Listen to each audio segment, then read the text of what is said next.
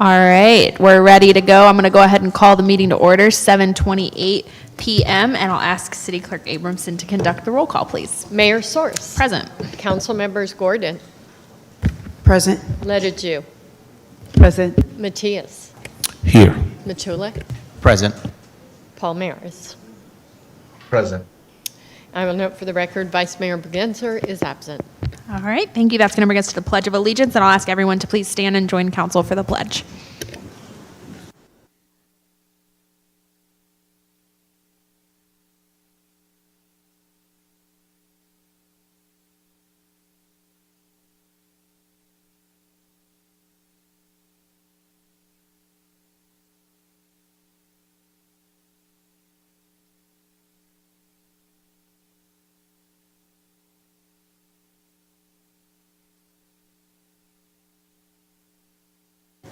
All right, thank you all. We did have a closed session immediately prior to our Housing Authority meeting, and I'll ask our city attorney if we have a report out from closed session.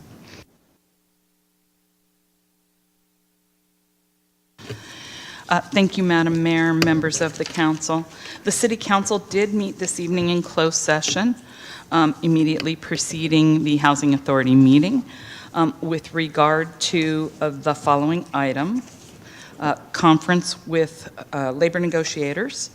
The labor negotiators are the city manager and the human resources director. The bargaining group is the Vallejo Police Officers Association. The council did provide direction to its labor negotiators with regard to that item, and there's no other action to report at this time. All right, thank you. That's going to bring us to item 5, which is presentations and commendations. And we have a presentation this evening that I am extremely excited about. We have guests from Caltrans who are going to provide updates on the SR 29 Sonoma Boulevard Vallejo Paving and Sidewalks and Curbs project, which is our Complete Streets project. And I believe we have Vince Hakala and Bart Nye here from Caltrans. We at the very least have Vince. How are you doing?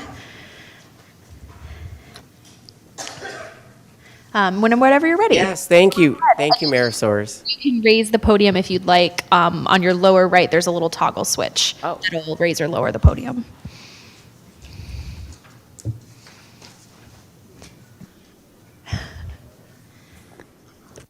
All right. Okay, I guess mic check, mic check. Can you hear us? Okay. Thank you, Mayor Soares. On behalf of Caltrans, I would like to thank Mayor Soares, the City Council, City Manager Andrew Murray and his staff, and all the Vallejoans here tonight for allowing Caltrans and our team to share some really good news with you, and we have some really good news. Caltrans has heard from you, Vallejo, really loud and clear. Highway 29, also known as State Route 29, also known as Sonoma Boulevard, it needs to be fixed.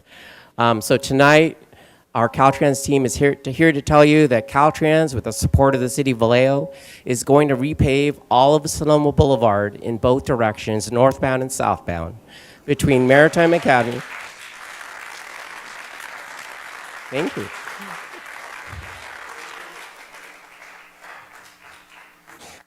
Thank you, Vallejo. So tonight, yes, we're all here to tell you that with Caltrans, with the support of City of Vallejo, is going to repave all of Sonoma Boulevard in both directions, northbound and southbound, between Maritime Academy and South Vallejo, all the way to Mini Drive in North Vallejo, and right through downtown.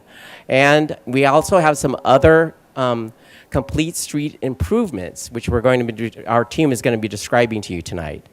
And also, like you, many of us at Caltrans travel Sonoma Boulevard and care about its safety.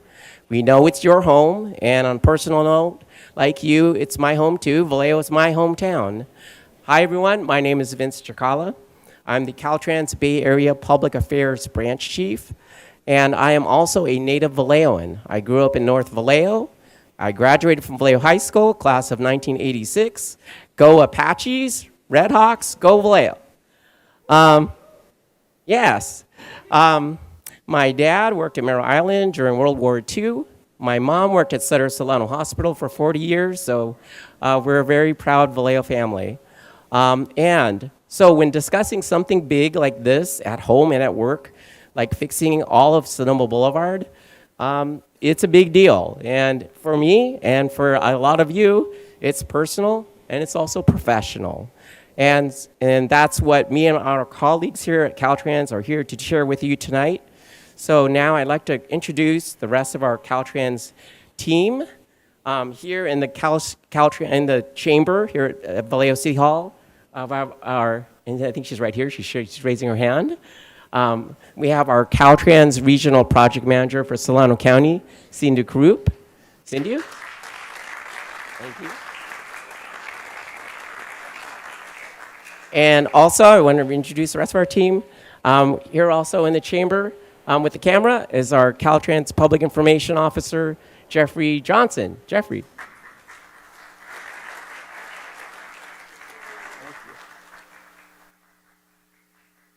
And also online, we have some members of our Caltrans team, which will be able to answer some of your questions and also will be presenting. We have our Caltrans Principal Project Manager, Celia McQuaig. Celia, you raise your hands. Thank you, Celia. Also, we have from AECOM, who's AECOM Design, who works very closely with Caltrans, Matt Corvey. Matt? All right, thank you, Matt. Also with Caltrans online, we have our Caltrans Complete Streets Coordinator, Sergio Ruiz. I think Sergio's on online on the phone. Yep, I'm here. Hello. Okay, go ahead, Sergio. Sorry, my video is not working. I'm here. Okay, thank you, Sergio. Sergio will be able to answer some of your questions if you have about the Complete Streets program with Caltrans. Also with Caltrans, we have our, with Caltrans Traffic Safety in the Bay Area, we have Amir Mabubi. So Amir, thank you for joining us, Amir. And most importantly, we have our Caltrans Project Manager in Solano County, Ambreen Ansari. Ambreen, are you there? I think Ambreen's online.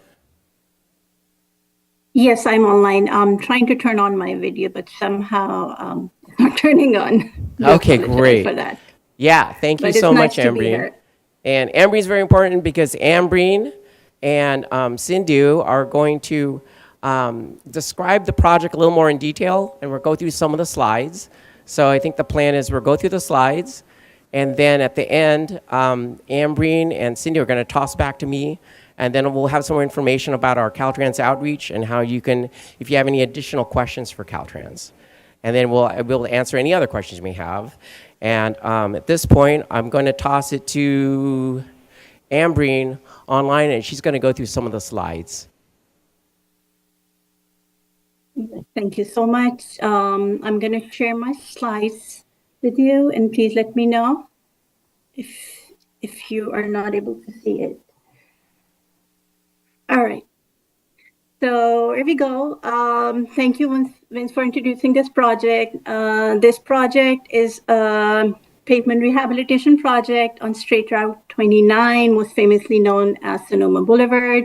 We are putting some, including some complete street elements in this project. Partnering agencies are City of Vallejo, Caltrans, and STA on this project. Project design is being done by Caltrans and AECOM. This project starts from Maritime Academy Drive, and it goes all the way up to Mini Drive and past Mini Drive up to the county line with Napa County. So what's included in the project? We are gonna be providing new blacktop for about 6 miles, almost 24 lane miles, with fresh striping from Maritime Academy to Mini Drive. This project will introduce lane reduction, or a fancy way of saying it, a lane diet, from Magazine Drive to Cotola Parkway, and it will be connecting to the existing reduced lane geometry in the downtown. Lane diet or lane reduction provides numerous benefits. With lane diet, we are able to create new parking spots for residents on Sonoma Boulevard who are currently forced to park on sidewalks. Also, due to less number of through lanes, we can now provide bike lanes, two-way left turn lanes, and left turn lanes, which increases safety for bikes and vehicles, reducing some rear end collisions and left turn collisions. Lane reduction also provides traffic calming and consistent speeds, and pedestrians will now be exposed to only one lane of moving traffic rather than two lane, which is so much more safer, especially for non-signalized intersections. There will also be curb bulb out, and I will explain shortly what a curb bulb out is for people who don't know. These curb bulb out will be provided at certain locations in downtown for safer pedestrian crossings and enhanced crosswalk markings. Again, new left-turn lanes and median two-way left-turn lanes will be provided for safer and efficient turning movements. We will be providing about 57 pedestrian scale lights in downtown area, and it is expected to create a very vibrant, safer, and a very well-lit downtown. Some new streets, benches, and bike racks may be going in the downtown, are going in some downtown for the residents. Protected bike lanes, they're protected by delineators in sections where businesses have ample of off-street parking spaces will be provided, and new bike lane markings with green pavement markings for sections where on-street parking is needed and also provided. Some traffic signals will be modified at various locations with ADA-compatible push buttons for crossings. We'll have coordinated traffic signals for a smoother traffic flow.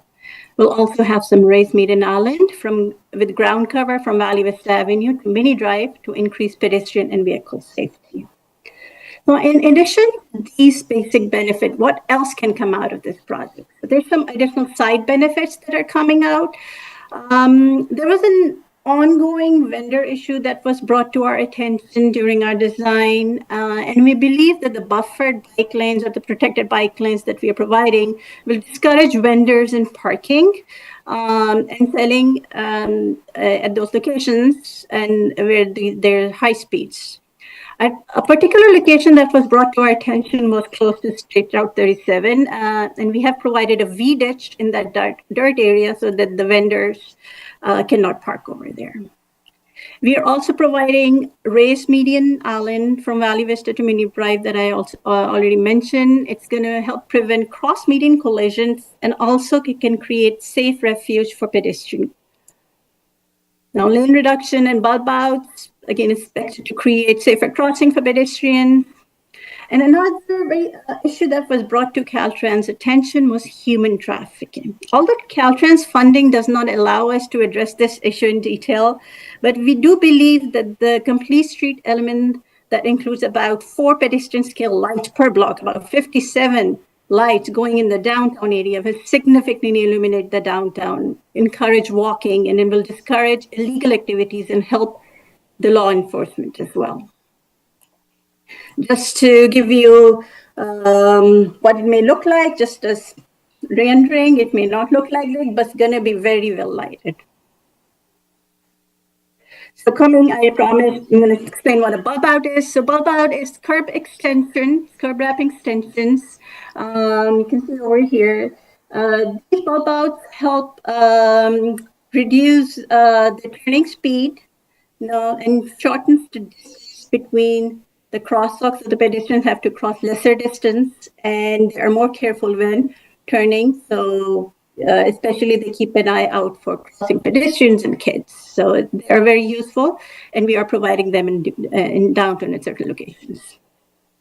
So just going through a quick walkthrough, for design, we divided the whole project in 3 segments. The first segment is in the south segment, which runs from Maritime Academy Drive to Cotulla Parkway.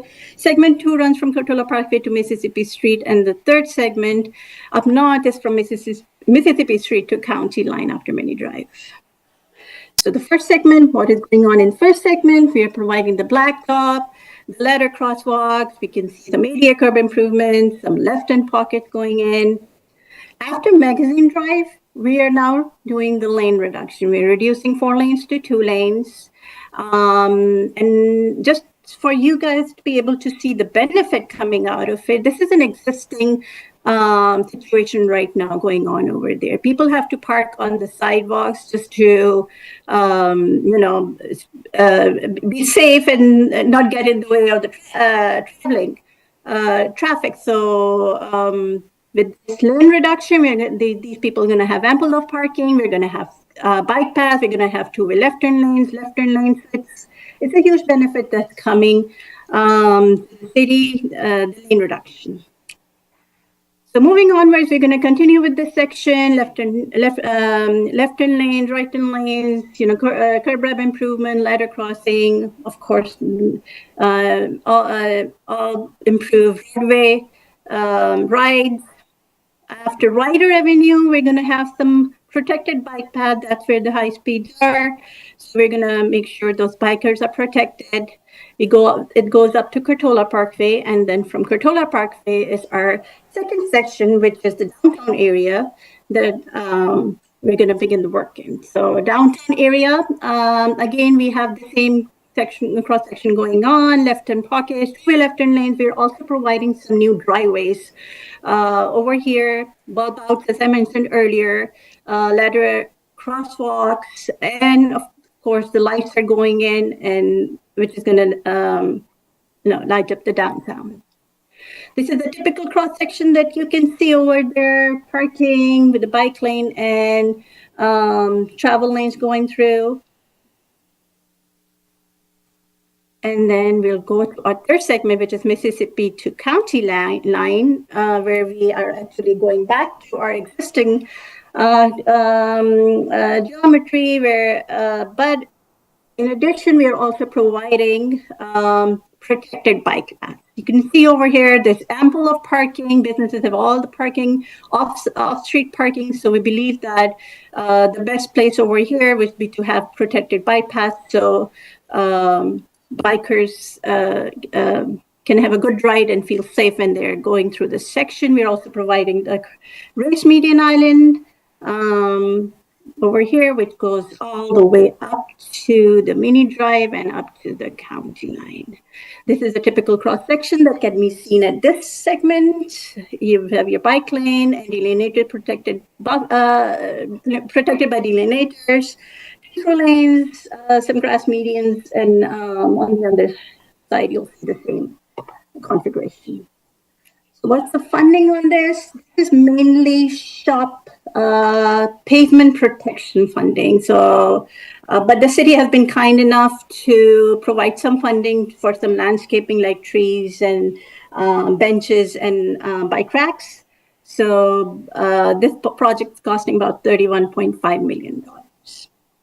Now I'm gonna just mention the schedule a little bit. We received the environmental document in May of 2023. We were ready to list by December 2024. Funds were allocated in January 2025. Bids opened on June 2025. Now we are very close to awarding this project.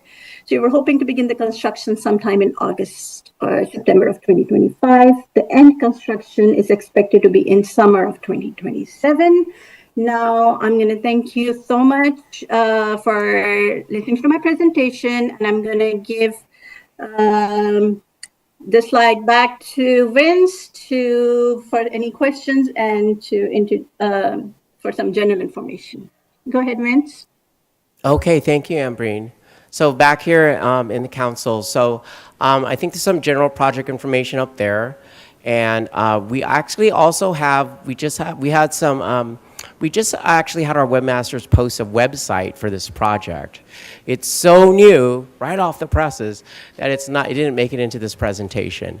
But we also have some printed mailers and flyers that I guess Jeffrey's holding some up. So if you need any, he's got more information about the project, and we'll put some out in the back of the building as well. And as we get more information, then we were going to post it on our website, and we'll share it with City Manager Murray's staff.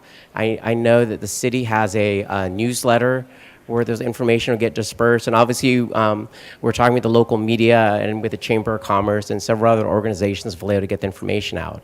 So I guess the big thing that I guess Ambreen mentioned as well is right now we're looking at construction starting as early as really late July into August. When we get a specific dates, obviously we'll share that with the city and with law enforcement and everyone involved. And then obviously if you have any questions about the construction itself, we'll have more information so that you have all those different avenues. If you get to a point that you can't reach anyone, then you can contact me. My name is Vince Chikala. Again, I'm the branch chief of public affairs for Caltrans in the Bay Area. Our main office is in Oakland, but obviously we have offices here in Vallejo and all over Solano County as well. And my Caltrans email address is right there as well. And my office chief, Bart Ney, is also up there as a contact. So if you can't reach me, you can contact Bart Ney. He's the office chief of public affairs for Caltrans. And Bart Ney also happens to be also a fellow Vallejoan. Although he went to Hogan High and I went to Vallejo High. So we've got, both sides of the city covered. So at this point, I guess what we'll do is, I know there's a lot of business tonight, but I guess Mayor Source, we'll turn it back to you. If you have any questions, we'd be glad to answer them. And I think Jeffrey Johnson and I are going to hang out probably in the lobby outside the chamber if anybody has any one-on-one questions for us. But if you have any questions for our Caltrans team, I guess we'd be happy to answer any questions from the council or the public. Yeah, thank you so much. And yeah, we do have a limited time, and I'm sure we'll be in ongoing communication. This is such an exciting project. I'm happy to take a couple of questions or comments, but I'll just ask my colleagues to keep them very brief so we can get to our business. And I see Councilmember Gordon. Go ahead. Thank you so much. I appreciate it. I appreciate the presentation that you gave the day that our Assemblywoman was here, Lori Wilson. So I appreciate that. I want to know, did you receive my emails that I sent to you regarding Sonoma? Yeah, I apologize. I have a lot of emails. No, I just wanted to Councilmember. ask. So I apologize. I don't have them in front of me, but if you like, we can stay a little bit after the council and we can talk one-on-one. Okay, I just want this to be on record. So since I've been seated in this seat since January 7th, we've already had 2 deaths from Cartola, from the Carquinez Bridge to Cartola. One being on Magazine in Sonoma and the other being Lemon in Sonoma. And unfortunately, one was in the daytime and one was at night, and both of those were poor lighting was bigger concern. I'm all excited about the painting and whatnot, but I really want to see some buffers. I really want to see some HOV lights, something that sensor lights, because as you know, Grace Patterson's right there. And I know a lot of people don't know, but you can't talk about a headache if you never experienced one. My son was hit on that street, and you've seen the photos of what he looked like. So, and he was 17 at the time. So I don't want anybody to experience what I experienced, because our children go to Grace Patterson right there. And that I've been, for like the last 10 years, I've been fighting for us to get something on that street. When they come off of Cartola, some of us know, they get that green light from Maritime Road, the lane, all the way to Magazine, all the way to Lemon. It's a done deal. And my son got hit literally a little bit past that street. The death that took place was also at Lemon and Cartola. And so, which just recently, like I said, I've only been sitting for less than, 5 months now, going on 6. So this is something that's more serious to me than painted streets. I really would like to make sure that I would be part of that conversation, because I have tons of photos of many accidents. Just recently, yesterday, there was an accident in the same place, literally just knocked down the exact same sign, single lights. It was just happened a week before that.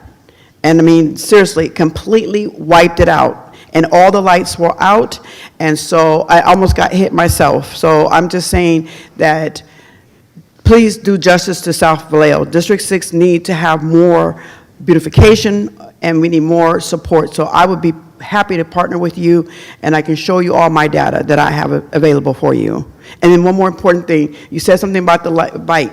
I would like the exact same thing we see on Broadway by the Broadway project. You see you have that cement to separate the bikers or people who are walking. We need the same thing on Sonoma Boulevard. So on my end. So if you would like to sit down and talk with me, I'll be happy to do this, but this has been my passion. So thank you very much for letting me share. Hey, thank you, Council Member Gordon. I'm so sorry to hear about your son. I am familiar with the South Vallejo area. When my godparents were alive, they lived right off Cherry Street. And yeah, so right, the area by Patterson right now and Maritime Academy. the Caltrans team and Public Affairs, I mean, I'd be glad to have a one-on-one meeting with you at some point to talk about this offline of some of the details. But for tonight, I guess I'll refer to our Caltrans project team. Some of them are here, some of them are offline.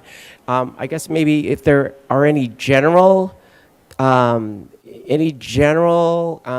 safety considerations that are included in this project for South Vallejo, is that, I think Sindhu is approaching the podium. Good to see you again. Thank you. I think this one, we will be discussing with our traffic safety and see, and we analyze, highway lighting needs there. I don't see any highway lighting or pedestrian scale lighting in the South Vallejo with this project. Most of the pedestrian led lighting is in the downtown area. But we consider this as a serious issue, and we can talk one-on-one and fix this one. I appreciate that, because that is a concern, and that's what I noticed here. And it always happens that way. In fact, the original project, it was only going to go to Cartola from Highway 37, and I had to advocate to get it from Cartola to the Carquinez Bridge. So we definitely need to do something. We don't need to lose any more lives, especially to experience that for a child who goes to Grace Patterson. In fact, multiple times when your engineers or Caltrans engineers there, they're like, we need to put safety lights here. We need to put sensor lights here. I mean, they've seen the cars go by. Even when children are crossing, people act like they don't even see the children. So this is serious, and we don't need to have a death before we do something. We've already had 2 deaths, and my condolences to the families who lost those individuals. But within the last 5 months, not years, last 5 months, and 2 accidents. Thank you. Yeah, Amir, do you want to say anything about it? What we can do? Sure. Can you hear me? Yes, we can. Yeah.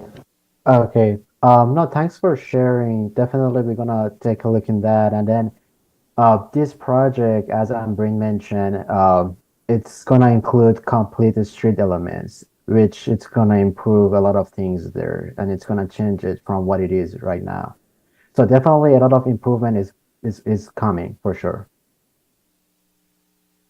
All right, Councilmember Palmares. Thank you. And you, again, Mayor. so sorry to hear about your son, Councilmember Gordon.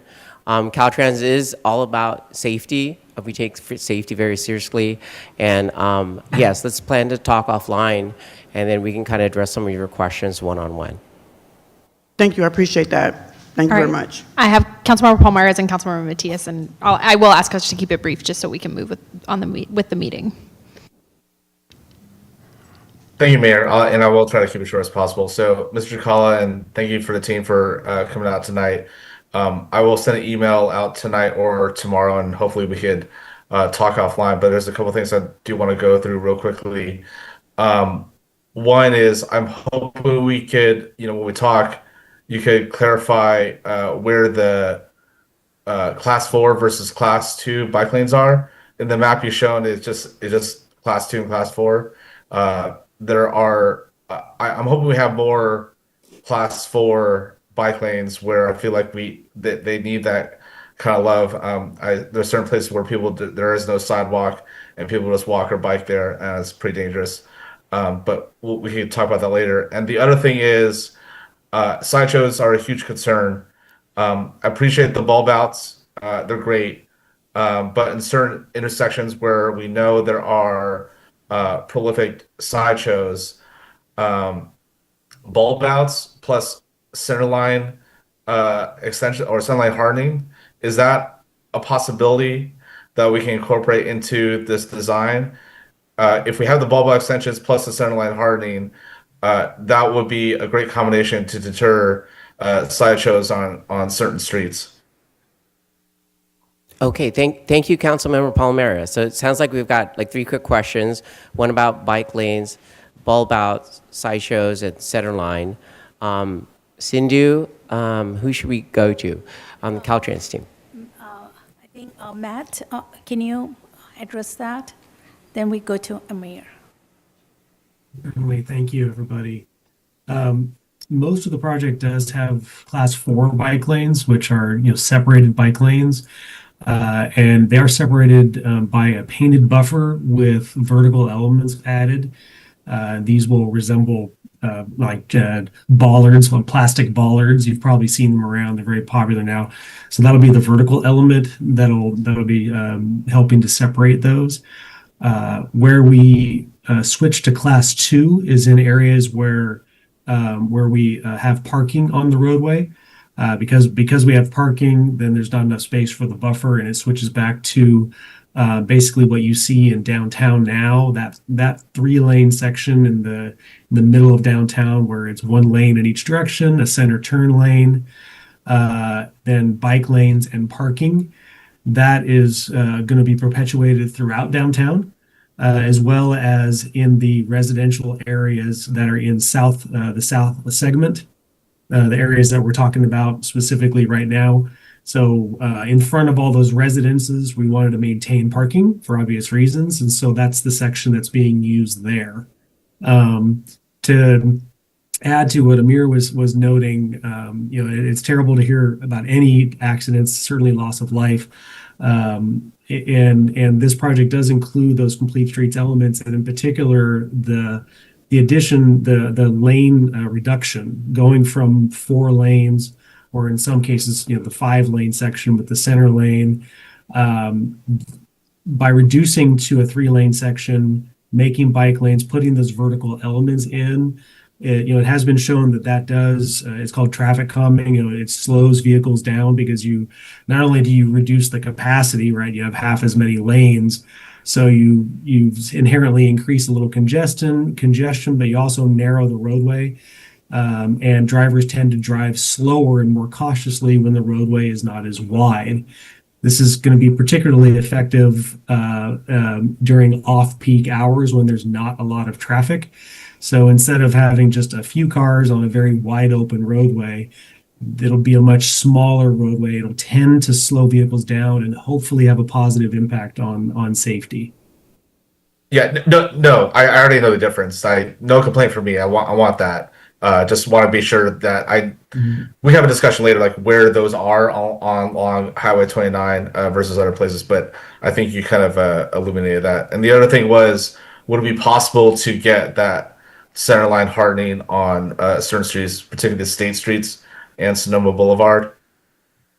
We can look into that and get back to you, but Okay. keep in mind that most of the roadways have 2-way left turn lanes, and which are kind of prohibitive to have a hardened median when there's a 2-way left turn lane, because it comes from both sides. Vehicles are turning left from both directions, so having a hardened median is not really possible. But we can look into it and see where we can apply it, and get back to you on that. I know you talked about it, and I have some recommendations, but yeah, we can talk later. Thank you. Yeah, absolutely. Thank you. Appreciate it. All right, Councilmember Matias. Thank you, Mayor. So I want to thank you guys, obviously, for leading this effort. This is very important for our city, and it's a very nice complement to investments we're making around street repavement across the city, which gets me to my first question. One of the slides, you said that there was, this is a $31 million investment for Caltrans, and that we're only contributing $100,000. Is that accurate? I just want to confirm. Okay, I'll defer to our project manager, Sindhu. Yeah, that's correct. That's correct. 126,000. It's for the landscape items and some benches and bike racks. So that's what city's contribution is. Okay, so I'm gonna just say this: that's unacceptable. And it's unacceptable for the city of Vallejo to just put $100,000 to. No, hold on. Let me finish.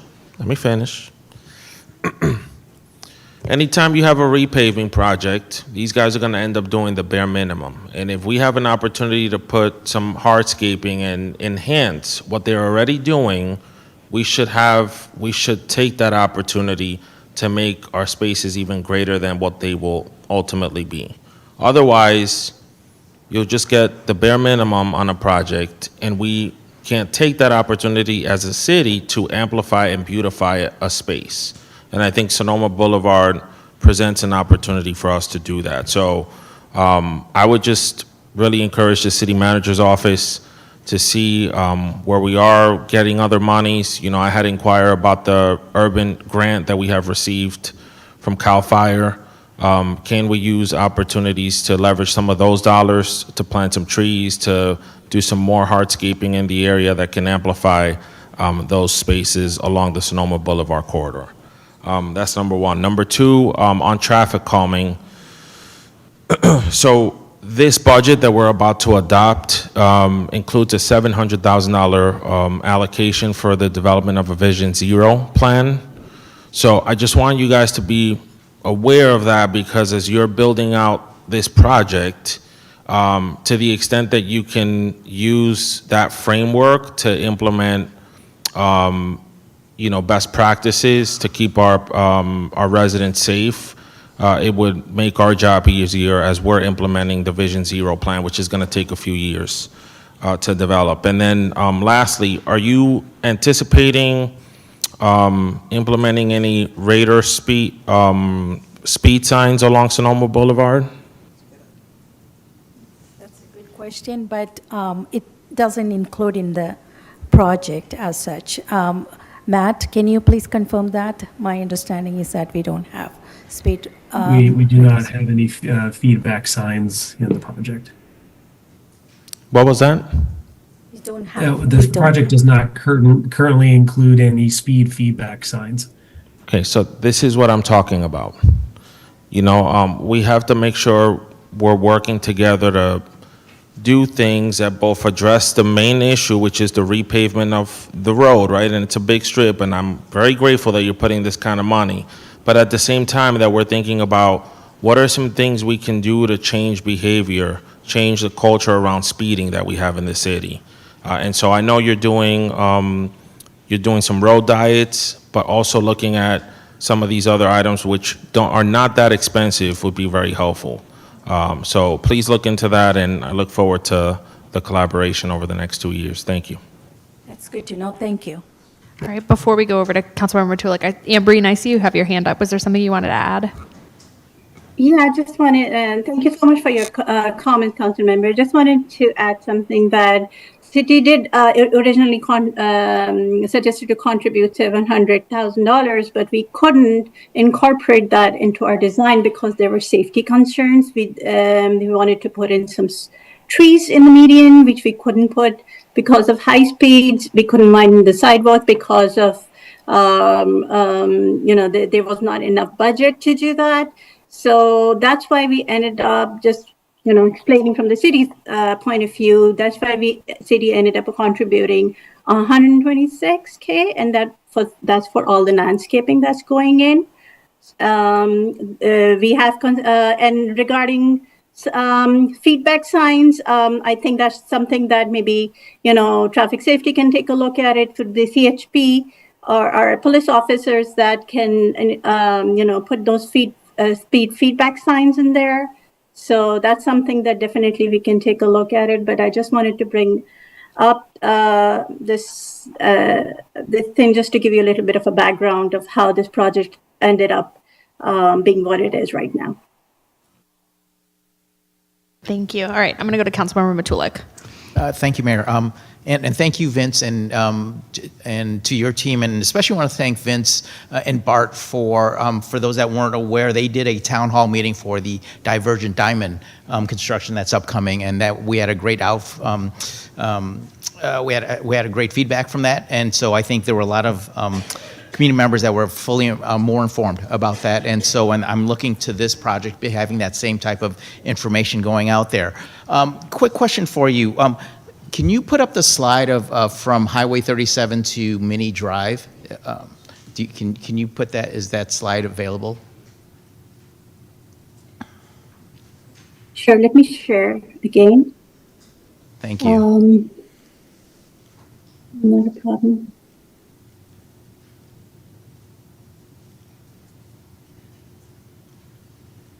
And still going back. From, That the first segment. Here we go. From here to I think it was that first one, Highway 37 to Mini at the end of the Highway, presentation. yeah, it should be from Highway 37 to Mini Drive. It's almost the last slide. going back there. There we go. There it is. Nope. So I don't have Highway 37 included over here.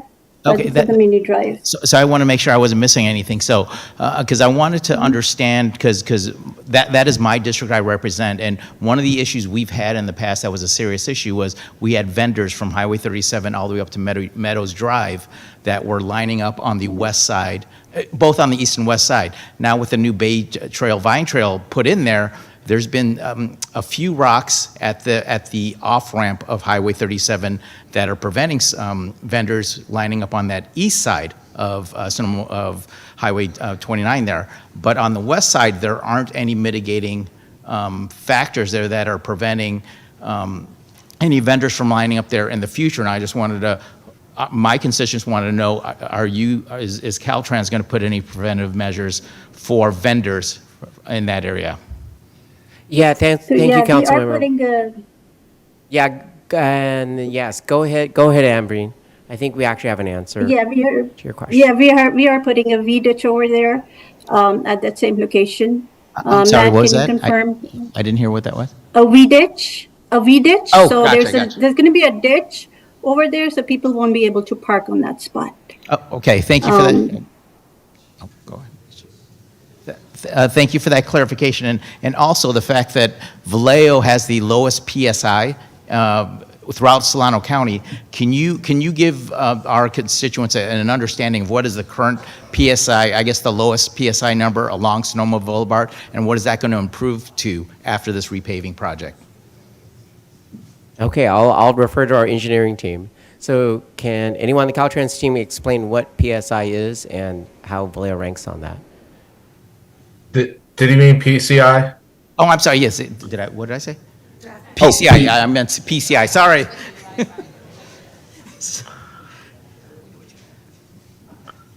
Okay, I think the question is PSR? PCI. PCI. Yes. Okay.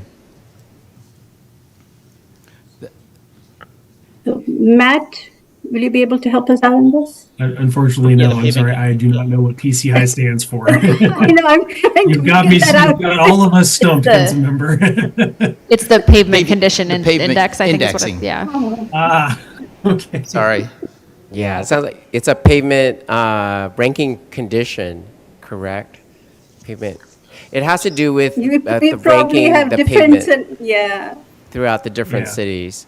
So I think, council member, for the time, since with the time constraint here, what we can do is take your question back, and then we'll get back to you offline on it. Thank you.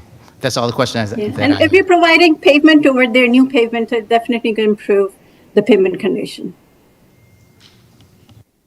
All right, thank you all. What I'm going to suggest, I think we've gone over, and I know it speaks to the importance of the project. And I think what I'm going to suggest is that we get your contact information. If someone could send that out to City Council, so we can all follow up individually. Is that okay with you, Councilmember Gordon? Really quickly, if you go ahead. Also, too, I don't know if you remember, but I asked if you can please get the data of the accidents and folks who get hit or have lost their life on Sonoma Boulevard from the Highway Patrol, Vallejo PD, and plus Sheriff. I would appreciate that. So when we sit down and meet, you'll see clearly why my concern is what it is. Thank you. Okay, thank you, Councilmember Gordon. So yes, we will confer with our Caltrans project team, and we have our engineering staff and our traffic safety staff here. So we'll gather that information, and I think that they can funnel that information to me, and I can get that to you. All right, I'll make just a couple more comments. So I think, to Councilmember Matias's point, I've had a lot of conversations and mentioned how this can really be a catalyst since it's literally bisecting our entire city, crossing our entire city, that there are definitely going to be opportunities for us to make investments along that corridor. And one additional thing that I want to raise for the public, and I don't know if anyone from Caltrans can provide an update on this, but I wanted to raise that there is a mechanism through which we can gain funding for CHP support on Sonoma Boulevard during this project. So I know when the new folks, those of us were running for office, there was a big push to try to get CHP support, and we did secure CHP support for sideshow interventions and a few other, they've been trying to come in as much as they can, but we have the opportunity to get funding through something called COZEEP to get them down Sonoma Boulevard. And I know it's something I've been very active in advocating for. I know Caltrans knows that we want this and hopefully can go for it. It happens entirely through Caltrans. So it's not a City of Vallejo request, it's a Caltrans request. Anyone from the team, do you all have an update on that, or is that something maybe we can share back and follow up on later? Have we put in the request for COZEEP? Yeah, well, COZEEP actually, okay, I'm going to explain this from a layman's term. Caltrans is a sister agency of the California Highway Patrol, also known as the CHP. The CHP is the state police. So obviously the City of Vallejo has the Vallejo PD, and Caltrans is sister agency with CHP. When Caltrans does construction, our construction staff has a request like a lane closure or needs some CHP assistance, which a lot of times it's at nighttime when we have to close a highway or close a lane. Our Caltrans staff will make a request through a program called COZEEP, and that goes to the CHP. CHP approves that, and then usually the funding comes through either the project that's associated with the COZEEP or through maintenance, because if it's a Caltrans maintenance project, which is anything that doesn't have a capital improvement project, usually it's called MAZEEP. So it's very closely related. But yes, Mayor Soros, we can talk with you offline on that as well. Yeah, I just wanted to raise that and kind of mention that there is this mechanism that exists that we're, every opportunity you get, and I think particularly on this corridor with the public safety concerns we have with sideshows, with human trafficking, and so we have some, and then the traffic things that have been raised, that we do have an opportunity to bring CHP in, and hopefully we'll be able to provide some updates once construction starts. Yes, thank you, Mayor Soros. Yeah, with that, thank you again for this update, for providing this.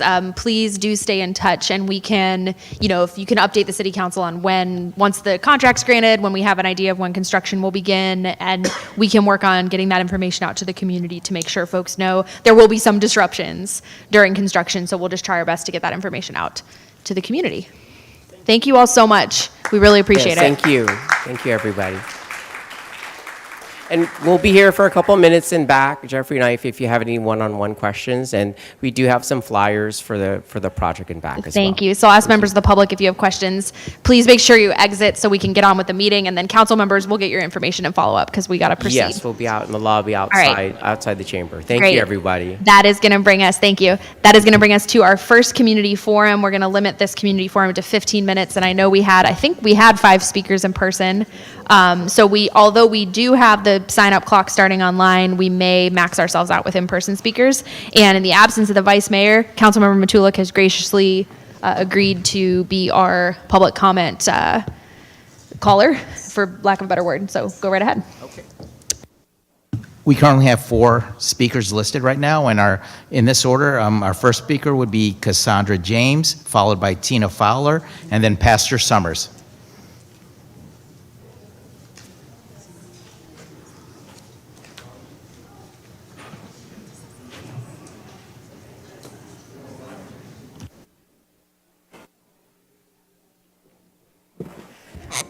Right, and you can raise it up if you want. Lower right, you can raise it up if you want. No. Thank you for recognizing that I'm 5'8". So as they're coming up, this is the 707 week committee that I'm bringing up with me, and I want to recognize the committee in front of our Vallejo City Council because we are piloting this in Vallejo on purpose. So behind me, you see a dedicated group of community leaders, artists, youth activists, advocates, organizers who came together with a shared vision and brought this vision to my office. So as a way to elevate our culture and identity in our region in a positive and uplifting way.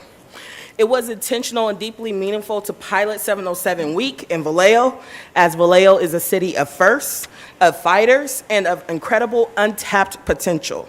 We are a city with soul, we have been through challenges, and we make our stories even more powerful.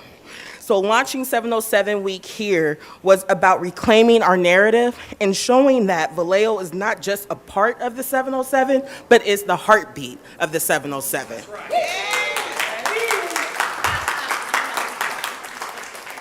And I did a proclamation from my office, and I'm not going to read it through to respect time, but I just wanted to read two parts where it talks about the 707 area code was established in October 1959, covering a large portion of Northern California, including all of Solano County, and has since become a symbol of regional identity. And whereas Solano County, especially in Vallejo, generations of Grammy Award winners, Hall of Fame athletes, poet laureates, artists, musicians, entrepreneurs, and community leaders have contributed to the Bay Area's cultural richness. So whereas 707 will be observed annually on July 7th, and 707 Week celebrated in 2025 from July 7th to July 13th as grassroots efforts that honor the history, voices, and culture of the 707 area, highlighting local pride, resilience, and ongoing commitment. And I'm going to ask the co-chair, Shay, if she could come up and just speak to some of the events.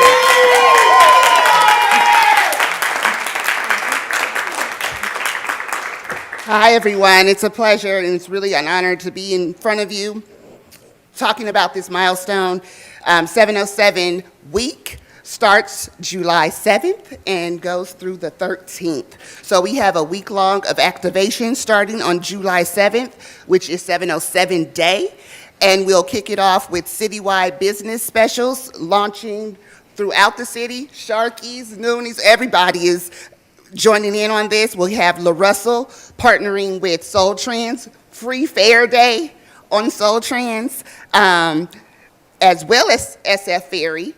They'll have a discount on 707 Day. Machetes is coming out with a 707 coffee blend, and we'll also have an end of the day 707 Day celebration, sorry. And you can go to 707week.com to learn more, but there's plenty to talk about. I'm just respecting your time. Thank you. Thank you so much.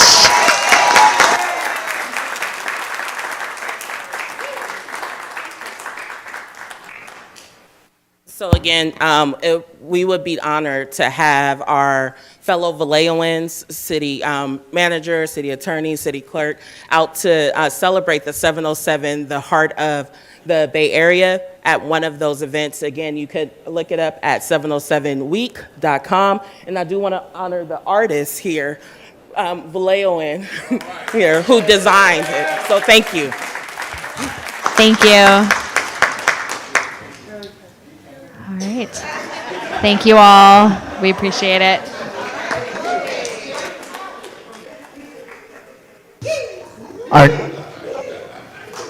Our next speaker is Tina Fowler. Tina Fowler.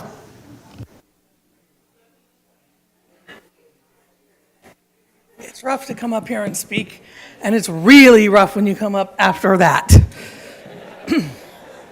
So thank you, Mayor Source, City Council, and staff. Today, we sent an email with 25 downtown stakeholders asking that the downtown encampment be cleaned up and that city staff be directed to employ measures to stop it from returning.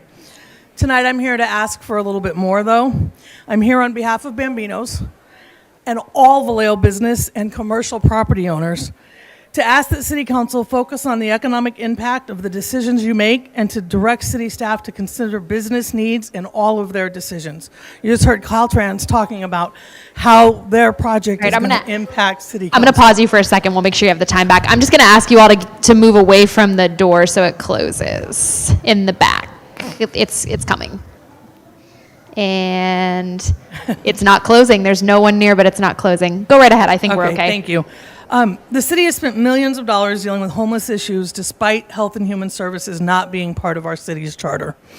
How much of the city budget has been spent supporting our businesses? The businesses and property owners that provide the resources that make up our budget. Currently, Vallejo businesses and commercial property owners do not feel supported. Instead of support from the Vallejo Police Department, they are receiving bills for false alarms, many of which are not in fact false, but there's no active crime when the police officers show up 12 to 36 hours later. Businesses are receiving code enforcement notices while homeless encampments, unpermitted businesses, and escorts are not. We've lost 2 major grocery stores, Rayleigh's and Safeway. We've lost 2 Walgreens and countless small businesses. We're asking city staff and city council to recognize that without putting a specific focus on supporting the current businesses, there is no way you will ever be able to bring in new businesses, no matter how much you talk about it. Tonight, we're simply here to ask you to please focus staff to include businesses in the discussions about what's best for this city. Let businesses know what you're doing for them and listen to what their needs are moving forward. Thank you for your time. Thank you. Next speaker is Pastor Summers, and after Pastor Summers is Daniel Boone. All right. Well, good evening, Madam Mayor, certainly Mr. City Manager, City Attorney, Council. God bless all of you. I'm grateful to be standing here tonight. And I actually just rose to express my deepest gratitude for seeing progress in the city.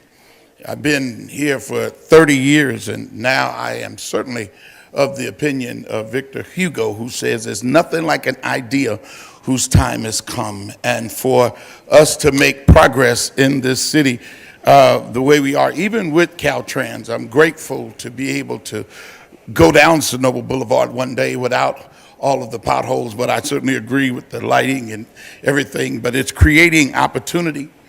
And secondly, I stood to celebrate yesterday. Yesterday, the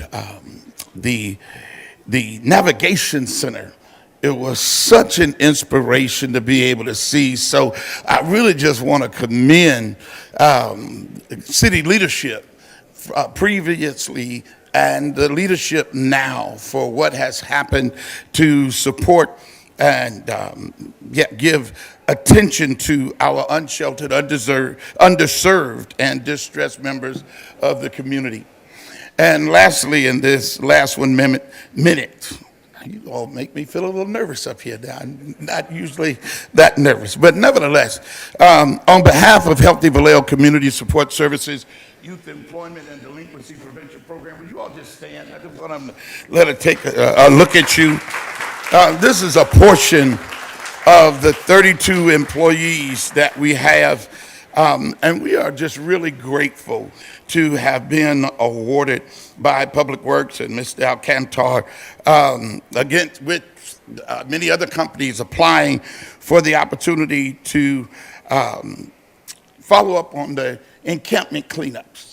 And some of you may or may not know, but right now, Healthy Vallejo, we do free yard work for senior citizens and people with disabilities and, you know, some of the elderly that have been falling and hurting themselves. They're now calling on us, and I have a waiting list now, almost as long as my arm, from seniors now hearing about the work that we're doing. And I'm really, really grateful because one of the major impacts that we are having, that is on the transformation of the lives of these young people who are in our city. And again, it was Father Gregory Boyle who said, nothing beats a bullet like a job. And when we can put our young people in the city to go to work, and we have many that are going to college, many are home for the summer, we're just grateful. So thank you for the opportunity to serve our city. God bless you. Thank you.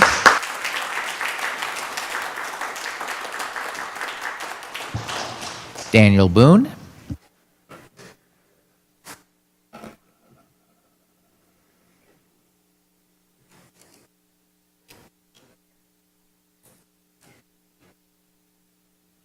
Good evening, Mayor and council members. On June 5, the city and Mare Island Company co-sponsored a meeting to update Mare Island development, or a better descriptor would be the non-development update for Mare Island, because I'm going to give you 4 facts. I know you all have very busy schedules and weren't able to be there on June 5. I'm going to give you 4 facts that we learned at that meeting, and then I'm going to ask you to do something. Fact number 1, breach. At that meeting, we learned that Nimitz Mare Island Company is going to breach their contractual promise to the city to develop Connolly Corridor by 2027. Fact 2, the city, and the city had 3 people there, the city has no intention to enforce that contractual promise. Fact 3, it is a false pretext supporting that excuse for not developing Connolly Corridor. The false pretext for the breach is that there is a sewer problem that needs to be fixed before Connolly Corridor can be developed. It is documented fact that that sewer problem has been known since 2006. We're 19 years later. The master developers, Lennar and Mare Island Company, knew about it. They're using that now as an excuse to break their contractual promise to the city. Fact 4, we learned that the city, rather than enforcing its contractual rights, is now going to renegotiate all of the development agreements with Mare Island Company. In other words, let them off the hook. Since they broke their promise to us and we don't intend to enforce it, then we'll just renegotiate it. So here is my ask to you. Please consider hiring outside professional negotiators who know what they are doing. Because if you look back over history, the city using its own negotiators from inside, that hasn't worked out so well. We have a trail of broken promises. Lennar snuck out of Vallejo without paying all of its financial obligations. I've talked to you numerous times about the missing $9 million. Mare Island Company has never paid on their contractual obligations, and the city has not tried to enforce those contractual obligations. Please, hire professional negotiators who know what they are doing and give them direction. Thank you. Thank you. Those are all the public comment for in person. All right, so that was 4. If we have someone online, we can take the first speaker online. Phone number ending in 090. Please unmute yourself. You have the floor. Yes, hi. Yes, hi, Paula Conley. So every day we witness how our city is non-functioning when it comes to basic city management and cleanliness. In the past 3 weeks, our Heritage District had 3 fires. One by terrible tenants partying with open fires and drugs. One started by a man throwing a Molotov cocktail into the home to kill his wife. Yes, you heard that correctly, a Molotov cocktail. And third, the Napa Street property torched by a gang of squatters that the mayor, city manager, city attorney, and council member Bergenser all knew about. Squatters that accumulated trash, abandoned cars, and caused raw sewage to drain down the streets into the streets. Plus, there have been 2 fires on the marsh side of Highway 37 on windy days threatening our neighborhood. I have a question for the mayor and council member Lejeune. How many homes and open space have been burned in Glen Cove in the past 3 weeks? And I have to say, I have to correct you, Ms. Lejeune. District 3 is absolutely not the most under-income and underprivileged population in Vallejo. That statement is a huge cause for concern. In the most historic part of our city, we are losing our heritage due to absentee landlords who do not maintain properties, bad renters, or squatters in empty properties. This is an epidemic, and it's destroying our neighborhoods, and no one except those living in the district seem to care. The city manager basically said in the Times Herald that the city knows the damage the homeless cause in our neighborhoods, but don't care because where will they go? So sacrificing tax-paying citizens for criminals. The city should be looking out for homeowners and helping prevent disasters. At this point, neighbors have become emergency fire brigades ready to jump into action while waiting for the fire department because we see what's going to happen. But even when we take the initiative to find solutions, we are ignored. So if our ordinances are not sufficient to handle empty properties and absent landlords, they need to be upgraded. Clean up our city streets. When the council says they want trust, transparency, and accountability, we are not seeing it in city staff. The only way to have accountability is with performance reviews. I'm sorry if staff is tired of being reminded of their multitudes of costly blunders, but taxpayers are tired of paying for them. Why are we paying staff that cannot effectively run our city?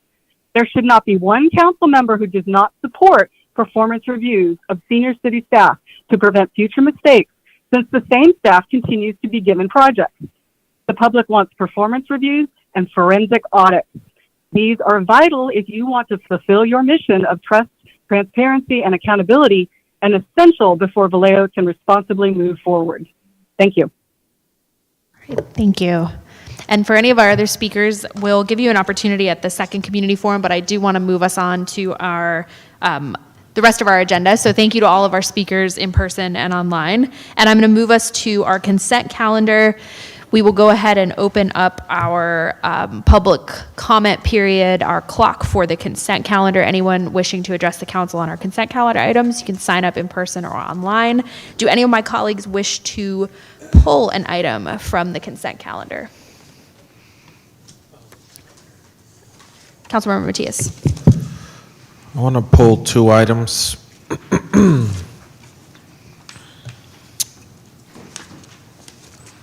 8E and 8G.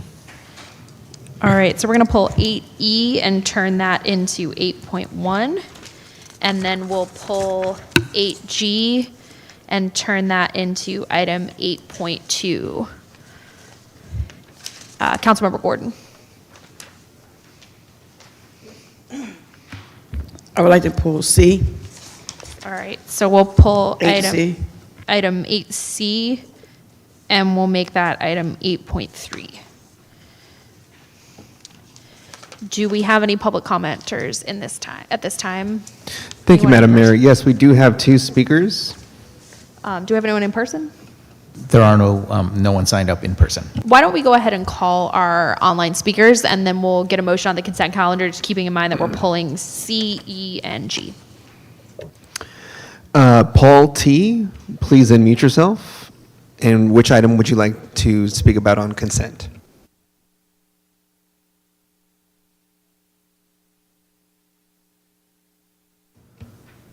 Paul Theus. Am I unmuted now? Yes, go ahead. Am I unmuted now? Yes, you're Okay. unmuted. This is for Thank you which very item much. did you want to pull on consent? This is item D for dog. My name is Paul Tice, and I live on Hill Drive in Vallejo. Madam Mayor, council members, and city staff, I'm on the executive committee of the Sierra Club in Sonoma County. I have a comment on the OBAG contract as it relates to the mandated renter protection package, which is due to come before the council in September of this year. The housing element requires that a preliminary study for renter protections be completed this month. That will not happen. However, city staff is interested in folding the preliminary study into the contract that is before you this evening. I support that move with one important qualification: that this make possible the legally mandated presentation of renter protection ordinances to you in September. These renter protections are not only legally required, but vitally necessary to address Vallejo's housing crisis. Every month, renters are being pushed onto the street due to rising rents and arbitrary evictions. In the last 6 months, 4 unhoused people have been killed. 1 crushed by a skip loader, 2 shot dead while they tried to protect an encampment from criminals, and 1 burned to death.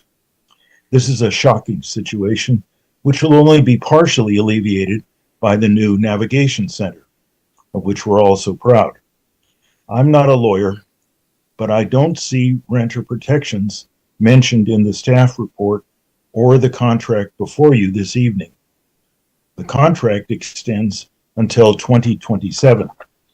Perhaps the council could indicate its intention to complete the renter protection study as a first item of business, so ordinances can be presented as required. In addition, city staff is working on another legally mandated preliminary study for an inclusionary zoning ordinances, which is also required to be presented to you in September. I commend the staff for their intention and work in this area. The city has permitted very little affordable housing in the last 20 years, while welcoming thousands of units of market rate. This is a major cause of our housing crisis. Thank you for considering my views. Thank you. Do we have one more speaker? I do want to quickly comment to this item, which is the acceptance of OBAG funds. And I don't know, city manager, if you can comment on whether we're still on track to have those housing presentations by September. I think that is separate from this item, but I just wanted to give that follow-up to the speaker. Yeah, I'll invite Planning and Development Services Director Pollock to comment on that. With regard to the timing on that item, I am not sure that we're going to be able to have a full report prepared for you by September. This item was something that had a timeline that was very aggressive when we adopted the housing element just 6 months ago. I think we all knew it was aggressive, so we've been doing our best to try to find a way to do this work and to initiate the work associated with it. So our staff was able to kind of get creative and find a funding source to do this work. I will say that we are planning to include this as one of the first activities associated with the consultant contract when we get that underway. We're doing our best to get it to you as soon as possible. I'm not sure we're going to make it by September, though.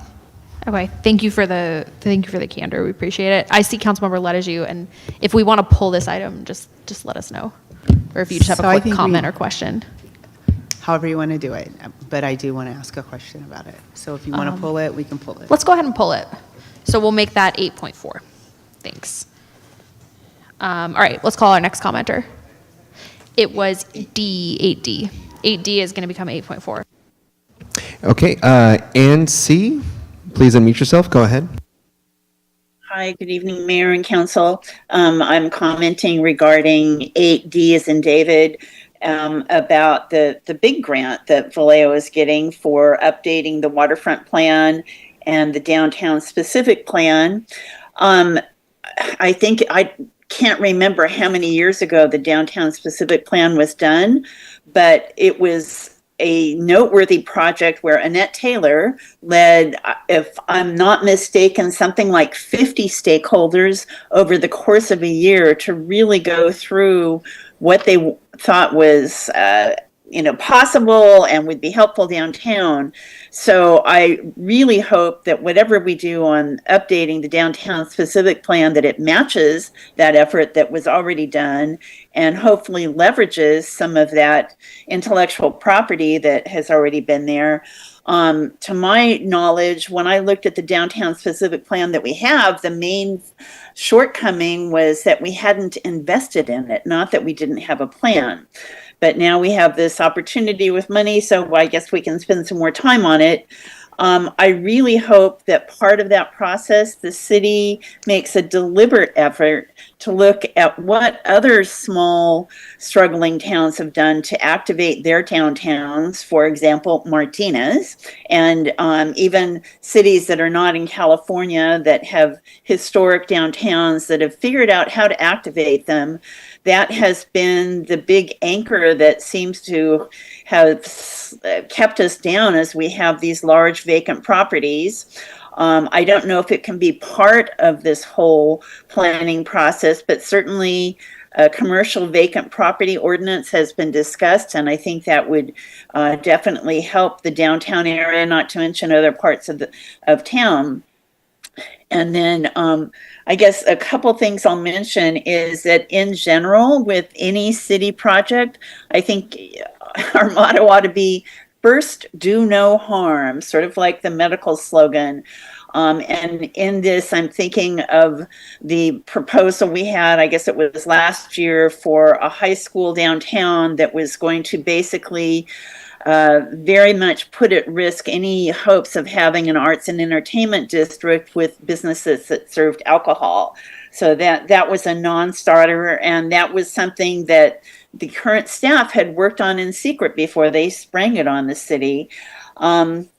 And let me see, I think that's, oh, and then the other thing I want to point out, if nobody has remembered, is that there had been a big lawsuit around development on the waterfront. So hopefully people keep in mind the waterfront development agreement and resolution and work around that. Thank you very much. All right, thank you. Now, having heard our comments, do we have a motion for our amended consent calendar? Yes, I move that we approve the consent calendar and approval of the agenda with the following revisions: removing item 8E and converting that to 8.1, removing item 8G and converting that to 8.2, removing item 8C and converting that to 8.3, and removing finally 8D as in David and converting that to item 8.4. All right, thank you, and we'll need a roll call vote, please. Councilmember Gordon. Aye. Ledeju. Yes. Matias. Yes. Matulik. Aye. Palmaris. Aye. And Mayor Source. Yes. Motion carries unanimously with the Vice Mayor absent. All right, thank you. That is going to bring us to our new item 8.1, which was consent item E, adopt a resolution approving an amendment to an agreement with Serological Laboratory for forensic testing services. And I will turn it over to Councilmember Matias, who pulled this item. Thank you, Mayor. So this should be relatively quick. So there were several, my first question is, there were several references made to VPD's historical relationship with the County of San Mateo providing these services. And so I want to better understand, given that we're working with Serological Laboratory, do we still have a relationship with the County of San Mateo providing said services, or is that all with this nonprofit now? Thank you for the question. Council Matias, we actually do not have a contract anymore with San Mateo. It is due because they had such a large backlog that they were unable to fulfill all of our requests that we were sending over to them. Okay. And then my final question on this item is, so you guys asked for an augmentation of just $90K, and we've got 2 years to go on that contract. That seemed fairly small. But then again, I don't know how much of these bills are coming for. And so I don't want to have this item coming back to us, every 6 months. And so do you really need $90K, or do you need more than that? Yes, sir. That's exactly why we're coming back now to ask for the larger amount, because we will far exceed the $90K over the course of 3 years. The amount of evidence that we send out is dictated by the amount of cases that we investigate, especially specific to homicides and DNA-involved cases. So just to confirm, you need more than the $90K you're asking for, or am I just misreading this? Yes. 500,000 more over the next. They're increasing from $90K to $500,000. So they're asking for 400. Is my understanding, is that correct? I misread. That's correct. Okay. That makes more sense. Thank you. That's all I got. Thank you. Long day, folks. Long day. It's all good. Thanks for raising it. And I'm not seeing any other comments. Do we have a motion for this item? We're good. So I move that we adopt a resolution approving an amendment to an agreement with Serological Laboratory for forensic testing services. All right, let's do a roll call vote. Councilmember Palmaris. Aye. Mayor Source. Yes. Councilmember Gordon. Yes. Ledeju. Yes. Matias. Yes. And Matulik. Aye. Motion carries unanimously with the Vice Mayor absent. All right, thank you. That's going to move us to item 8.2, which was consent item G. Thank you, guys. Which is to adopt a resolution approving a third amendment to the consultant and professional services agreement with Municipal Resources Group LLC to provide continued policy development, process improvement, and analysis for the Human Resources Department, Finance Department, and City Manager's Office, and increase compensation to a new not to exceed amount of $375,000, authorizing the city manager to execute same. This we had discussed previously and had come back with with requests for additional information, and I'll turn it back over to Councilmember Matias, who pulled the item. I just want to pull that out as a separate vote. I don't have any additional questions. Okay, any questions from colleagues? All right, seeing none, do we have a motion on this item? Yes, I move we adopt a resolution approving a third amendment to the consultant and professional services agreement with Municipal Resources Group LLC to provide continued policy development, process improvement, and analysis for the Human Resources Department, Finance Department, and City Manager's Office, and increase compensation to a new not-to-exceed amount of $375,000, and authorizing the city manager to execute the same. All right, let's do a roll call vote. Councilmember Gordon. Aye. Councilmember Ledeju.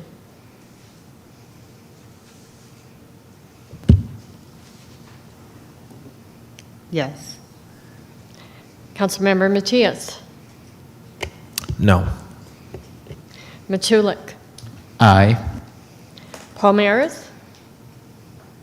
Aye. And Mayor Source. Yes. The motion carries with Councilmember Matias opposed and the Vice Mayor absent. All right. Thank you. That's going to bring us to item 8.3, which was previously consent item C, payment of claims. I will turn it over to Councilmember Gordon, who pulled this item. Good evening. Thank you so much for being here. I just wanted to get more information about this, this request.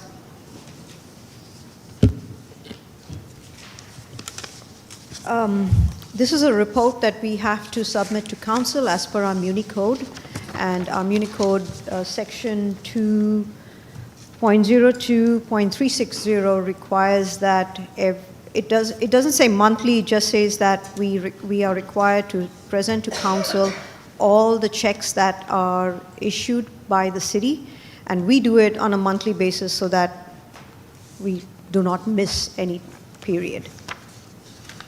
So what's the claim? I'm sorry? What is the payment of the claim? What is the claim? Or is that confidential? Or maybe I must, because it just says payment of claim, and it doesn't say anything about it. It's just the terminology used. It's actually a list of all the checks. So there's no claim as such. It's all the checks that the city has issued to various vendors.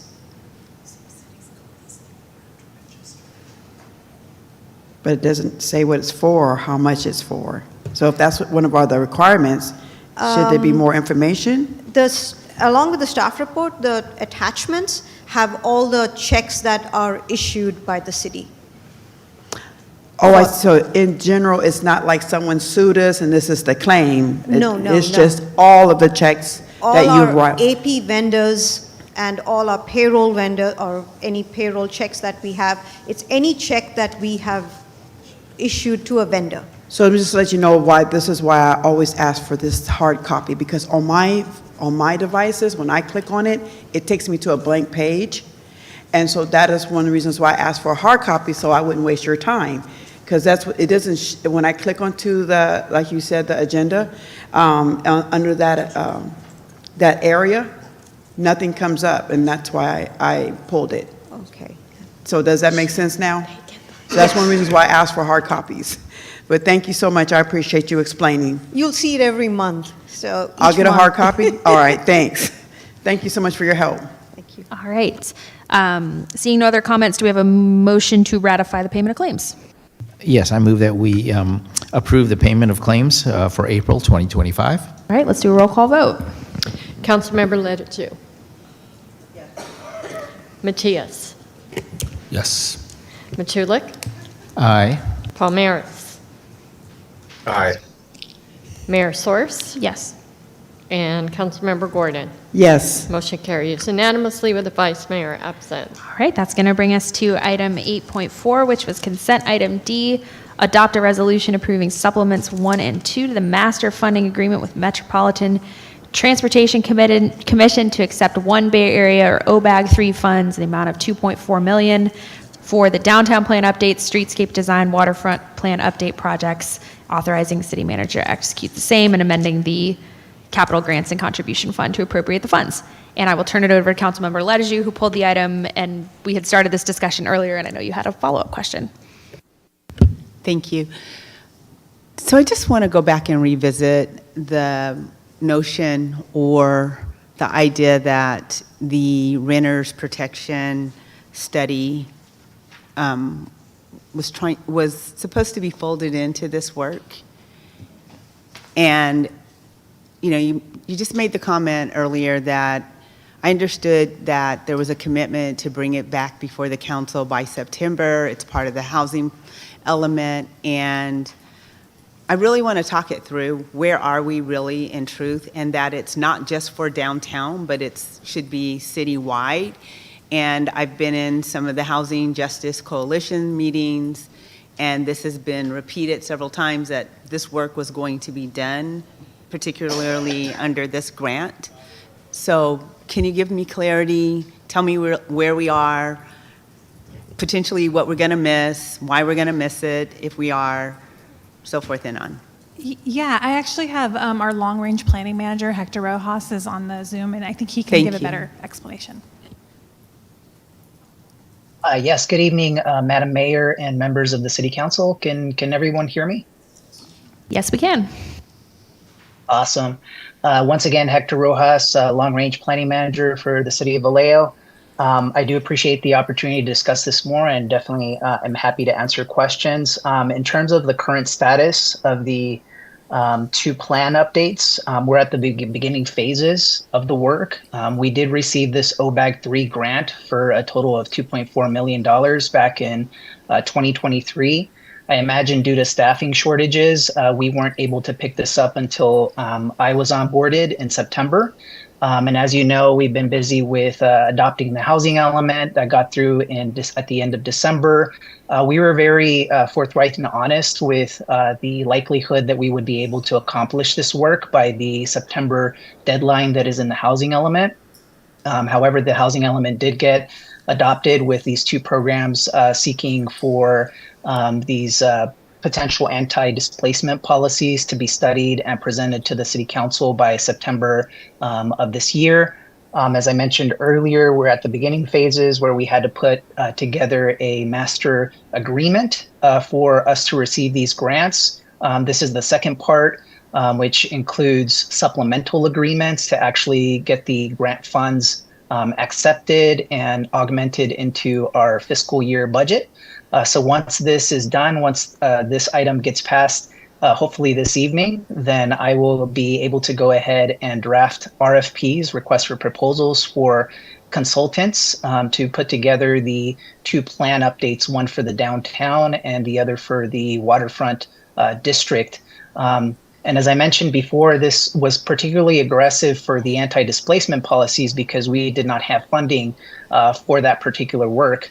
In fact, as I was going through this OBAG 3 opportunity and working with MTC, they graciously accepted folding this potential work, even though it's at a citywide scale. These 2 grants are actually focused in on these 2 PDA plan development areas for the downtown and waterfront. However, we've been allowed to fold in this work to take advantage of the grant funding. So these anti-displacement policies will be explored at the citywide level. We're going to be taking a very close look at how this affects the PDA areas as well as the city at large. And as you can imagine, these policies are very impactful and will affect different stakeholders in positive and potentially negative ways. But that's what we want to do. We want to make sure that we do a good job of community outreach and getting feedback from all stakeholders to present that feedback as well as data so that you can make an informed decision as to whether these policies are a good fit for the city of Vallejo. So just to kind of recap the timeline, after tonight, we'll be putting together an RFP. Hopefully by the end of, let's see, July, we'll be able to release that RFP, and we'll be in a good place to hire a consultant in August and present that contract before you so that you could take a look at the specific scope, what the outreach plan is going to look like, what the timeline is going to look like. We're still going to be pushing so that this anti-displacement work gets front loaded, if you will, so that we can begin that as soon as possible. I also have been attending the Vallejo Housing Justice Coalition's meetings. And one of the things that I heard was that this is a really important policy. However, they don't want to have it, feel rushed. And I really took that to heart because we do want to make sure that we hear from all the stakeholders, that we present good data for you. And that unfortunately is going to take time. It's not something that we can accomplish in a matter of 2 or 3 months. So I'll stop there and I welcome any questions you might have. Thank you. So I appreciate the explanation, and I fully understand it takes time to do a RFP. I'm quite familiar with all those processes. And I think my bigger question is, and it might be better to pose this question to our city manager, given the fact that city staff stated that getting to September would be very difficult, is there a particular reason why we offered September in our housing element as a date that we were going to meet? And how have we retracted that and ensured that we're very clear to our stakeholders as well as to our oversight agency that in fact we're not going to make that timeline? Yeah, I think actually Director Pollitt and Mr. Rose would be best situated to answer that question. Yeah. One last question.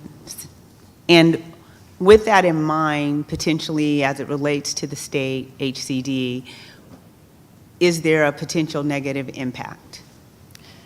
I can try to address that. I believe the timeline was initially suggested by the stakeholders, by the interested parties, the groups that Hector mentioned he has been working with. So I think that's where it initially came from. It was included with the Planning Commission recommendation to council for that time frame, and it was an item that was discussed. So it was carried forward that way.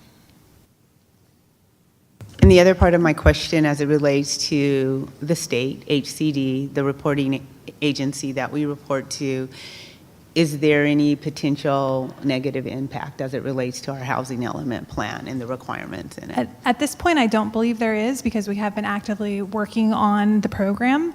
I know that it was segmented into 2 pieces, and I think that there's specific language in there that talks about what exactly we're going to be doing. Hector, maybe you can provide a little bit more context on that? Yes. So the 2 housing element programs are specific in terms of the deliverables and the timeframes. Essentially, we are supposed to be completing an affordable housing anti-displacement strategy feasibility studies by September of this year, so that would allow you to consider whether or not to adopt a rent stabilization ordinance, as well as, just cause for eviction policies. So the housing element programs are not, they don't demand the city to adopt the ordinances, just to study and take them into consideration by September of 2025. And in terms of But excuse the me. HCD. So one Yes. moment, I just want to stop us right there. But the fact of the matter is, we know that we're not going to make that September 2025 deadline, correct? That's the point that I'm making here. And so I'm asking the question, the direct question, is there a potential impact to the city of Vallejo from our oversight agency, HCD, by not meeting the stated deadline? I'll jump in. I'm going to say I don't believe there is. We, on an annual basis, report to HCD on the status of implementation of all the programs. That is our way of communicating with them, how we're doing. So typically when they see that we are working on programs and we're making progress, and we're not just ignoring them or doing something totally different, that is generally sufficient. So one of the things that I would request is that we know for sure. And I get that we report out, but I'd still like a concrete answer. I don't need it today. Sure. It can be much later. I would like for us to fully understand, while yes, they don't require certain things, but we have put it in our housing element that we are going to meet it. And I'm grateful for the work being done, and I'm grateful that it's going to be done with a lot of care and thoughtfulness. And I'm just looking at the regulatory side of it as well. Thank you very much. Thank you as well for your work, Mr. Rojas. Thank you all. I'm not seeing any other questions from council, and I really appreciate the questions and the transparency around this timeline. We'll definitely be following up. Do we have a motion on this item?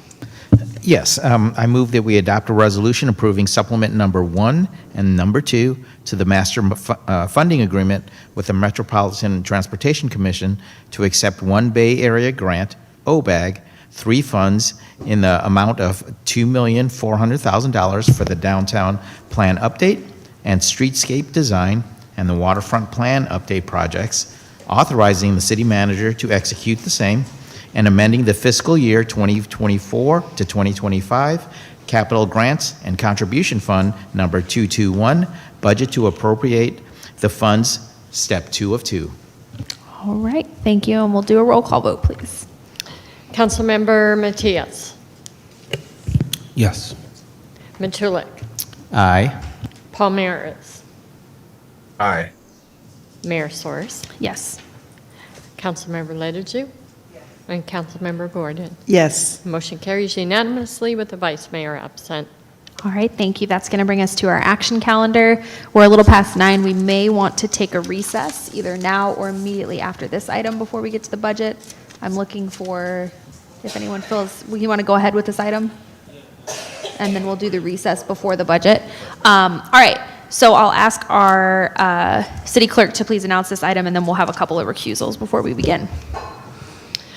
This item is to hold a continued public hearing to consider and possibly adopt a resolution approving an amendment to the general plan land use map to change the land use designation of the property located at 1235 Warren Avenue from primarily single family to business limited residential, and introducing an ordinance amending the zoning map to change the zoning designation of the property from residential low density to regional commercial.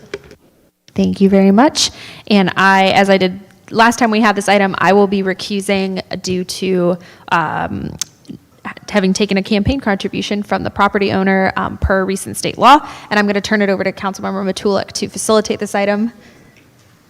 Councilmember Matias. And then everything you said, same for me. Yeah. I will be recusing myself for the same reasons. All right. Go right ahead, Councilmember Matulik. Thank you, Mayor.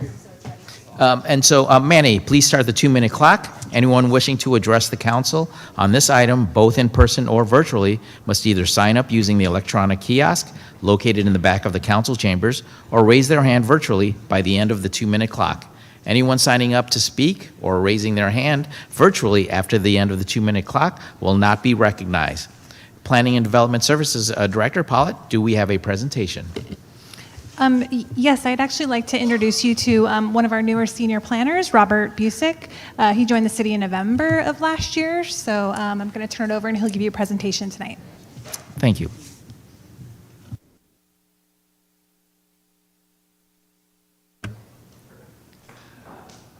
Good evening, Councilmember Matulik, members of the City Council. The item before you tonight is a request for both a general plan. Can you speak closer to the microphone, please, so we can get it on the record? Perfect. All right. Want me to start over? Okay. Good evening, Councilmember Matulik, members of the City Council. My name is Robert Busick, Senior Planner here at the City of Vallejo. The item before you is a request for both a general plan amendment and a zoning map amendment located at 1235 Warren Avenue. The purpose of tonight's meeting is to hold a public hearing, review the project, adopt a resolution to approve the addendum to the Vallejo General Plan 2040 EIR and the General Plan Map Amendment, and introduce an ordinance approving the zoning map amendment. This item is subject to the Levin Act. Have any council members received contributions from any of the interested parties? And I believe those council members have addressed that item. All right. This project site consists of a 0.49 acre parcel at the southwest corner of Warren Avenue and Glen Cove Road. This is directly adjacent to the westbound Interstate 780 on-ramp. The site is generally flat and sits approximately 10 to 15 feet below the freeway grade. The immediate vicinity of the project site consists of cemetery uses and established low-density residential uses within the jurisdiction of Solano County. Carquinez Cemetery is immediately north of the site across Warren Avenue. St. Vincent's All Souls Cemetery is located east of the site across Glen Cove Road.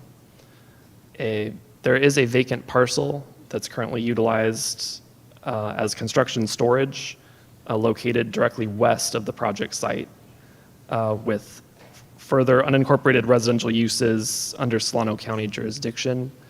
Glen Cove Center is a multi-tenant commercial shopping center anchored by a grocery store, and that is just across Interstate 780 and Glen Cove Road to the south and east of the site. Again, located currently at this site is an approximately 4,000 square foot building with a fenced parking area. This site has been vacant since 2023. Previous uses established here did include a veterinary clinic. No physical site changes are proposed through this application. So taking a look at the proposal, the first component of the project is to change the 2040 general plan land use designation for this parcel from primarily single family, also known as R-SF, to business limited residential B/LR. The primarily single-family land use designation applies to residential neighborhoods consisting of primarily detached single-family homes, with some older areas within this designation containing attached dwellings and small stores scaled to serve immediate surrounding residences. The business limited residential land use designation provides for a greater selection of commercial uses, including high-quality employment-based businesses, such as restaurants, retail stores, automotive services and hotels, and recreational facilities catering to the surrounding area. Residential uses are also accommodated within the business limited residential land use designation at an increased density compared to the primarily single-family land use designation. This part of the project is required in order to accommodate the second part of the request, which is the zoning map amendment.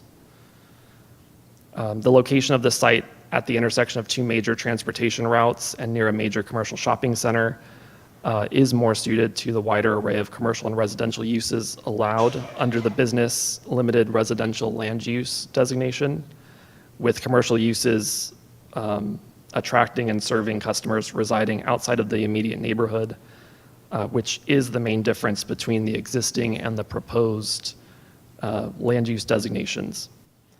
Additionally, since the residential uses are accommodated within the proposed land use designation at a greater density than the existing designation, the proposed change will not result in a loss of potential residential units within the city of Vallejo.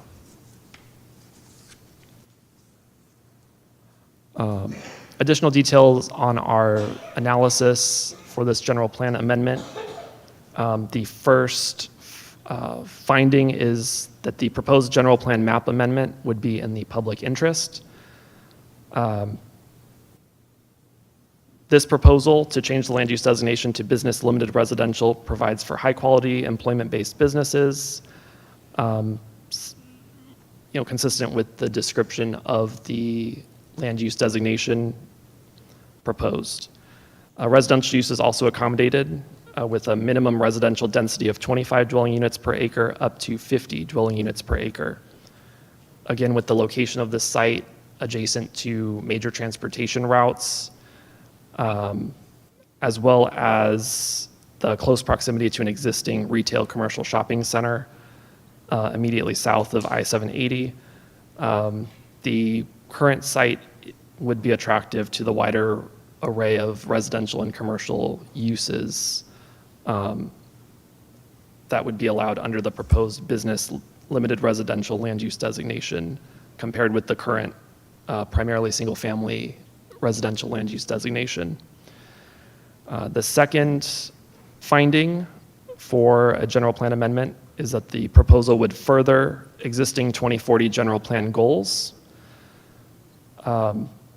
We listed 2 goals here from the general plan that staff believes that this proposal addresses. Again, the fact that the business limited residential land use designation provides for those high quality employment-based businesses, does allow for more commercial uses on this site, which would attract employment and tax generating businesses to Vallejo, which is the stated goal of goal EET-2. And the expanded list of commercial uses possible under the proposed general plan land use designation would promote economically feasible infill development on this underutilized project site, which did formally allow commercial uses in the past, but has been vacant for a number of years. This is consistent with goal NBE-2. And then the third finding is that the proposal would not result in a loss of potential residential development within the city. The current, under the current land use designation, primarily single family, the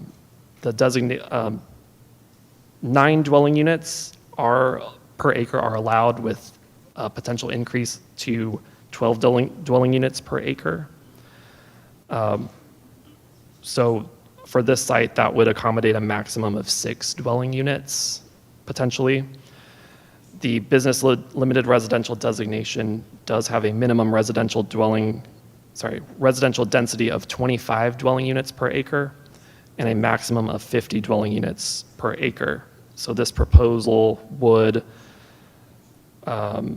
with a residential development at this site, would increase the number of potential residential units by 19.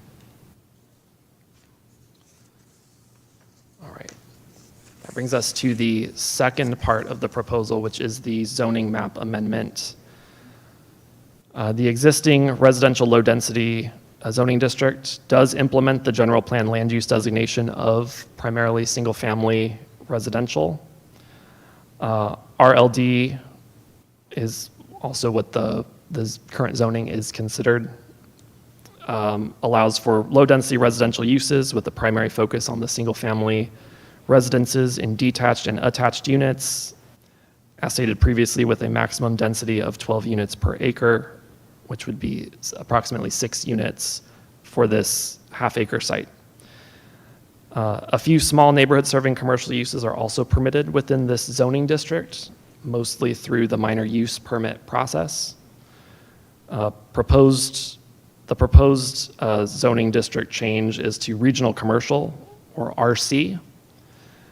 This implements the general plan land use designation that is proposed of business limited residential. The zoning change to regional commercial would provide for a broader range of general retail services and entertainment at a scale not only to serve the immediate residential neighborhood, but consumers and visitors from the wider region. In addition to the wider range of commercial uses, the RC zoning district does continue to allow for residential development at a greater density than the current RLD zoning district permits, with a minimum of 18 units per acre and a maximum of 50 units per acre. And then those numbers would be divided by half for this site in terms of the total units permitted.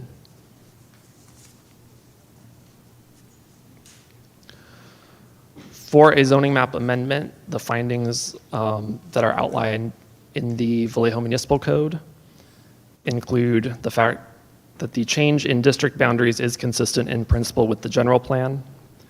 The proposed change in district boundaries is consistent with Vallejo Municipal Code Table 16.201-A, which states that the business limited residential general plan land use designation that is proposed is implemented by the regional commercial zoning district.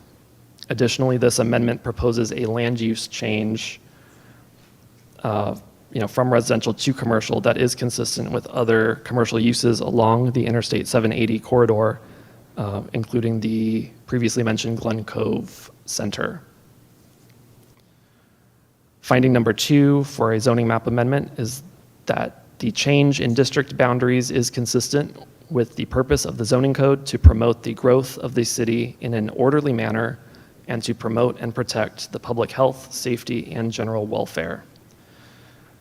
This property is located immediately adjacent to Interstate 780 at the intersection with Glen Cove Road.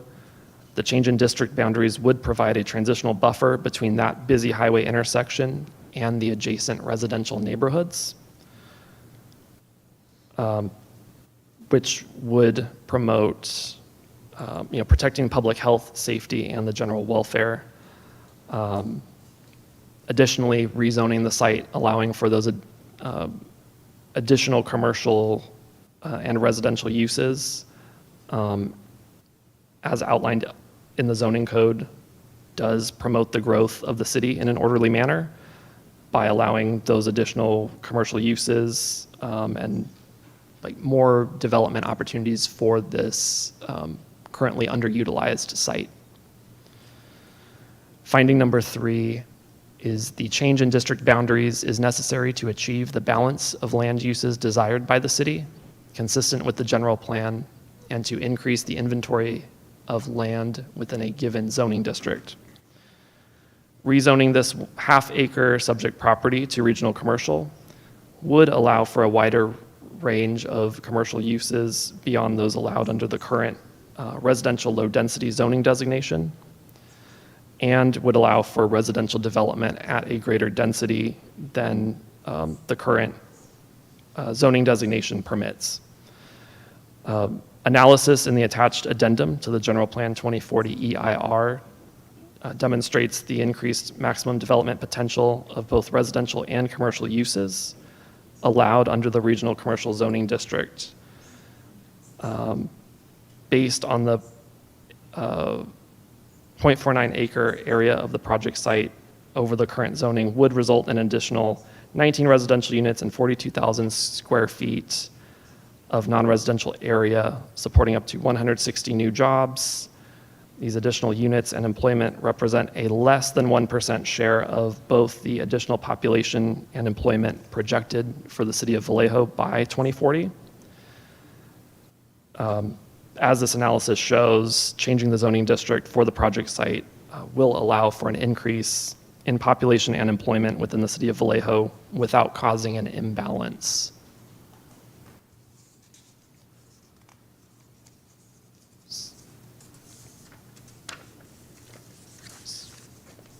As part of this project, the CEQA determination was to prepare an addendum to the existing environmental impact report related to the current General Plan 2040.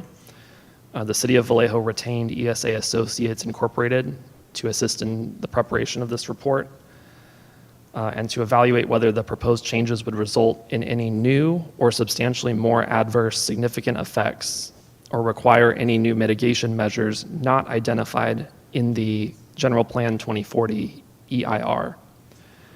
The addendum prepared concludes that none of the conditions described in CEQA Guidelines Section 15162, calling for preparation of a subsequent EIR, have occurred.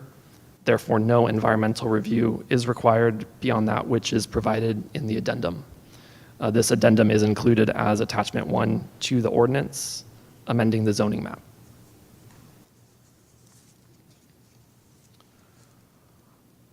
This proposal was previously heard by the City of Vallejo Planning Commission at a duly noticed public hearing on April 7th of this year. They did approve the proposal or recommend approval of the proposal 4-0 with 3 absences. The recommendation was for the City Council to approve the EIR addendum, the general plan map amendment, and the zoning map amendment.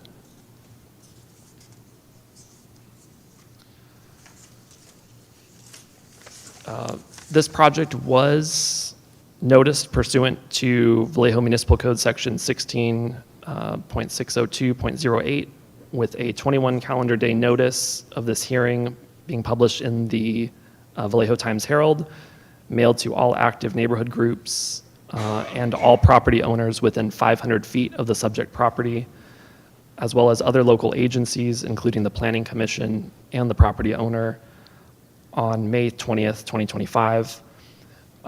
As of this time, staff has not received any public comment regarding this proposal.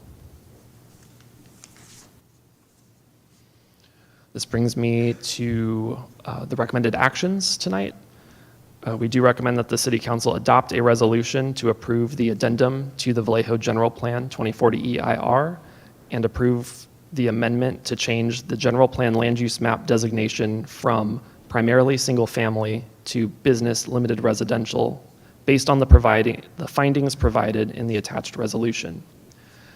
Staff also recommends that the City Council adopt an ordinance to change the existing zoning map district from residential low density to regional commercial based on the findings provided in the attached ordinance.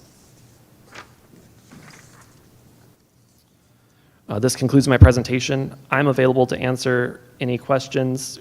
We also have Darcy Kremen and Ryan Yasuda, our consultants with ESA, attending via Zoom to also address any questions regarding the addendum to the EIR that was prepared.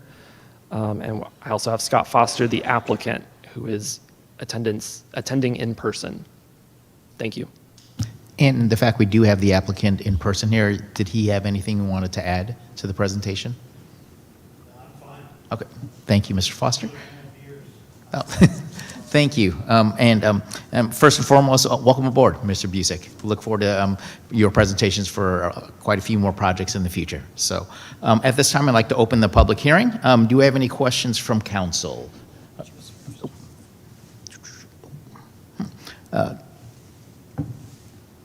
Councilmember Gordon, you're first on the list. I do have a question to ask. Okay, sorry. My question I have is, I am concerned about the CEQA. Why wasn't that not necessary? So, Councilmember Matula, Councilmember Gordon, let's see, I'll just jump in real quickly. We did do a CEQA analysis. We came to the conclusion that it was covered under the general plan EIR with some very minor amendments. Darcy Kremen could probably speak to that in more detail if you'd like additional information. Yes, I would, please. Hi, Darcy. Welcome. Hi, good evening. Darcy Kremen with ESA. So CEQA actually is trying to get us to stop reinventing the wheel. So there's specific things within CEQA that says if the project has been analyzed under a different document, in this case, the general plan EIR, and the project does not change an impact that was found in that document, doesn't make it an impact more severe than was already analyzed in that document, or isn't a new impact that was not analyzed in that document, then CEQA says you're done because you've already analyzed that project, that location within your general plan. And so it actually encourages you, as the lead agency, the City of Vallejo, to do an addendum, which is what we did under CEQA guidelines 15162. Essentially, we looked at the impacts of the project compared to what was done previously, found no new impacts, no increase in severity of impacts, and therefore an addendum was prepared. So it was CEQA. So we did go through the CEQA process. What we didn't do is any additional, what we call, document that requires public review and comments, like an EIR. So it is CEQA. We did go through CEQA, and you will file a notice of determination at the end. Oh, thank you so much. I appreciate that. If you could, in the future, let us know that information so that way we won't waste your time and ask ridiculous questions. Because, for me, I already told you, I'm sorry, I was speaking to my staff, starting to staff. Because for me, CEQA is important to me. I don't want to oversight it, ignore it, because, it's something sensitive to myself, especially for this area. And can I ask you as well, thank you for your help, Ms. Darcy, for clarifying. Can I ask you, this is in District 6, correct? Because I thought I heard you say it was unincorporated. So yes, it is located within District 6. It is annexed into the city of Vallejo. And the prior statement was about, it is one of the last parcels before Going to there's unincorporated area adjacent to this parcel. I remember I went to this area, that's why I know. Thank you so much for that. I do want to ask the applicant a couple questions.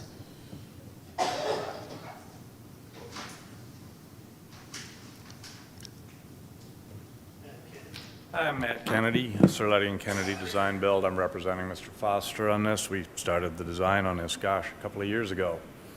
Hopefully I can answer any questions you have. Well, first of all, thank you so much, and I am your representative for your area, that area, so that's why this is important to me.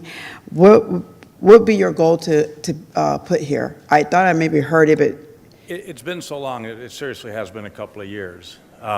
So we were in negotiation with Ziggy's, and we were pursuing some grant programs to install EV charging, which is what initiated the project. At this point, everything's on hold because we don't know what the city's doing or when. Well, it said here, I thought I just heard something about 160 jobs. Again, this is a development opportunity. Nobody knows what's happened. We've been working on this for 2.5 years. So the initial interest has left. But we'll have to rekindle and revitalize the project once this is approved. Right now, it's undevelopable. Just to add a little extra clarification, the project does not propose any development at this time. It's just a change in land use. The information about the number of jobs is basically an analysis that we did mostly for CEQA to determine what the worst case scenario would be in terms of future development, like what could be built there. So that's where the numbers were coming from. Oh, thank you very much for clarifying. Thank you again. Thank you. Councilmember Ledeju. So I think there was a little clarity brought forward in regards to what are we doing with this land. And I think, honestly, that's a really important question. There are houses there. And I'm also, one of the questions that I have and I'm concerned about is, while I know we followed the 21-day noticing and we put it in the mail, correct? And you worked with the water district, I'm assuming, and put a notice in there based on what I was reading, no? I don't have all the details, but we did follow all of the legal requirements for the noticing. So is there a requirement, how many homes and businesses are within 1-2 miles right there? It's right off the freeway. I had to figure out where it was when you were talking about Glen Cove. But how many homes are there? Residents, businesses, about how many? So Councilmember Matula, Councilmember Lediju,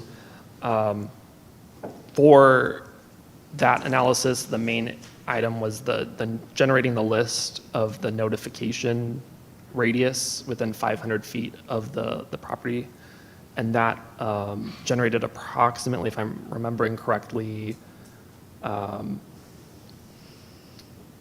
believe it was about 30 So addresses. 500 feet is what, about, probably not as, If we could go to the notification slide, there's an exhibit that shows what that radius looks like.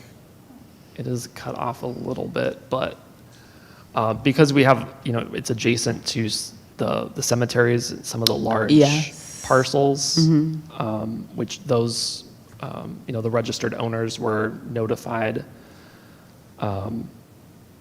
That kind of decreased the number of yeah, most of the property there, if we look on this side, are cemeteries. And then right in front of it is the cemetery. I live over there on the other side. And so it's very few if it's just 500 feet right in there. So my question then would be, since it's so few individuals, and even though you did the 21-day noticing, you did the mail, put it in the water bill or whatever else you did anybody knock on the doors? Councilmember Matula, Councilmember Lediju, we did not physically knock on doors because that wasn't a part of the notification as outlined, the notification process outlined in Vallejo Municipal Code. Okay, so I'm going to say this to all of us. Just because it's not in the municipal code, and our CAO can correct me, but from a community perspective, and it's that small, we could have knocked on doors to just see where people really are. Because we get mail, and it gets lost, whatever the case may be, and then all of a sudden things are popping up, and we have a host of people sitting in this room. And I would respectfully say to the city manager, to our attorney, and to all of us, that is a really respectful thing to consider when we talk about community outreach. And to the individual who owns this property and who has been working with us for 2 years, I fully understand what you're saying. You've lost some momentum in getting where you had hoped to be. So I would ask you, during this time, have you reached out on your own as you've been exploring this work to the different individuals who are in the surrounding area? No, we've relied exclusively on usual and customary practice, which is that the city does public noticing.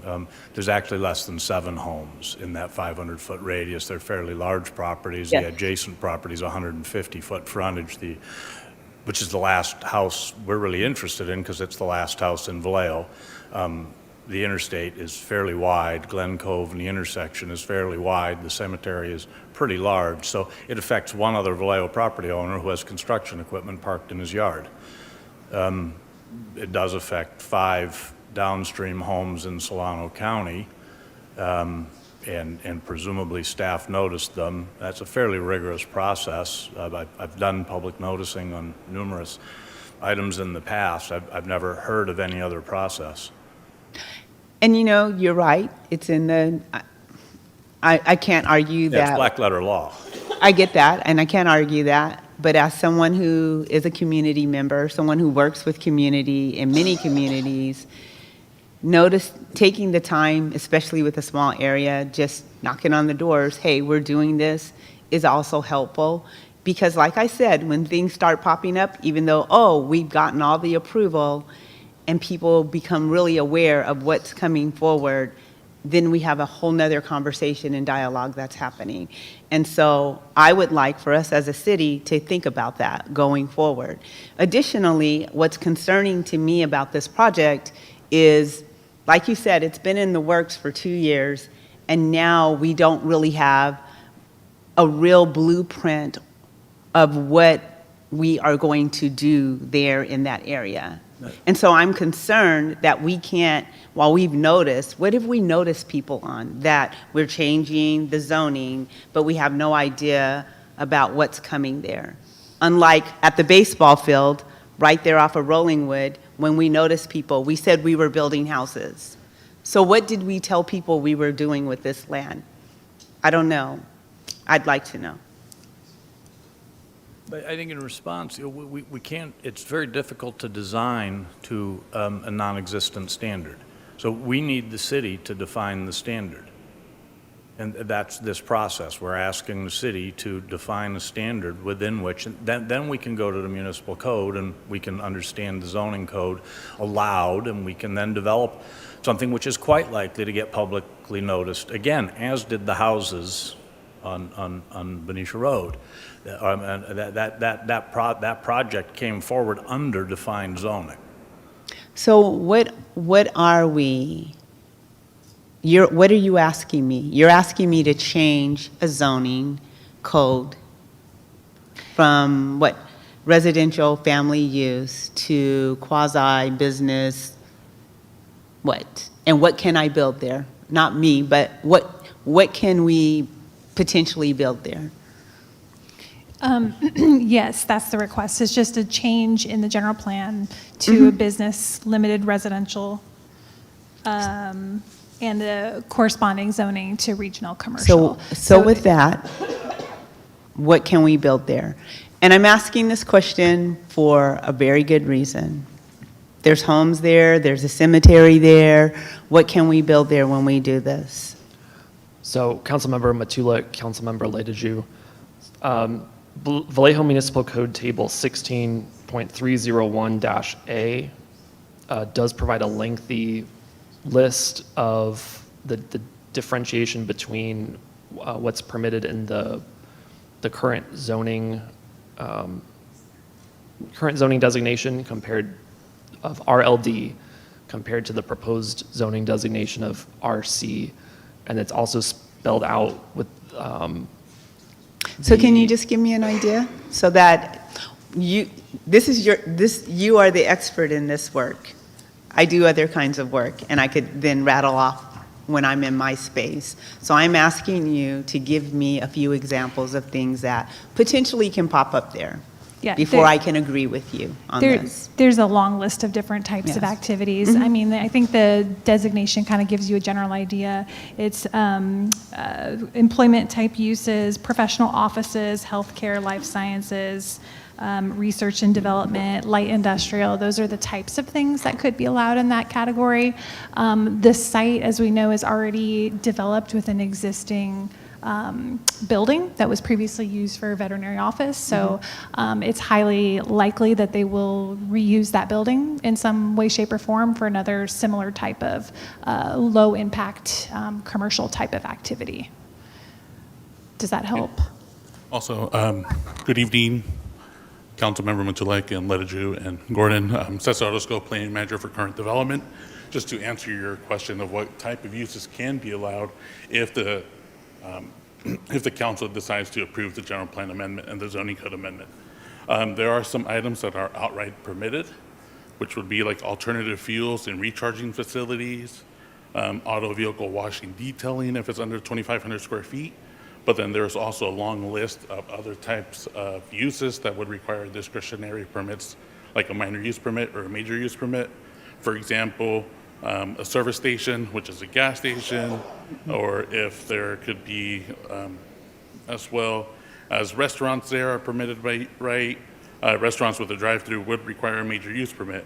And to answer your previous question about notification, if the council does approve this request for the general plan and zoning map amendment, whenever there is any potential development at the site, there will be additional noticing that does get sent out to all the property owners within 500 feet, making them aware of this potential development that is being proposed at this site.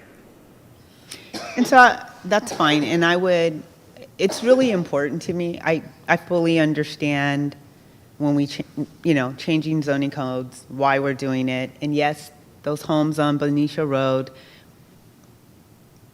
got a second notice for varying reasons, but what was put there was very familiar and very germane to what was already there, right? So we're talking about business use. And while, yes, that's there was a veterinary hospital there, I know that area, and I know what's there. There are several large homes and on and on and on. But the point that I'm really making is I want people to understand, even if they're being quiet, potentially what's happening. It's a small area, and I don't think we did our due diligence other than, oh, we followed the letter of the law. And I'm going to say it very cavalier. So what? Because there's a small area where we could have knocked on the door and said, we are changing this use. Here are some potential things that might come to your neighborhood. The developer yet doesn't know what that's going to be. And yeah, we will renotice you to understand further once we change this code. Here's the potential, and we will notice you again. I would want that, being in such a small area for this community. And so I'm really concerned when we talk about a business and we can put a gas station there potentially. That's what it says. I don't want a gas station in that neighborhood. So I'm being quite protective of potentially, again, what could go there. I'm fine with electric stations, those kinds of things, but I really do want to understand, if we approve this, how else are we going to have deeper conversation about what we will agree to go in that neighborhood. That neighborhood is bumps up against my neighborhood. And I know there's quite a bit of land there. There's a lot of things happening there. You know, the veterinary hospital was just fine based on the type of housing that's there in the the unincorporated area, because if you go up over the freeway, there is land where people are farming and doing all kinds of different things, and even back over in there. So it's like, oh yeah, it fits, you know, even though it's hodgepodge. So I'm just really wanting us to understand, how do we really look at community outside of its black and white as well. So thank you. Thank you for the additional information. In the fact I don't see Councilmember Palmaris on the line, Councilmember Palmaris, do you have any questions at this time? I'm good. Thank you. Thank you. And then just to complete the first round of questions here. So hearing that this, when did the applicant first apply for his permit here?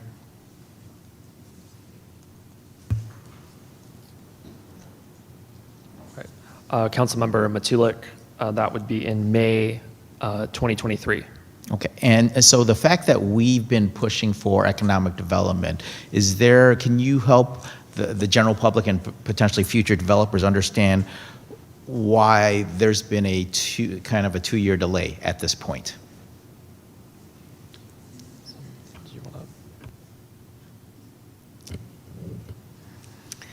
I can share a little bit of history. I will say that there was some change in staffing that happened during this time. When the project initially came in, I know that we had requested some additional information related to what they wanted to build, and then there was some back and forth as to, I think the applicant was deciding kind of whether or not they wanted to propose a permanent a proposal in conjunction with this or not. And then we had some concern regarding the CEQA analysis. I think they were initially told they needed to do a certain level of CEQA review. We had some contract staffing here at some point that maybe had a different interpretation.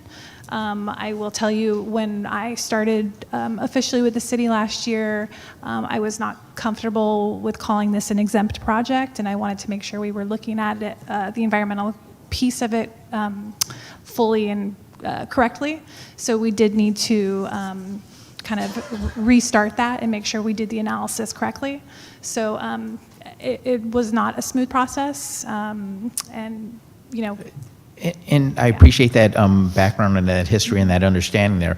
I think a hypothetical question that I have is, if he had applied, because reading between the lines, it sounds like there were some lost opportunities due to this 2-year delay that we've had. So my question is, if he applied for a variance at the outset of this project application, knowing that we were needing to get to a zoning map amendment eventually, because it wasn't zoned for any potential project that he had, would that have shortened this 2-year delay? I think if there was a development proposal at the onset, it probably would have shortened it significantly. Okay, so I just wanted to throw that out there for future developers to understand that there is always that variance. If something doesn't meet, if you have something round that doesn't fit into that square peg hole, there's always the variance. That's always a potential opportunity to look at other options and have staff review it in a different light and a different perspective. So Yeah, just to be clear, the variance option is something that we have for development standards to Yes. deviate from those, but not necessarily for uses. So if they wanted to propose a use that was not consistent, we definitely would still need to go through this process. correct. Thank you for that clarification there. So I've got no further questions. I see that Councilmember Gordon has her light on again. Thank you so much. So I just wanted to go back to what my colleague, Councilmember Lejeune, point out. In Good Neighbor, it is wise to knock on folks' doors. Because let me just tell you, it's not the 25 feet that will be at our door. I have been called multiple times from people out in the area that they felt that would be affected by this, right? It doesn't matter what it is. And just like she pointed out, because I know I got called about places not even in my district. So we don't want developers to come, do all the work that they're supposed to do, and because the neighbors all of a sudden spoke up of their concerns, they're no longer willing to do the work. So as a good neighbor, it might be wise to do all you can now. And then I agree, I don't, particularly since it's in my district, I don't want another storage. If something's gonna come there, it has to be beneficial and it has to mean something to the community. I myself personally don't want to give up any opportunities for housing because we are in much need of that. We're in much need of low-income housing, especially in that particular area as I'm speaking. But anyways, anything that comes there, I'm welcome for it. But I just want you to understand that importance of communicating with the neighbors, communicating with the business, and get them on board and support whatever you're trying to do. That is a request that I'm asking. You don't have to, but I'm just asking it. Thank you for those questions. Manny, do we have any speakers online or in person? Thank you, Councilmember Matulek. Currently do not have any members of the public signed up for this item, either in person or online. Thank you for that. Do any council members have any additional? So with that, I'm going to go ahead and close the public hearing. Do any council members have any further questions? Councilmember Palmares, did you have any questions at this time? No, let's vote. Thank you for that. All right, so with that being said, I'll go ahead and propose a motion to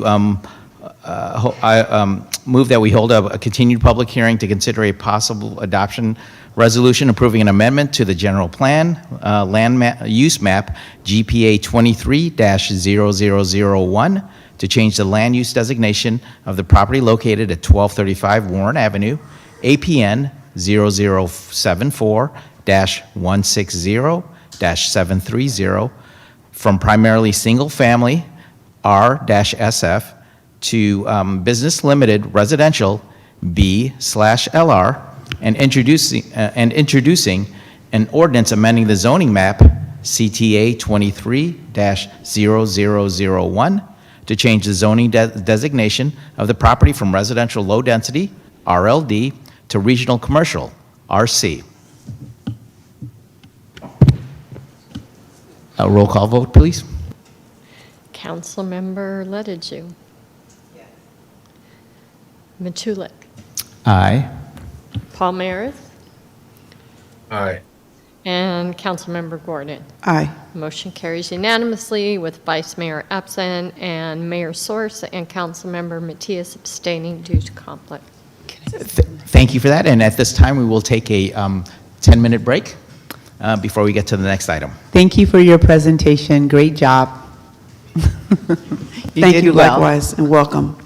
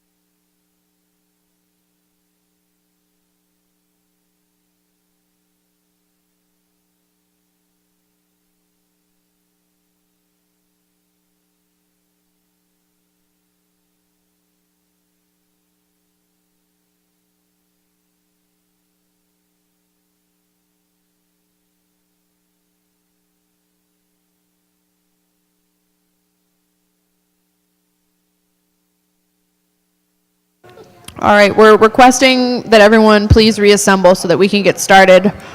It's 10 o'clock and we're just starting the budget, so we're going to need to move.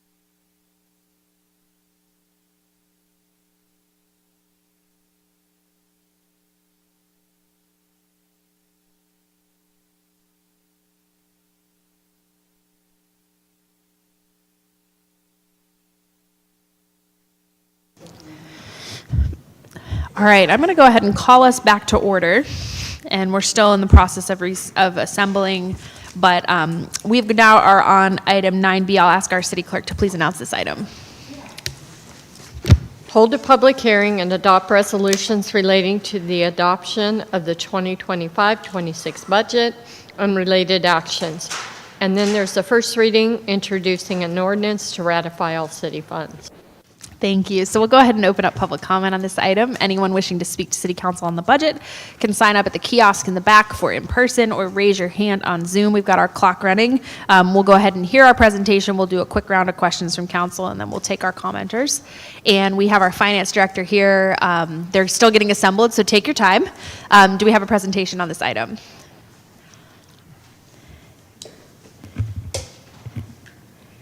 Thank you, I Mayor. believe we do. I Okay. was just trying to get rid of all my You are all papers. good. I know there's a lot of papers to assemble over there. Good evening, council members. I think we got to get the mic on. Good evening, council members and mayor. So this is a continuation of our budget presentation from June 10th. And so I'm not going to be repeating all the details that we went through on June 10th, but I'll have a short recap of it. And so what we'll go through today is basically the recap, and then there was council direction that we were given very specifically on the 10th. So we are addressing those. And then any of the council member had asked about the federal cuts, what the impact on housing. So there we have a slide from that. And then addendum that we had proposed last time. We're just repeating that again because it'll be part of the new budget when it's adopted. So on June 10th, we talked about balancing the budget with a surplus of 5.8 million, which the surplus, as we are saying, will coming from the current year, 24-25. The staffing changes that were being proposed were 3 additional firefighters and 1 housing admin manager. We mentioned about the housing admin manager because that needs to be funded from general fund for housing.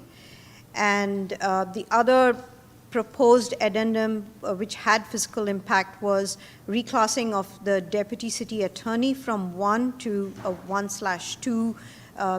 That would have an impact of about 30,000. And then there were 2 items that Measure P has recommended. One of them was the 1.5 million for IHOT, and the other was 1 million for roadway restoration. So all this is just recapping what we had discussed during June 10th. Moving on, the specific items that had been asked during June 10th, one was to freeze non-essential general fund vacant positions. Second was to find additional cuts for 1 million. find CIP projects with potential to close, and then the impact of housing. So this evening I'll be going through the 4 points that council had specifically asked. Next slide, please. So June 10th was when we were asked to identify, so we used the report as of June 13th, and as of June 13th, the vacancies that were identified, there were 86 vacant positions. The listing of those positions are part of your packet, and so we didn't put it on the slide because it's 2 pages. Out of the 86 vacant positions, we excluded the essential positions, and what we were told is to follow police, fire, and public works. So police had 52 vacancies, fire had 4, and public works had 13. So we took those out. The other 3 positions that we took out, one was the Economic Development Director, which is currently vacant, and we took out 2 code enforcement officers. This was more in line with previously council always wanted more code enforcement officers out on the street, so we did not freeze those 2 current vacant positions, and that's entirely up to council to give us direction which way they would like us to go. So the identified savings after all these reductions of the non-essential positions, there were 14 vacant positions as of June 13th. When we had presented the council on June 10th, there was vacancy savings of $6 million that was considered in that budget. That $6 million had 10 positions of the 14 positions that were vacant on June 13th that had already been factored in to the vacancy saving, which adds up to $1.76 million. So the additional vacant positions that had been identified were 4, which adds up to $438,000. Next slide, please.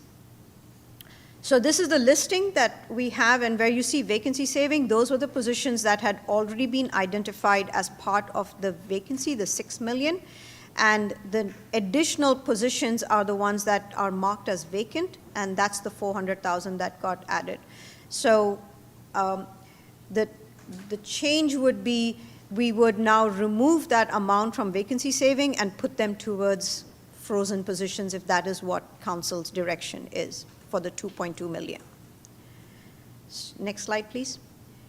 The other proposition is 1 million freeze to the participatory budget, and this is only differing the cost, and it's only a suggestion.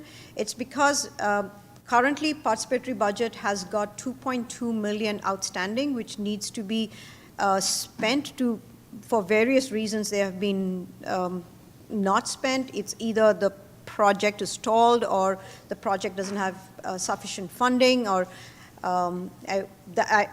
details about each of those projects would probably be another session for council.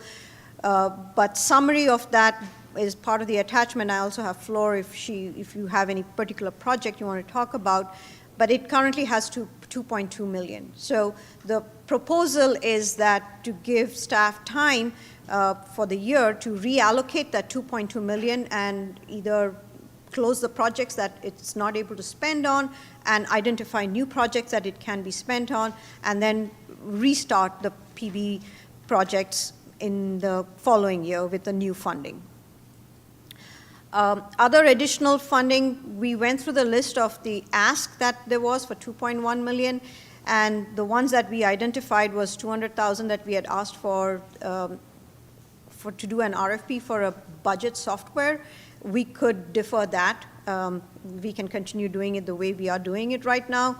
And then there was 116,000 for Rubric. That was for IT to upgrade their backup system. That Naveed said we can postpone that a little bit longer to find that saving for this year.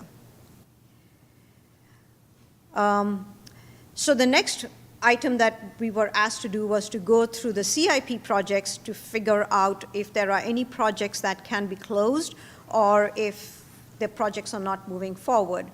Along with Oscar and his team, there is a listing. We found about 700,000 I wouldn't say savings, but amount that could be reallocated to other projects.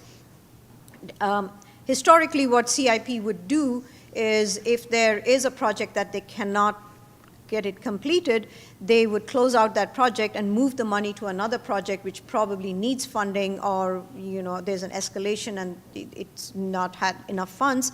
But at this point, if based on council's direction, we could put that money back into general fund, and then the public works team can come back if they need new funding for any other project that is currently ongoing. So the next slide has a listing of all the projects, and we try to put as much notes as possible. This was also in the attachment in the staff reports, so that it explains as to why these projects have been identified that can be potentially closed. There are varying reasons, some of them being that either the project is a lot more expensive than the funding that has been allocated for it. There are a few projects that have been completed, so those can be closed and the funding can be moved back into general fund. And some that the project is not moving right now, so basically to close that project and move the funding back. So that added up to $720,000 that can be potentially brought back into general fund. Next slide, please. So to recap all the amounts that we mentioned, the freeze of the vacant positions, I've put 400,000 because, as I mentioned, 1.7 million had already been identified in the vacancy saving, which we can convert into freezing positions, and those positions wouldn't be as part of the vacancy saving. A PB, if council wants to consider, there is $1 million. The budget software that we mentioned is 200,000, rubric 116,000, and CIP is about 700,000. So that adds up to about 2.4 million. Originally, the budget that we had presented, we were using about 2.2 million from fund balance to balance the budget, and if this 2.4 million is put, then we are not using fund balance at all and to balance the budget. And then just to recap from last time, there was the 281,000 that had been put aside for any council's recommended projects. And some of them were the nonprofit support, and we had gone through this list last time. So if there's any of these projects that council wants to still vote on, I just added all the 5 items. There would be still another 213,000 left, and which could also be put back into fund balance. Next slide, please. So this is the impact of the housing voucher, and I will go through this slide, but I will lean on Alicia to help properly explain the impact. The bottom line is, if funding is reduced, the total funding for the project for the grant is about 25 million. And if it reduces by 25%, that's a 6 million impact, and that will have an impact on 375 families. And if it's a 50% reduction, it's 12 million, that's about 750 families. That's the bottom line. Of course, the other impact is that families will be impacted, that our vouchers will be paused, and we'd have to freeze the waiting list. And also there will be administrative challenge because we lose our percentage of administrative percentage that we get for managing these grants. The next slide, please. And so I'll finally go to the addendum that we had mentioned last time. I broke them up into 2 categories, which has fiscal impact and no fiscal impact. And when we talk about addendum, these are changes that has happened after the budget book was published, and that's why we call them the addendums. And once they're approved by council, we will roll it into the adopted budget book. So the Measure P funding, all that happened after the book was presented. So there's 1.5 million for iHeart, 1 million for the roadways. I'd mentioned about the city attorney staffing change, which is a reclass from attorney 1 to attorney 1-2, which is about 30,000. Water department has requested for a staffing change, which is a reclass of an administrative clerk 2 to an accounting clerk 2. that has a fiscal impact of 16.2 thousand. And there, in 24-25 budget at mid-year, there was 50,000 that had been budgeted for violence prevention consultant, and that has not yet been spent. So we are putting in a request if council can consider that to be budgeted again in 25-26 so that the program can take place. Because what happens in 24-25 when there is no PO or contract, it'll flow into the fund balance. And the others have no fiscal impact. Those were corrections that we needed to make after the budget book was presented. And with that, that is the recap of our budget for now. All right, thank you. So if we have quick questions, we can do that, or we can take public comment. I see you, Councilmember Ledeju. Do you want to go now or take public comment first? Yeah, because I want the director to be able to Okay, yeah. Just want to have Director Jones come to the front real quick, because I know it's late. As it relates to the Housing Authority, oh, okay. Yeah, you're going to want to lower that.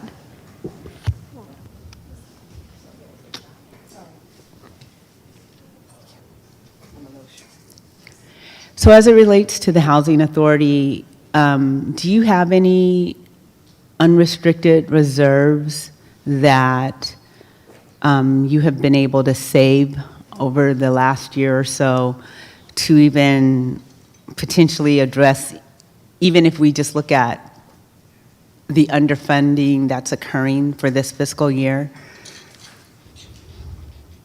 Our admin fees, any additional admin fees or reserves? So any additional admin fees that you've been able to save, any other funds that you might have gotten? I know we don't have land, ground leases and different things like that because we don't own the land, and public housing or so forth and on. So I'm just curious, within your own budget, have you been able to do any kind of contingency planning where you have unrestricted dollars that you've been able to save from your admin fees or? So to answer that question, we received 2.2 million in admin fees in our. Can you? I'm sorry. Our admin fees, we received approximately 2.2 million. And right now, our expenses are 2.6 million, just on admin fees. We don't have any additional fees. We're actually, we're not getting enough. We're not receiving enough admin fees. So we have exhausted. Okay. By the end of the fiscal year, we would have exhausted all of the admin fees. Okay, on top of going into shortfall. Okay, Yes. I was just wondering, I was just trying to see if there were any unrestricted reserves that you've been able to build over the agency period, not just you, over the last several years that would assist in any type of shortfall that. Reka can kind of speak on this, but there was at Fund 124, 126, there was 920,000 approximately that was incorporated into the budget from the pre-2004 fund that was rolled over.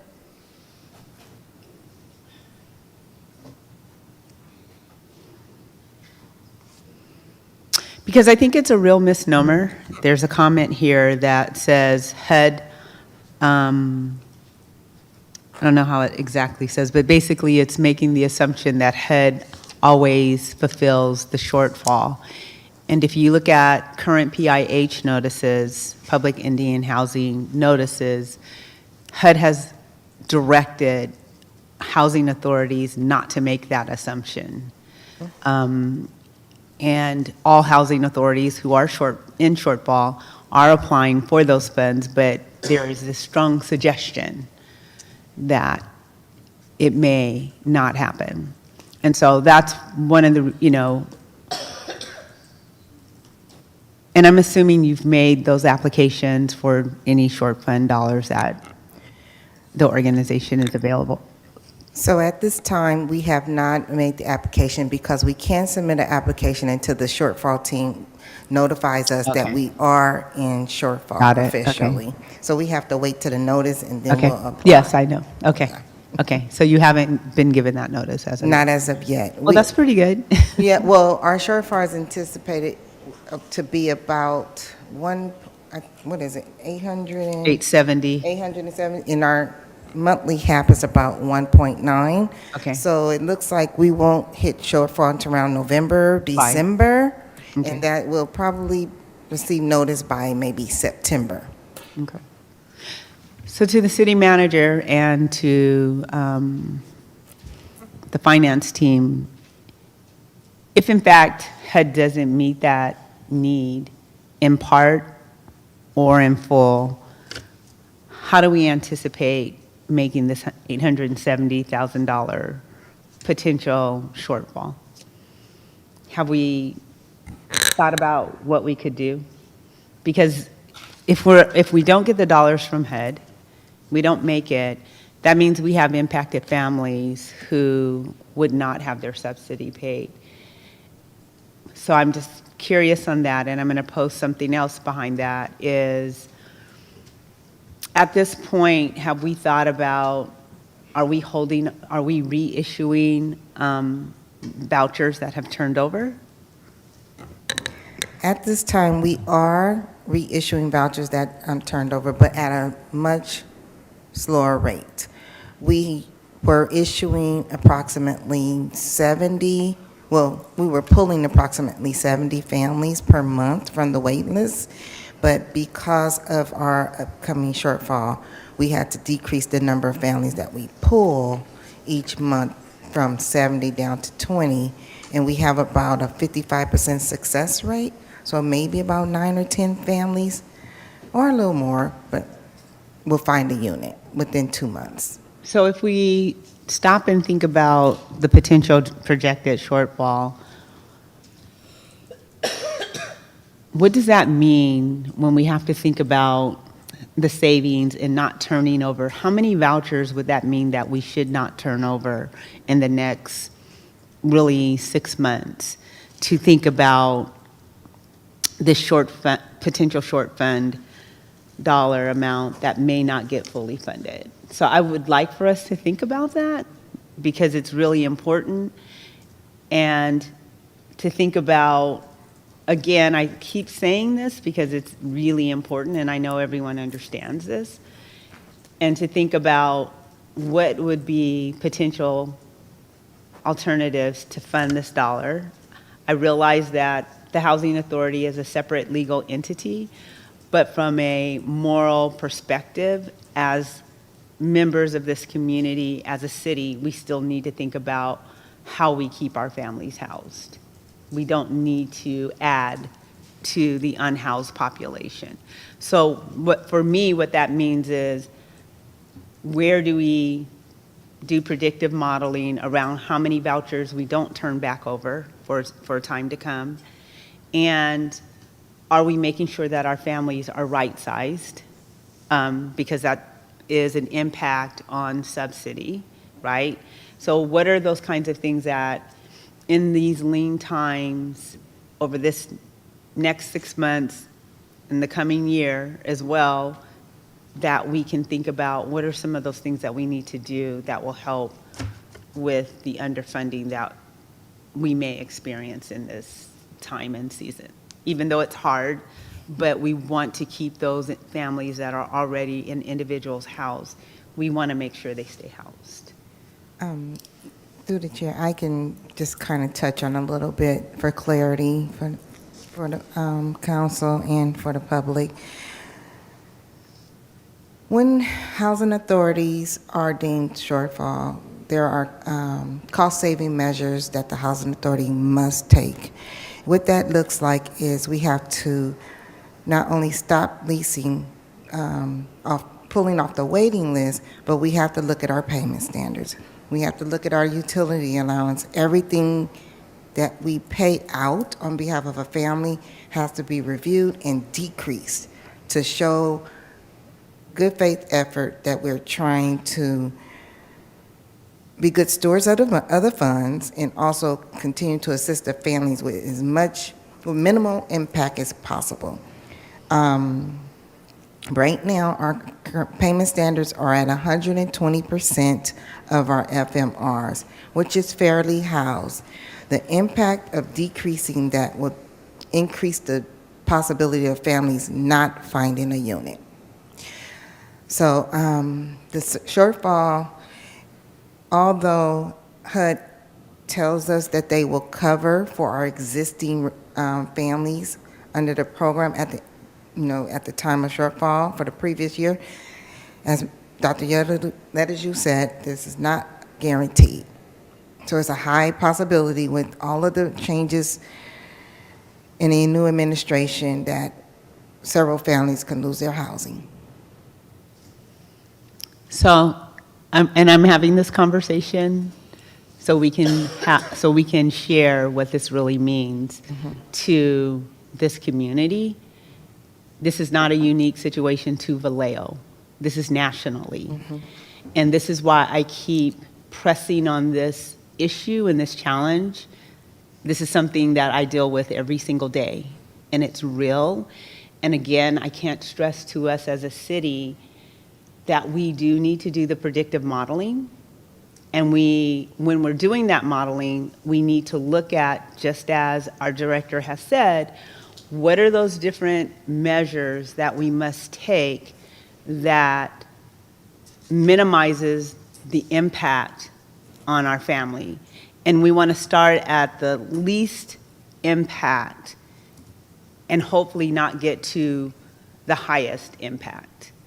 And HUD does expect us to begin at that least impact to show good faith effort in this process. And in times past, I could say, generally, you would see those dollars come back by HUD.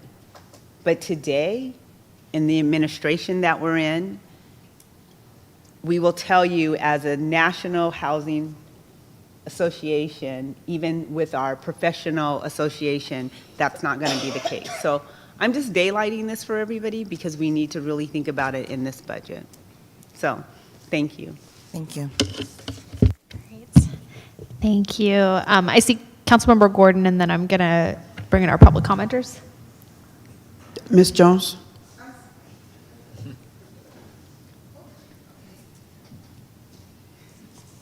Yes, I'm sorry.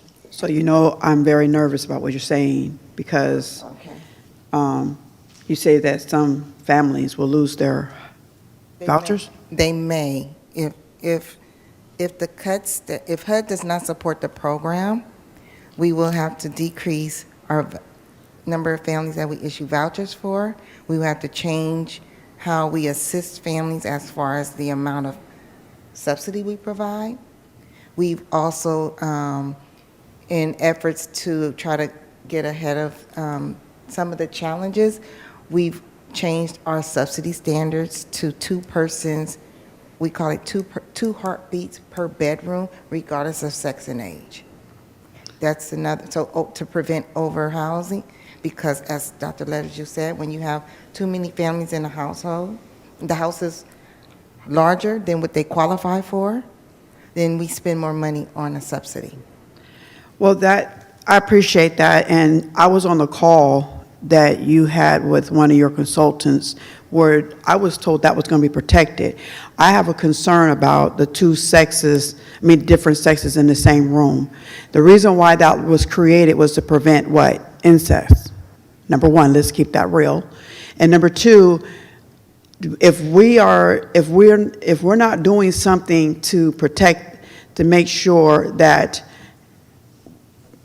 we don't have that, because I don't like that at all. And also too, that they even at one time wanted the son to sleep with the head of the household. Then that got changed. I'm not okay with that, having the opposite sexes being in the same room. And someone who seen what the repercussion of that is something that we need to make sure that we are protecting at all costs. Another thing I'm concerned about So if we're doing this now, how are we going to justify the Broadway project and their funding and their vouchers and all the other projects that are trying to get vouchers? How are we going to justify that when we're talking about the ones who are trying to get housing to have the opposite sex in one room? I'm concerned about that because that bothers me for some reason. I don't like that. I think I can clarify. Broadway and the subsidy standards are two separate items, right? I'm going to get to it. Okay. So Broadway is for single individuals living in a studio, right? And the maximum persons that can live in a studio is 2 people. Right. Okay? And the two persons per bedroom, we have to take into account that subsidy standards includes for space purposes, allows the living room to be used as a sleeping area. So yes, for the voucher size is the subsidy standard. And then there's the space standard, which allows the living room to be considered a sleeping area. So for an example, if there's a household where there's 5 people right, in the household, they can use the living room as a sleeping area. It's an option that's available to the family. That's what I'm saying to you. So the space, subsidy standard is the bare minimum on what we can do. There has been times, and I understand what you're saying, Councilwoman, I'm sorry. There have been times where the administrative plan did not allow for a son and a daughter to share the same room at a certain age. Right, that had happened in the past, but that's not the current administrative plan. So the family can request a reasonable accommodation if they need an additional bedroom, if someone in the household meets the disability.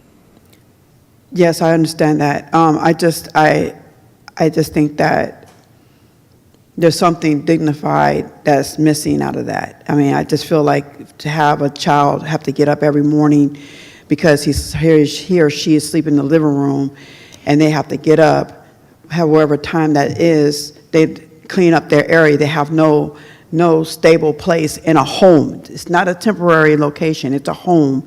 Mm-hmm. And to feel like, I can imagine that being some trauma issues there, being someone who experienced that. So I'm just saying, I hope that we are going to do whatever we can to prevent that from happening, because San Francisco may be different. Their rent cost is ridiculous. I mean, even for storage. But I mean, if you want a small studio, you're almost giving your leg and your arm. But we're talking about Vallejo. And I just think that maybe we just do whatever we can to help that. Because when I did the RAB, that was one of the things I mentioned, that we want to make sure that we prevent people not to feel safe and comfortable in their own home. And I can't imagine someone feeling comfortable sleeping in the living room, or never be able, people coming in and out the house. Like right now, I'm gonna be done on this meeting. I'll be waking up whoever's sleeping in the living room. So I just have a problem with that. But I hope that we do whatever we can to prevent that from happening. I understand your concerns. However, the scenario I provided with the living room as a sleeping area, we don't identify who sleeps in it. It's up to the family. It's just available as an option. That's not really my biggest concern, is the opposite sex in the same room. That's my biggest concern. Understood. Right. Thank you. Thank you very much. And what I'm going to do is I'm going to go ahead and open up our public hearing and get our public commenters, and then we'll have some more discussion amongst ourselves. Do we have any speakers in person? I'm not seeing any members of the public. No one signed up in person. Okay. Manny, do we have speakers online?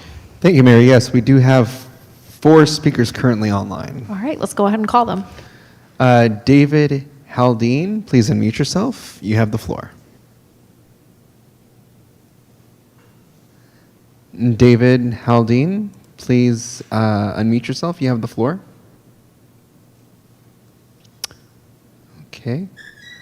we'll come back to you. Next speaker, Richard.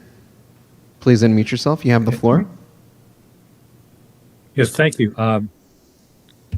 Mayor Source, Councilmember, I'm the Vice President of Vallejo Main Street, and I'm speaking on behalf of Vallejo Main Street and asking for the council's support, continued support, and partnership with Vallejo Main Street. And because Vallejo Main Street is part of the downtown success, there's we've inherited the CCRC functions when that went away. But some highlights, there's the Indian Alleyway project with Indian Alley at Marin Street. The butterfly mural went up, and that's right by Alibi Books there. And that alleyway has stayed clean. It's like really improved the downtown. And by Alibi Books, there are movies at the Empress Theater by popular demand, but they're happening, noir movies. There's the benches went in on Georgia Street and Virginia Street, the new benches. The lights are going in, or they're actually, the poles are installed. They'll be installing downtown lights. I've heard about downtown lights for 3 years, but they're actually taking place. And so, as an anecdote, my daughter came in for Father's Day brunch from San Francisco on the ferry, and I didn't make reservations downtown. And the first 3 places we went to were booked out. We had to go to a 4th place. The 707 week upcoming is centered in Vallejo. So I'm not saying that Vallejo Main Street is responsible for all these successes, but we're definitely connective tissue in it because we're all working with Vallejo Main Street, but also to each of us individually are fanning out to partner with our constituents and with other people in the downtown so that it's really making a difference. And so downtown vitality is the counterweight to economic loss. We're generating our own success. And so we really appreciate the city's partnership with Vallejo Main Street and support in the past, but this is directly contributing to the plus side of the column. And so I'm speaking on behalf of Vallejo Main Street and asking you to continue to support us as you have in the past. Thank you very much. Great, thank you. Next speaker, Ann C. Please unmute yourself. You have the floor. Hi, good evening, Council. So I have some ideas about where the city can save, and I mentioned them in one of our most recent meetings. I think we need to rezone and sell the Herbert House, and it needs to be rezoned from public to commercial. That'll increase its sales value. I also think we need to sell Mare Island Way, 400 Mare Island Way. That would be the single biggest swing thing we could do for the budget in terms of making money. It was either last year or the year before, certain decision makers in Vallejo went on a buying spree and bought Farragut School and a school out in the Crest. I suggest that we sell those. We bought these, by the way, without having good plans for them. With respect to the dental building, I'm still mourning the loss of the Yoshidahe project. But in the interim, I have this idea of why don't we sublease it for wine tasting and pop-ups. So not to lease the whole building to one winery, but to allow multiple different little venues. I think there'll be different rooms in that building that could accommodate that, and that would fit in with tourist activity on the waterfront. With respect to where we spend our dollars, I would like to keep our investment in participatory budgeting.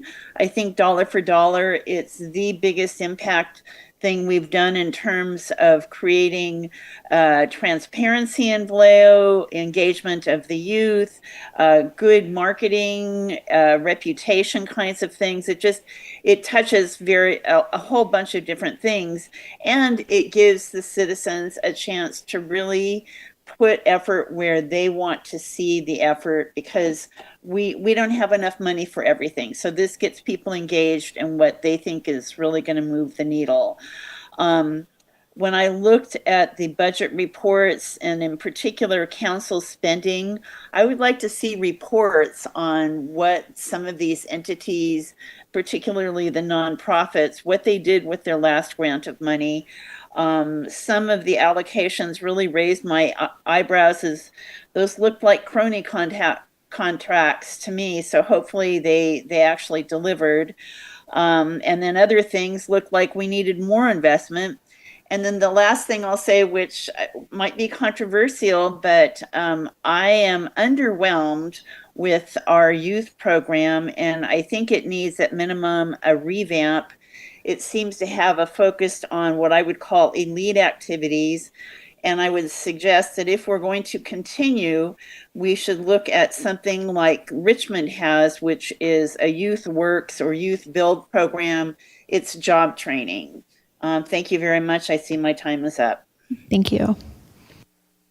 Next speaker, Vallejo Main Street. Please unmute yourself. Go ahead. Greetings and good evening, Mayor Soros, council members, and staff. Andrea Portillo Knowles, Executive Director of Vallejo Main Street and Executive Board Member of California Main Street.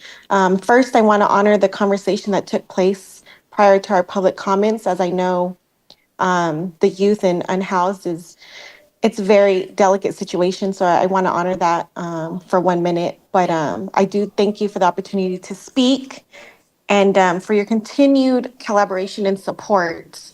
I've been doing this work for several years, including in Richmond, coincidental, per our last speaker, where I oversaw a business improvement district and served as a vice chair of the Economic Development Commission. I speak from a place of experience and expertise, understanding not only the tools of revitalization, but the importance of applying them thoughtfully and locally. However, Vallejo is its own city with its own story, and I've been intentional about tailoring our approach to reflect that.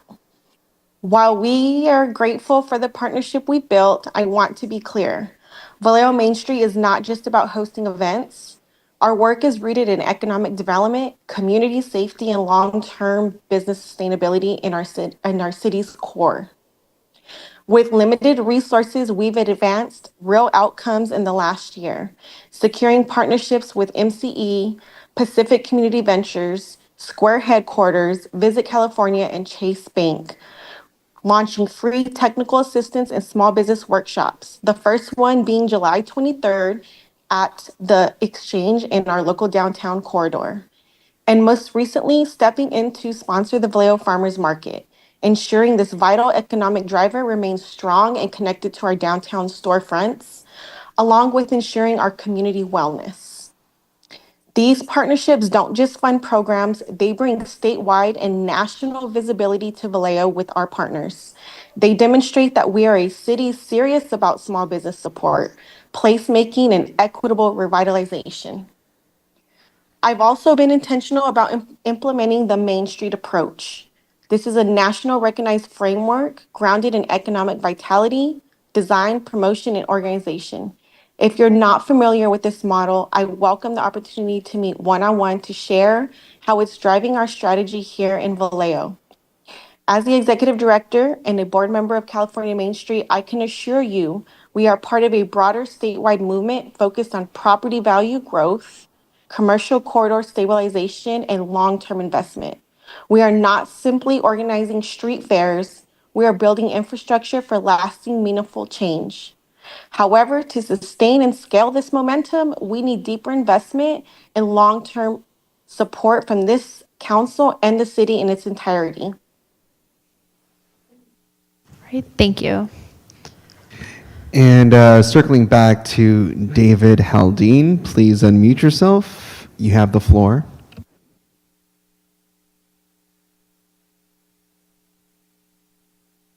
Going once?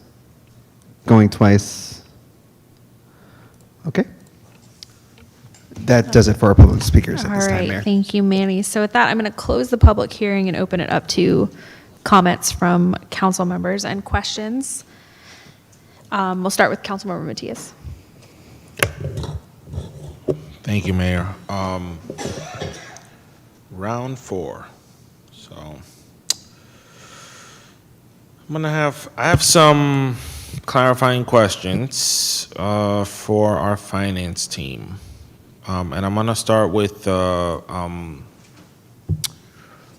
fleet schedule that you have proposed for 25-26. So in the last agenda packet that you shared with us, there was about $1 million in spend for new vehicles for police, public works, maybe planning, so a couple planning vehicles in there. But what was interesting to me was that most of that money was coming out of the general fund, but then you guys have been making requests for new vehicles for fire from Measure P. So why are we not kind of all doing this, following the same process if we're replacing vehicles, having it come from one revenue source but instead dipping from multiple sources?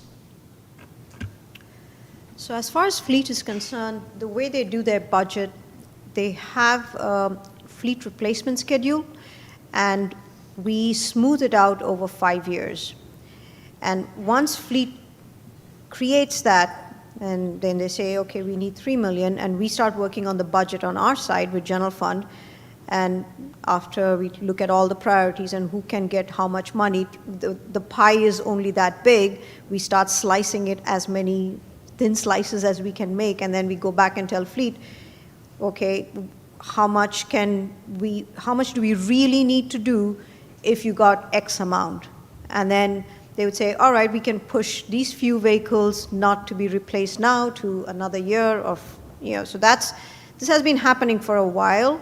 And so it slowly starts catching up when we cannot replace vehicles on time.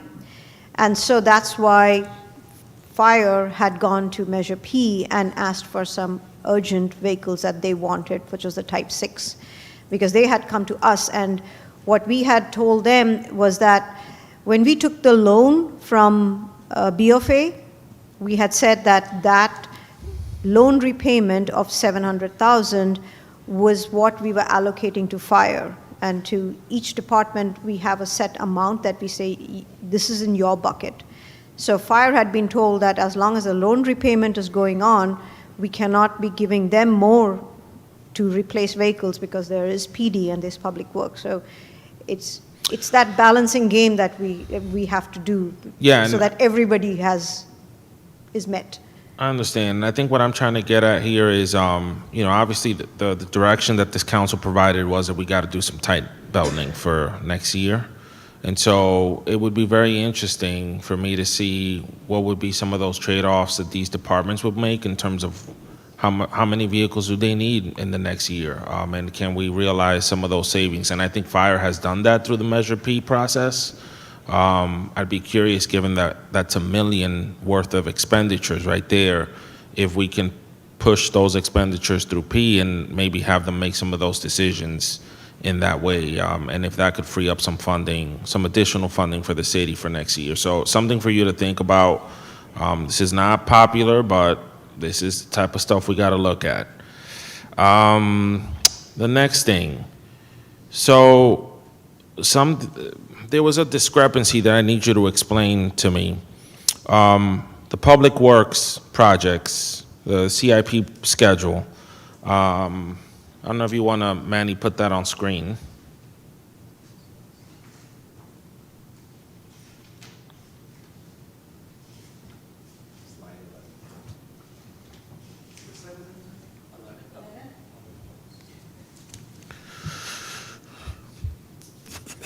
So, our Caltrans folks earlier today said that we had only put in 116,000.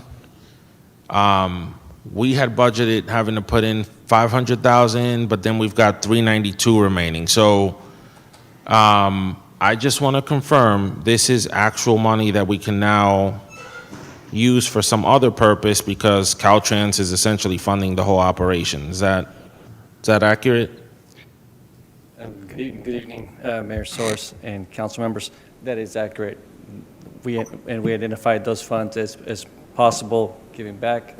And as Rika mentioned, otherwise we would move those funds to other projects. But yes, those funds are there. Okay, so it's fair to assume, what's confusing about this slide too is that in some cases you're saying we actually need more money, but you're not telling us how much money, and then in other cases there's like a remaining balance, which is great, right? Because that's money we can use to plug the variance we have.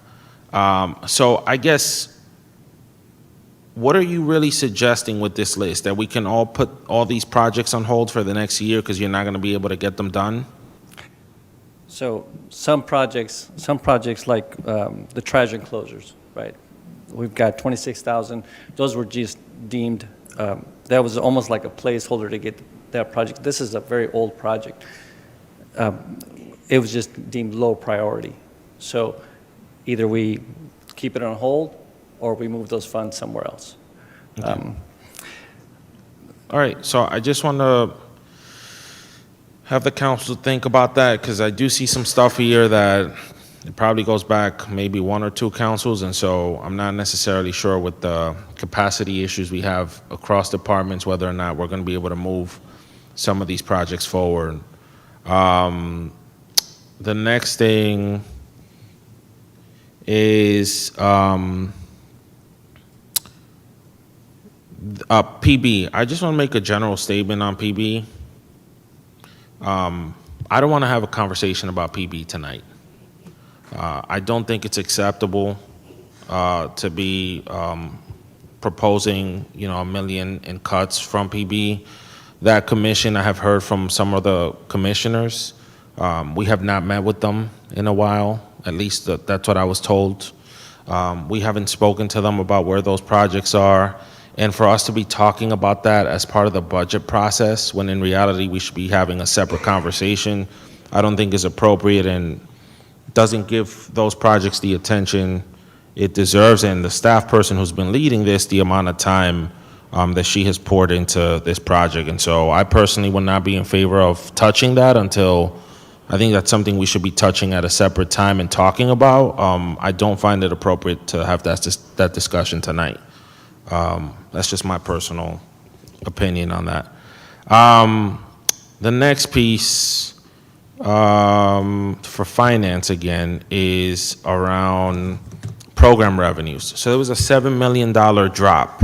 And I think some of the reasons that you cited in the staff report were the expiration of the SAFER grant, and then the bid for CCRC lapsing. So I guess my natural question is, are we eligible to reapply for those grants? What are we doing about the bid downtown? What are we doing about the TOT rates and a possible increase there? Like there hasn't been enough of a conversation around revenue enhancements, and so I would like to hear from the city manager or finance, what are we doing? Because that's a substantial drop on the revenue side, and it doesn't seem like we've talked about a plan or any next steps there. So that's my question. I'll respond to some of those, and Reka can respond to others. We are, as my understanding, applying for a SAFER grant, right? So we're hoping to have similar program revenues for that in the future. It's just unknown at this time. For CCRC, we were just passing through that revenue. So even though it is reflected as a revenue, it's not resources that the city can expend. They're resources that we're going to another organization to perform services that the city might want to strategize on how to see performed in the future, but it's not like a drop in general fund revenue where we need to make a cut somewhere in city operations. On TOT, I think you might be referring to the discussion that has been had around possibly extending that to short-term rentals, or are you talking about the Visit Vallejo?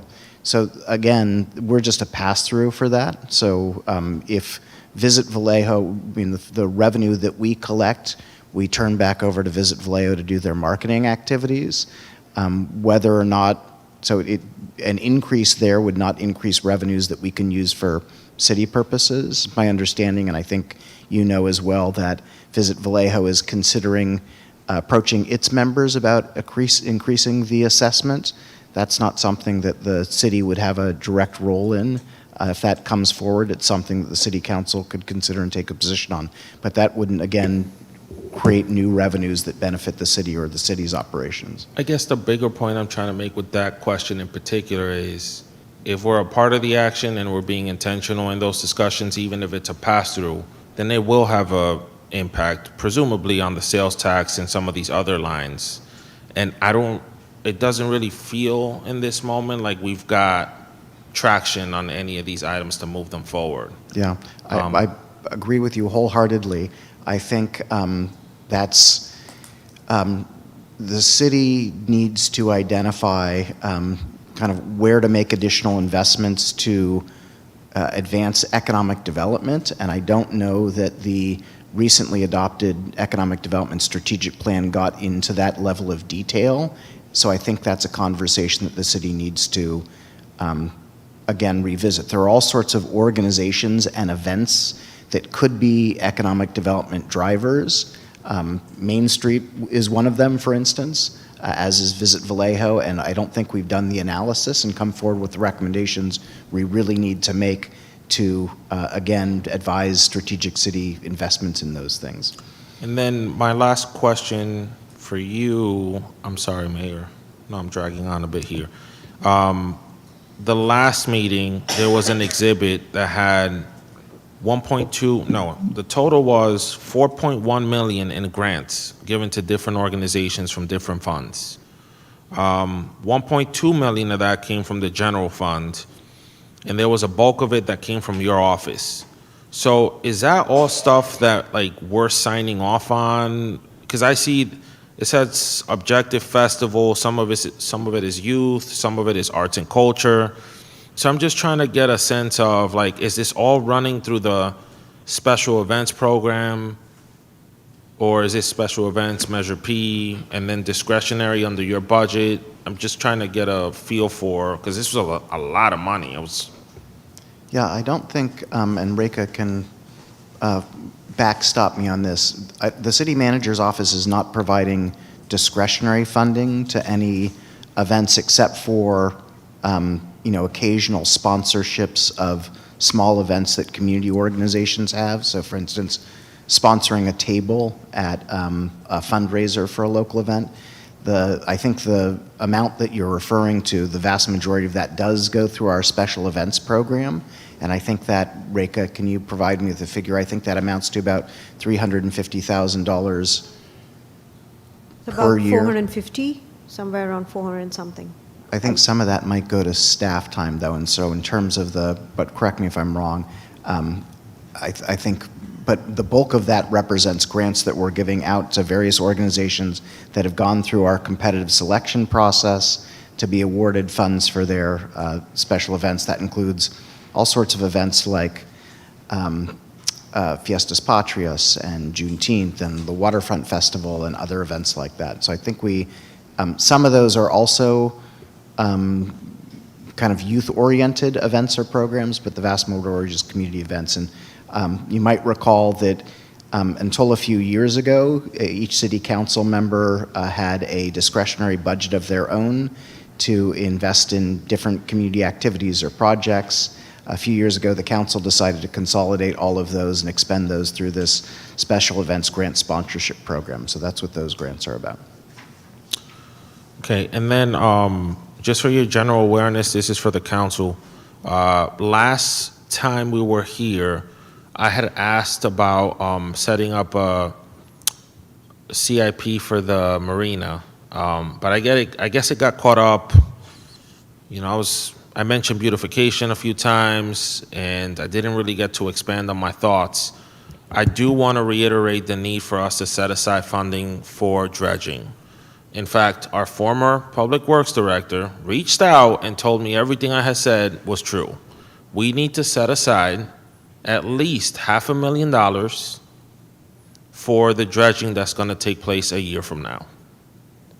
She said it several times, and part of the problem has been that past councils have not set aside money for that. So I think we have to really start being responsible, set aside some cash, and make sure that we're doing that. Because I also look at the rates we're charging folks out in the marina, and I'm just like, we're not doing our part. We're not discounting fees, we're not dredging, we're not saving the dredge.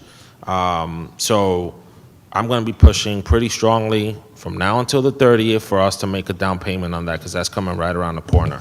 I'll make some more general comments later on, but that's all I got for now, Mayor. All right, thanks. Councilmember Matulik. Oh, thank you, Mayor. Manny, can you bring up slide 11 again? Thank you, Manny. And so I want to go to PW 9837, the American with Disabilities Act, the transition plan. So this looks like it's been a carryover for a few years now. So my question to you is, are these, could you explain what this is for? Is it for wheelchair ramps or? Correct, wheelchair ramps, and the reason that that these funds are, that we're saying these funds are available is because we're addressing that through our road CIPs, like Springs Road. It's got a ton of wheelchair ramps, ADA accessible. Additionally, the Measure P funds for the road improvements, all those ramps are getting improved. So we're addressing the ADA piece through our CIPs. Are there any ramps that aren't related to any of the road upgrades? No. Right now, we're focusing on all our CIPs. Because I remember at one point, there was that project at the waterfront that needed it needed some ADA accessibility. So was any of that funding from here, from this pot, was that able to go to that project? Or, because I think we funded that some other way. I don't know the answer to that. I don't recall the project. And I have Carmen Cole here, is our admin analyst. She might have that information.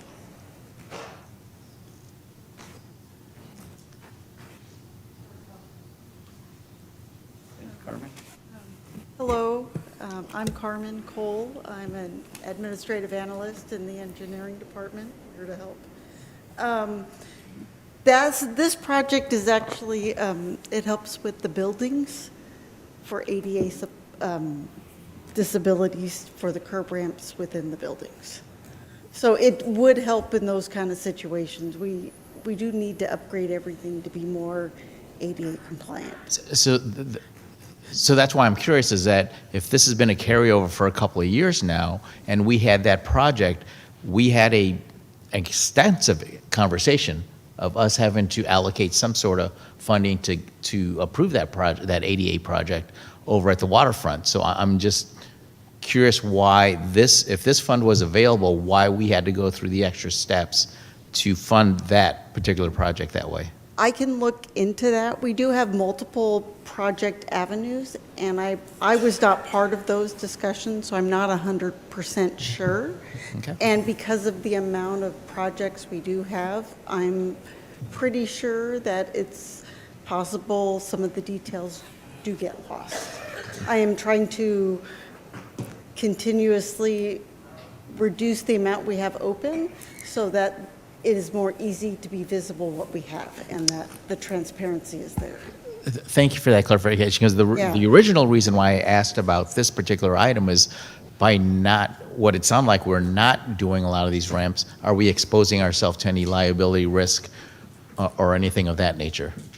We possibly could be, but I know that we are actively attempting to get as many done as we can with the current staffing we have. As much as possible. But what I'm hearing is it's all related to roads now. There aren't any building facilities or anything of at least any assets that the city owns that needs any ADA upgrades at this point. I would say that that's I don't want to misspeak on Mr. Alcantar's behalf, but we have two different avenues. We do have the streets for ADA compliance, and we do have the buildings, and we do look at both sides. So that's my question of why is this on this item here that we're looking to relocate this for if we need to use this? So we're not looking to relocate it. We're saying if council is asking for money back, this fund is still there. Thank you for that. And then, what is that? yeah, council is always welcome to reallocate the funding as you feel appropriate, but this money is in the project to be used for this purpose currently. Yeah, and that's where I think the clarification needed to happen, because that in the notes there, it didn't spell that out in that way. Understood. And then the fact that public safety has been our number one priority here, I see that for the sideshow deterrence, it seems like we've completed that. So the fact that we have so many other streets that still need deterrence on there, why aren't we using these extra funds for that? We do plan to use all these funds. Well, Okay. again, we're just presenting this that these are funds that were completed. If council wants to pull this money back, this is available. If not, we're going to roll this into the next sideshow deterrent program. Also, from my understanding, the initial sideshow deterrent project was a pilot project, and that was our first project to attempt to see how that project was going to work out and see how much of a deterrent it would work and facilitate within the city. And now that we are able to see the results, we can take more information in from council and the public and then move forward with future projects. That was my understanding from previous. And the fact I completely agree with that, and the fact that we did have, from my understanding, success with the pilot program, that I think we need to expand that even more for this next upcoming budget, especially to deter the sideshows. So I just want to make sure we're all on the same page with that. And can you clarify for the retaining wall that's on this, what is exactly, what and where is that exactly? This is on Capitol and Sonoma, north side of Capitol at Sonoma. And this is a retaining wall that is leaning, I want to say, maybe about 4 inches into the sidewalk. And it's been that way for, I don't know how many years, but again, a previous director started planted the seed, the seed money, so to speak. And the fact it's on Sonoma, so my question is, so that wouldn't be Caltrans' responsibility? Nope. Technically, this is a private property, and they have reached out, and the private property owner is not able, has no funding, and is not able to deal with the retaining wall potentially falling into Sonoma Boulevard. And the city was very concerned at the time with the liability of having that retaining wall collapse. That was the initial reason that the CIP project was started. The original amount of money that was needed never officially got put into the project and was redirected toward the PD building at the time. And that's why this project has been held at the amount it's been held for the last couple of years. And I believe that it's just been kind of stagnant at that point. And we're welcome, per your guys' direction, to move it. So the fact you brought up the word liability there, so are we not worried about the liability if we don't do it? It's not our retaining wall. Oh, it's not a retaining wall? It's not our retaining wall.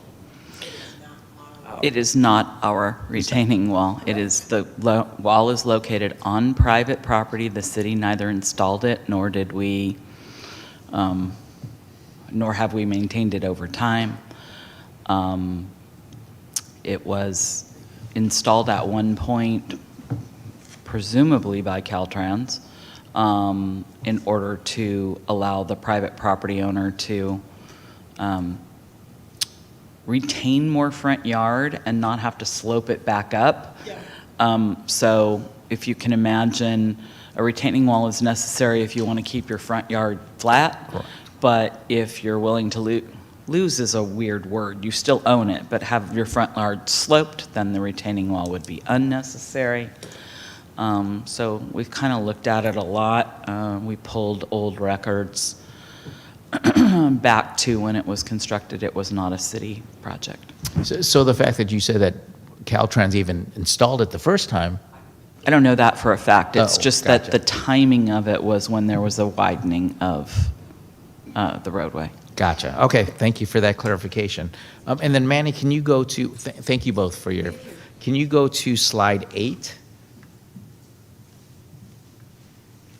Thank you, Manny. And so I see for the planning division services, so I see 2 building inspector, I see one is the building inspector manager and the plan check engineer.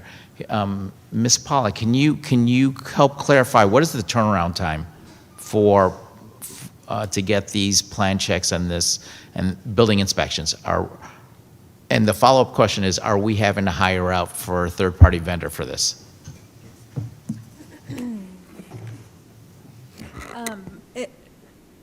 I'm sorry, your question was about turnaround time? Yeah, the first one is the turnaround time to address any permits that are in-house right now of where these individuals could be addressing projects that are in the pipeline right now.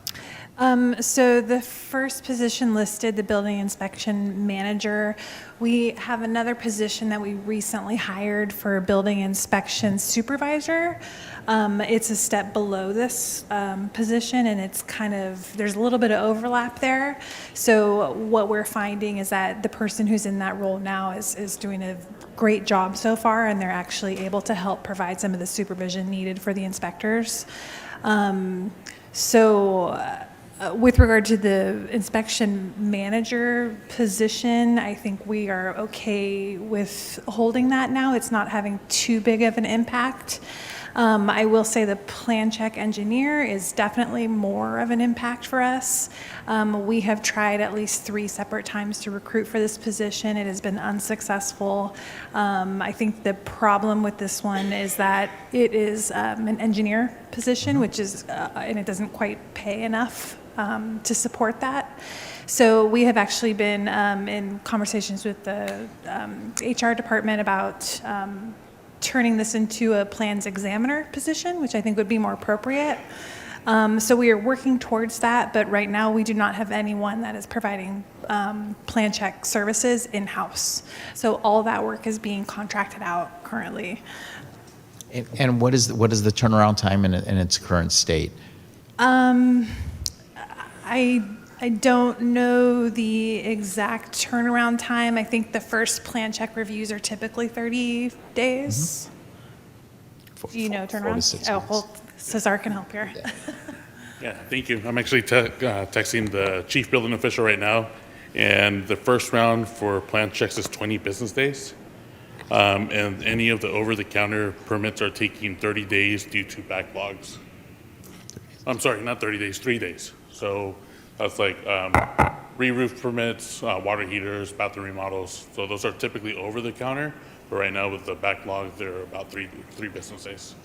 Thank you for that clarification. And so the fact that these positions are basically, in my mind, economic drivers, and especially for developers and those projects that are in-house where when you do have, and Ms. Paula, you and I understand this completely, where we've been communicating on a couple of applications that where they've been asking about why things are taking so long. So I just want to bring this to our attention of these 2 positions may impact the city economic driver in some cases. So I need to make sure that we understand if we're taking money from these 2 positions of how that may exponentially impact any other revenue generating opportunities. Yeah, and I'll just add too, we are kind of barely meeting our, barely keeping up with our existing workload.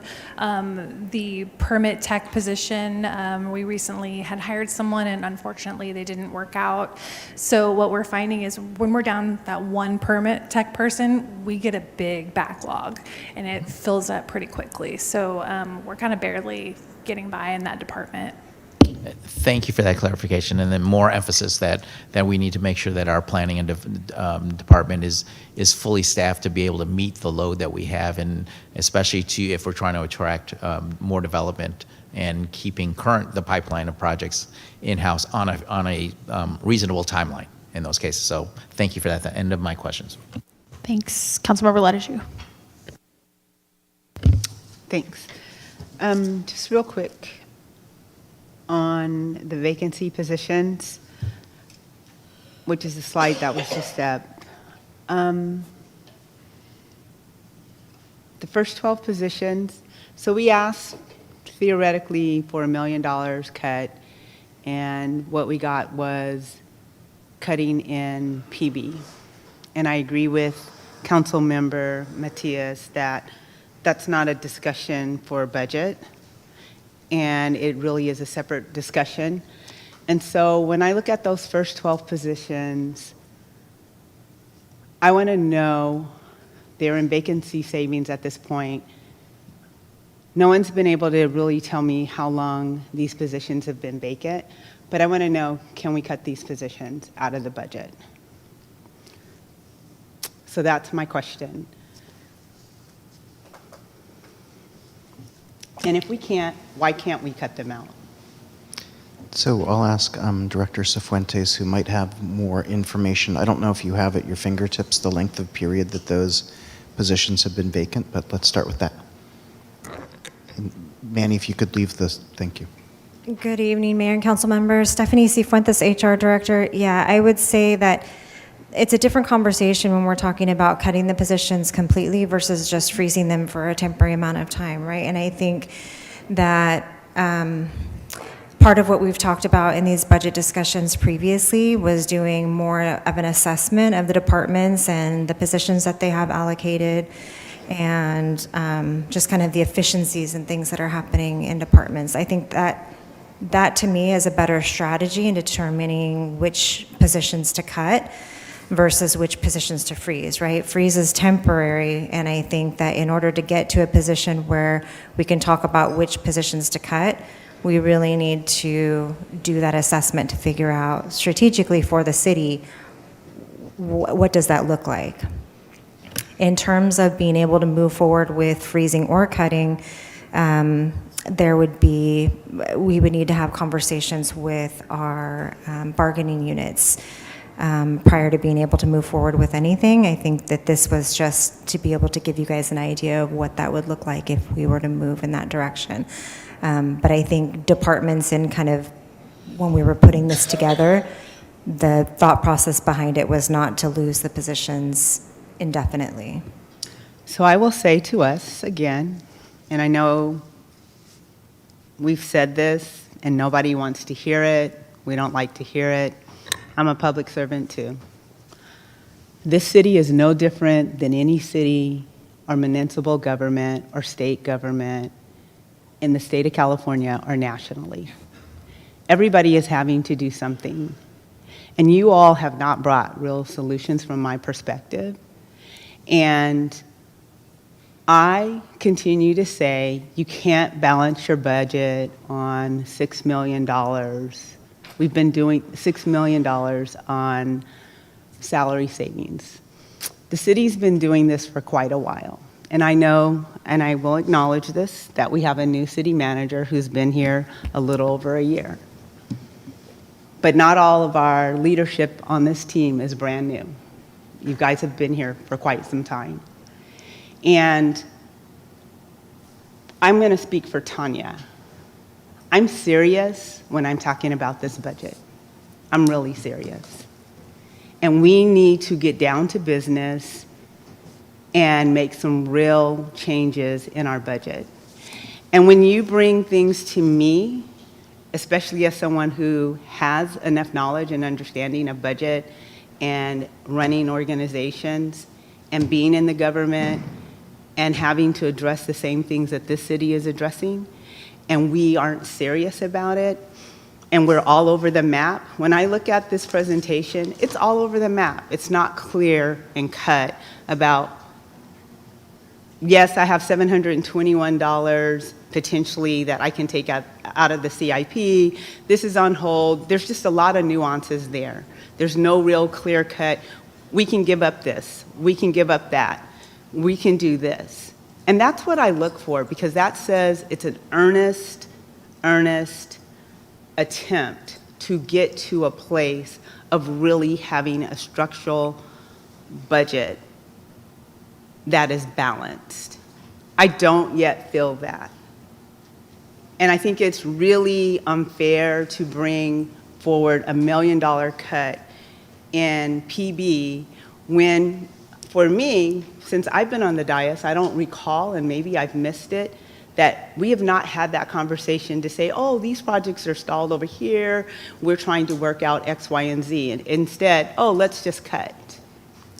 So what I want to have from the team collectively is really to say, what can we do to get to a real balanced budget? And this city is no different than any other city in this nation. We have to do some real cutting. I hear you. And I want to see something real. Yeah, I hear you. As the HR director, I can't speak to all of those things that you just spoke about. I can speak to you about positions. And what I can say in terms of the positions is just that. Like, I think to do it the most strategic way would be to make sure that we do the study and we figure out what positions can we cut and still function well as a city to provide the services that the community needs, right? Freezing, again, I think that was council's direction during the last meeting, right? To put together a list of positions that we could freeze, not eliminate, but freeze, which we did. And so we're presenting those positions to help you guys be able to make a decision based off of those positions, which these are the positions we think that we could potentially freeze, but eliminate is a different conversation. And I think it's fine to have that conversation. I just think that there are several more steps that we need to take before we get there. So I'll say to the city manager that I almost can bet, based on positions being unfilled for quite some time, there are some positions here, we're not using them. And if they were so important, I would gather by now, if they've been vacant more than 2 years, somehow they would have gotten filled. We need to be serious about what can leave this budget. That's really the bottom line. And the last two positions, I don't really see those freezing, vacancy savings. I realize that they have a major impact, so I was kind of surprised to see them when I looked at it again. Many of the others are pretty germane and standard. They're technicians, so forth and on.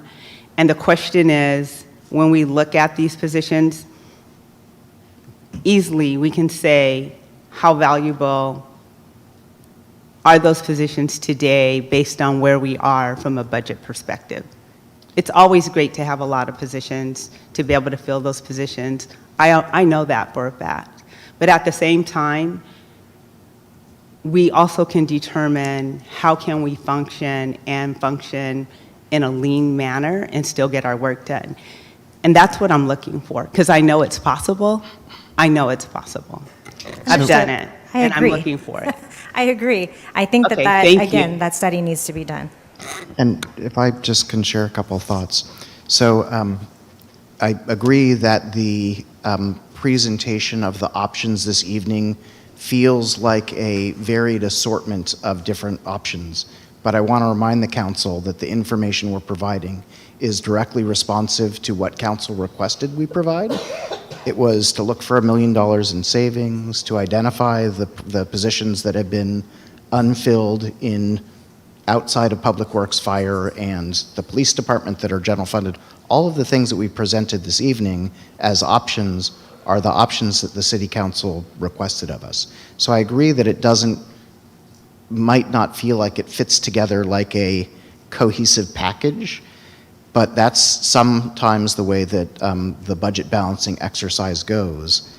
And I have a perspective on the observation, which is absolutely correct, that many municipalities are going through a similar budget balancing process right now. And I would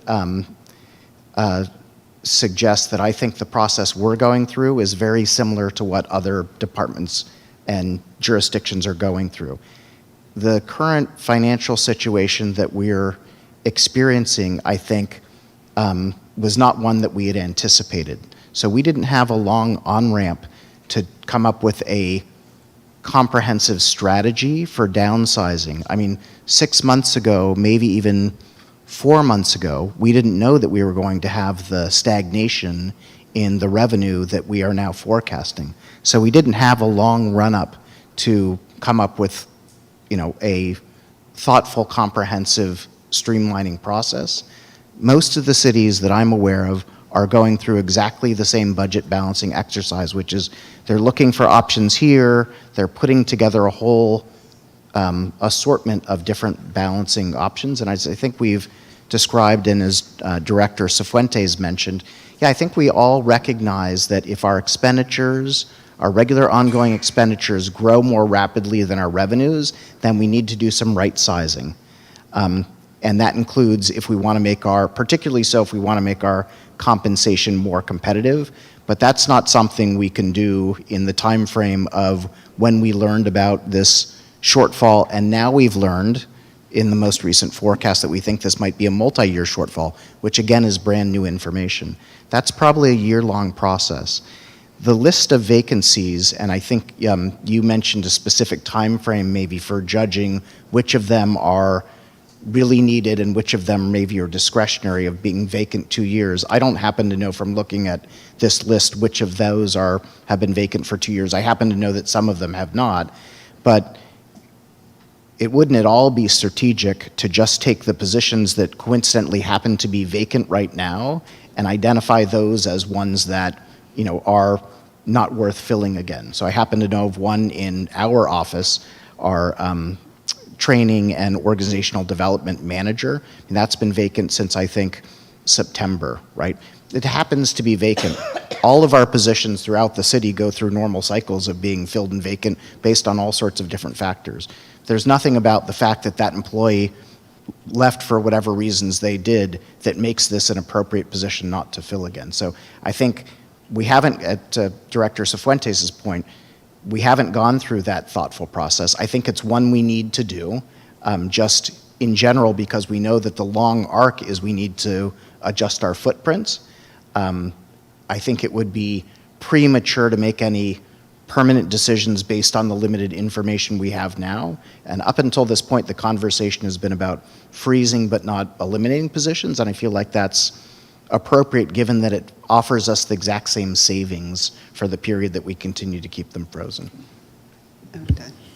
So what I would suggest, and that is true that some of these positions have been vacant for a short period of time, but the reality is no one has really stopped because it's cumbersome because of the system that we have, and I'll acknowledge that.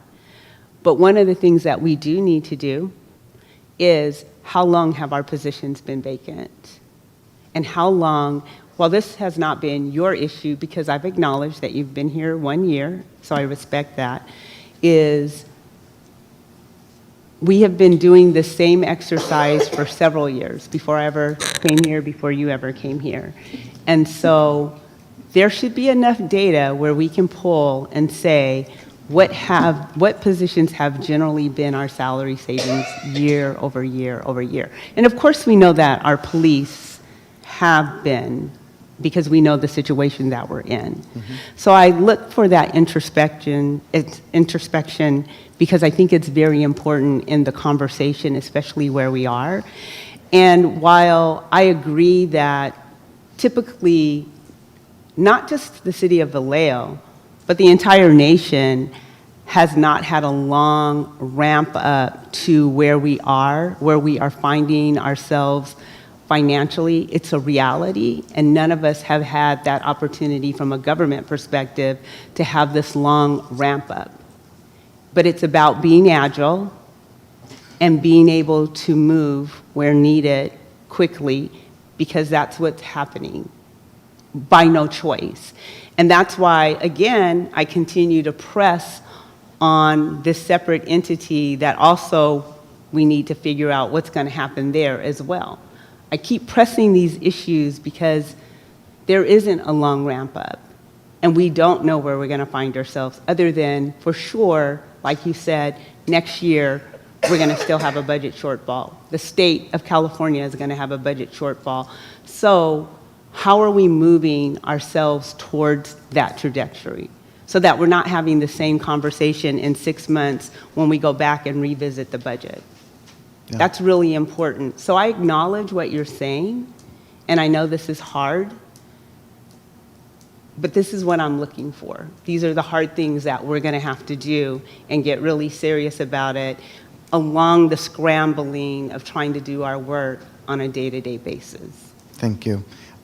Just one other comment on participatory budgeting. So staff was tasked with identifying a certain amount of additional cuts. The fact of the matter is, due to a variety of different factors, there's over $2 million that has been unspent in participatory budgeting. And I think there are a lot of different reasons. Some of that is staff capacity, but a lot of it is the process by which projects are identified, the capacity of the organizations to implement those programs. So if you were to ask me, totally separate from the histories of those programs and participatory budgeting, what is an area where I think we could reduce expenditures by $1 million and have the least impact on what our ongoing services are, our ongoing service provision? Participatory budgeting, I think, is at the top of the list because we haven't even been able to invest and expend, essentially 2 years, 2 rounds worth of funding. And so adding additional funding to that, I think is, it's not needed right now. And so I think that's where that recommendation came from. Whether it's completely up to the council, of course, whether you feel like that's appropriate conversation to have now in this context. But again, if I look at that, reducing expenditures there, opposed to looking at some of the things, even the things that have been proposed from the departments, like finance not implementing a new budget software system, we're literally doing our budget in Excel spreadsheets. That's not a modern best practice. It's very, very time consuming. It's prone to error.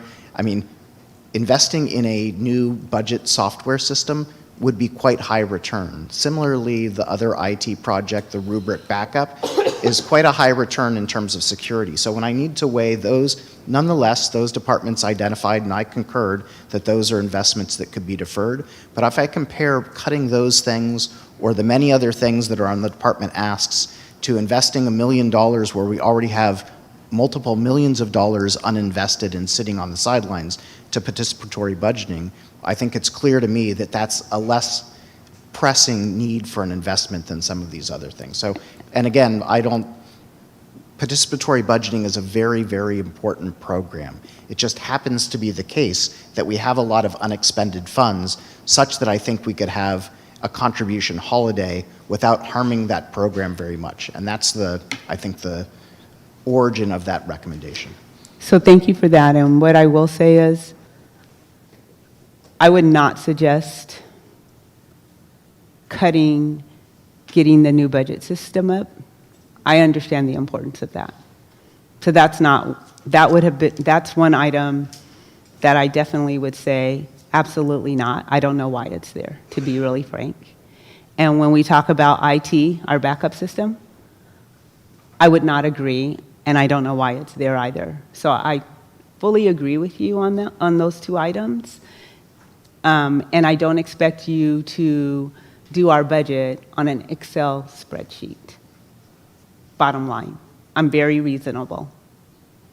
So my last 2 questions on this is, I specifically asked for all the list of professional dues that we pay. And I'm going to tell you why I asked that. Is The mayor has a request, and I know for a fact that all government agencies pay a slew of professional subscriptions, whether it's a magazine or whether it's for an organization. And I want to understand why that is not a potential ongoing cost that should not be asked, should not be requested for a new ask in the budget. It's no different than the League of Cities, NARO, some of the different legal engineering and other professional industries that we pay for subscriptions. And if a mayor decides, I don't want to be a part of that year, so be it. But it really should be a part of the regular budget process, and it should not, in my mind, why are we making such an ask? That's one thing that I want to comment on. My second thing that I want to comment on, and I had asked for a list of all the nonprofit organizations that have gotten funding, the different organizations, and what are the mechanisms, because you have talked about, oh, there's 3 mechanisms and we have 1 bucket that hasn't yet been defined or whatever the case may be. And I go back again to the fact that Councilmember Gordon is asking, rightfully so, based on what was stated, for a host of a couple of her organizations that she would like to see funded for varying reasons. And again, what I'm asking is, what is the process? How can those nonprofit organizations go through a process to be awarded versus it being a council ask? I think that is fundamentally important from an equity perspective and from a budgeting perspective. How do these things sit in our regular budget? No different than we're already doing it. Why are we making it necessary for the council to ask for these different kinds of things? Because we have a process by where these kinds of things can be done. And I would like for us to do those kinds of things versus it being a council ask in this way. Yeah, yes, as you've asked and I've acknowledged, we don't have a standard process to intake the wide variety of and assess the wide variety of requests that we get from nonprofit organizations primarily. Most of our contracts with nonprofit organizations have gone through some sort of a vetting and selection process. So we talked about the large number of grants that are given to nonprofit organizations that run local events. But we also heard earlier this evening from Pastor Summers and Healthy Vallejo about a contract that they're going to receive that they competed for to provide a service on behalf of the city. So there's a whole combination. I'd say there's a relatively small number of organizations that approach us on a ad hoc one-off basis for funding, and I think a challenge for me and staff is identifying what commonality exists across those different requests and trying to funnel those into some sort of a program. And it might be expanding our existing special events grant program to provide, to open that up to more types of sponsorship and financial support. So that's definitely something that we'll be working on. We're intending to do an assessment of our special events grants program on all sorts of different dimensions, and the criteria and buckets for that will be part of that. But I wholeheartedly agree and hope that by this time next year, we'll have a standard process so the city council and staff aren't in a position of needing to consider these one-off kind of miscellaneous requests, which are challenging to adjudicate. Well, late night basketball is a special event. The other ones, I'm not sure what they are because they really are around meeting community needs. And so I think there is a way to do it, and I just really want to compel us to reconsider so we, the council, are not having to bring these things.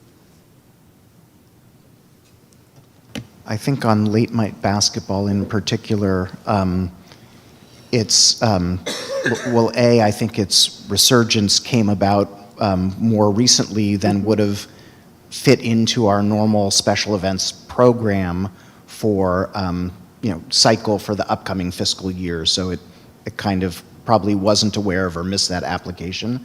I think another thing that's a little bit different about it is it has a distinct public safety component, and we do fund some organizations, say for instance through the police department, for public safety. And so that is a, maybe by next year at this time, it would be suitable for it to apply through our normal special events grant program, or to seek funding, in the way that iHeart does or some other organization or program through the police department. I think it kind of came about at a time when it didn't coincide with other standard grant giving processes. Okay, so I submit that it, again, just like you said, it has a safety component. So no different than we brought forward another event through you.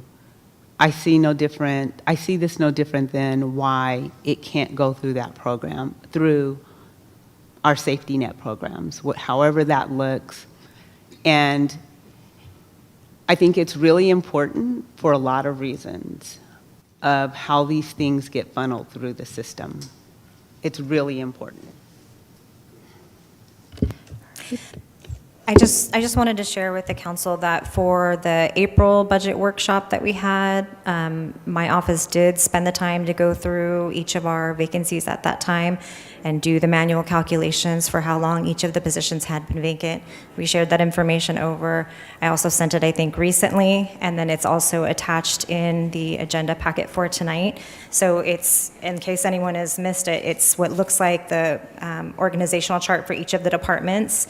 And then on there, we've indicated which positions were vacant and for how long that they had been vacant. So although it's not real-time data, it's at least gives you kind of the whole universe of what we had as vacant. And since then, the vacancies have mostly come down. There may be some that have come up as new, but this kind of gives you some idea.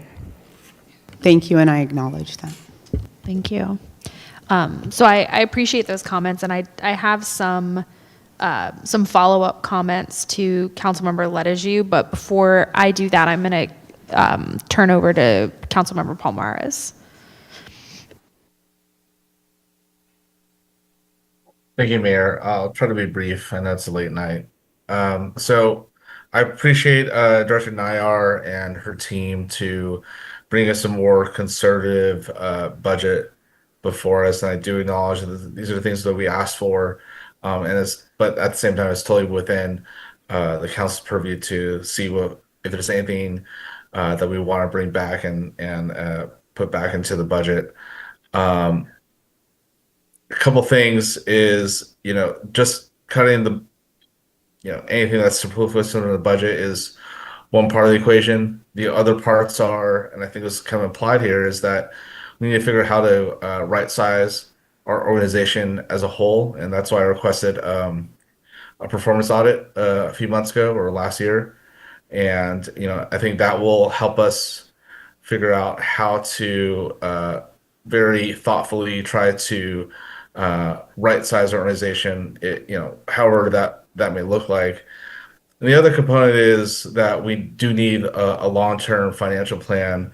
There's no way we're just going to keep on cutting and that's just going to sustain us. We do need to figure out how we could put some more money back on the other column, and not only just in terms of economic development, but all the other ways that cities raise money, like property taxes, for example. So that's something else I'm going to request later on. But with that said, I just kind of want to have one question. The planning development services, I saw those two positions. If we are going to freeze those and we find out, for example, that one planning position, we were able to convert that to, I think it was like planning examiner. Would next fiscal year, would we be able to bring that back up, or how does that look like?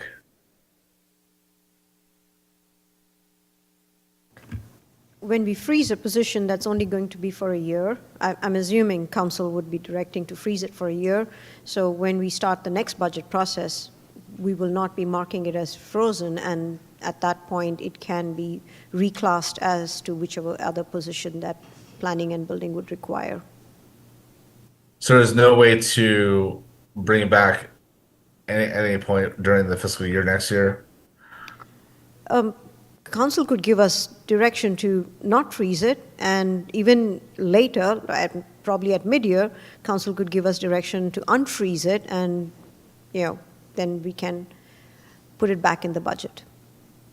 Okay, so really, I mean, this might seem like a crude way to put it, but freezing is really just saying, hey, don't touch this money, or don't touch this money for its originally assigned purpose. Is that correct? Correct. Freezing would Okay. mean we'll remove the budget assigned to that position, so the total budget for salaries and benefits would reduce by that amount. Okay.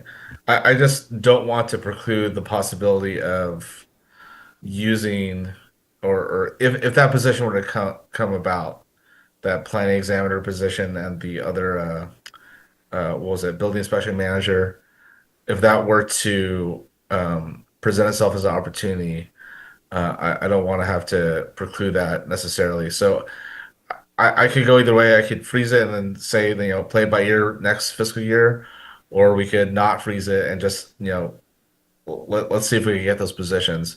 And Councilmember Matulak brought up something. I mean, these are, I want to make cuts, but I also want to make sure we're not hampering ourselves to develop ourselves, or hamper ourselves in terms of economic development for the city. So if we're backlogged with permits, that's really not a good look. So I could go either way, but I think bottom line is I just want to be able to have those positions available. I've been kind of drumming this beat for a while that we need more planners, we need more building inspectors, we need more code enforcement. So that's my only statement regarding that. Thank you. If I may, Councilmember Palmares, staff was just returning with the list of vacancies that met the criteria that council had outlined at the last budget discussion, which was vacant positions that are general fund funded.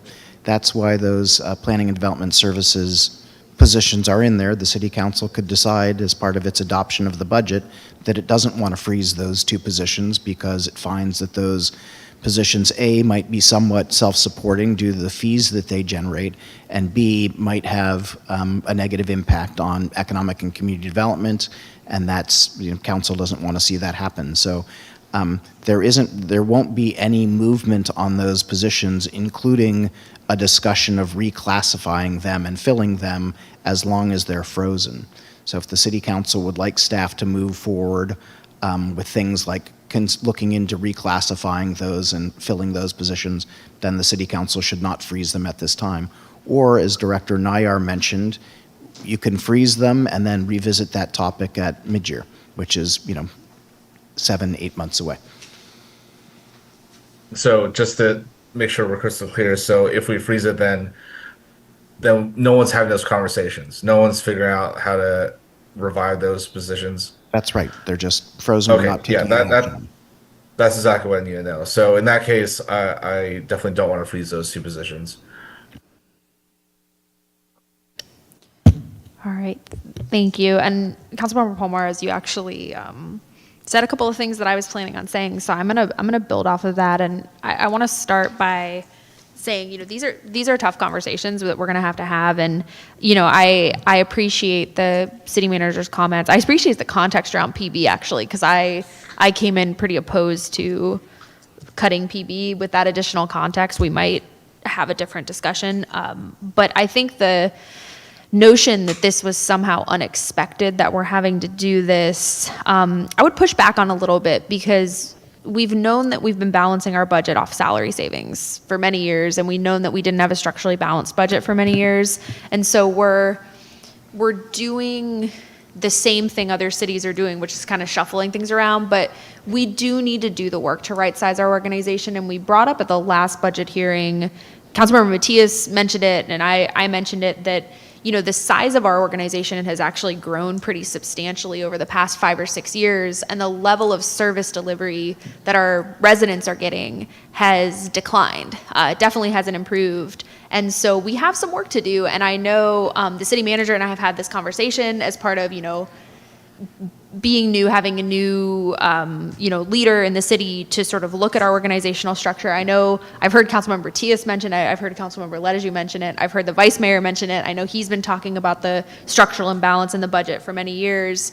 So I do think we have to do this work. And I've thought a lot about what we can do right now and what for me personally would make me comfortable approving a budget right now, knowing that the work that Councilmember Ledeju wants to do, we can't do that overnight. And so I'm trying to think about the circumstances and the things that we can put in place to ensure that we get where we need to go over the course of the next, let's say, year and a half. And for me, that includes what Councilmember Palmares mentioned, which is the performance auditing. And I wanted to ask, City Manager, I think you had something else you were going to mention, but I wanted to ask the status, because we approved that performance auditing funding back in February, I think, as part of the mid-year budget. Can we have a status report on where we are with that? That's sitting with finance. We were waiting for the budget to get done, and then we were going to start working on an RFP for that. Okay, so that RFP hasn't gone out. Sorry? That RFP hasn't even gone out. No, that RFP, we just got done with the K&N contract, which is the municipal advisor, which was the RFP, and we got that done. Now the next one was to focus on this performance audit. So what would be the timeline for that then? What would be the soonest we could get somebody lined up to start doing that? Looking at the previous ones, I would say about 3 months by the time we can get an RFP out and, get a final contract in front of council. Okay. So I think that connects to one of the other comments that I was going to make, which is I'm reflecting on this process, and I guess I'll start big picture. I think the 7 of us, and I'm going to channel the Vice Mayor since he's not able to be here, but we've heard a lot of what he has to say. I think we have an idea of some of the things he wants to see. I think the 7 of us need to commit to getting this done while we're this council, the 7 of us. So we need to do what we can in this budget cycle, and we need to put the structures in place so that we finish the work next budget cycle. And by the end of next budget cycle, we have the organization. We have done all that work. We are not just bringing the same thing and kind of tweaking a couple things, but we've done really substantive work to look at auditing our departments, looking at where our money's going, looking at the services and the goals we have. And, it could be very possible, I'm looking at the planning director, it could be possible that through that process, some of our departments go, you know what, we need a couple more staff. But we need to do that work. We need to right-size our organization, because it's unacceptable that we've grown so substantially and we've seen our services decline so much. Something's wrong, something's off, we're top-heavy, and we're not in a position right now to know what to cut. And so we need to figure out what to cut, and I would like this council to commit to doing that over the course of this cycle, mid-year, and next cycle. And with that in mind, I'm going to be suggesting that we create a subcommittee, probably an ad hoc subcommittee, finance, budget, audit, ad hoc subcommittee to define the processes and procedures going forward, the timeline that we want to see the budget and the expectations, and then some of the procedures around what goes into the general fund, what goes before Measure P, how it goes before Measure P, what goes to participatory budgeting, what that looks like, what do we do when we get unsolicited proposals from nonprofits, what do we do when we get unsolicited requests from council members, how do we handle our grants, how do commissions do their work plans and request budgets. I think we just have 5 or 10 processes that we need to establish that are hamstringing us in this budget discussion because we don't have a process.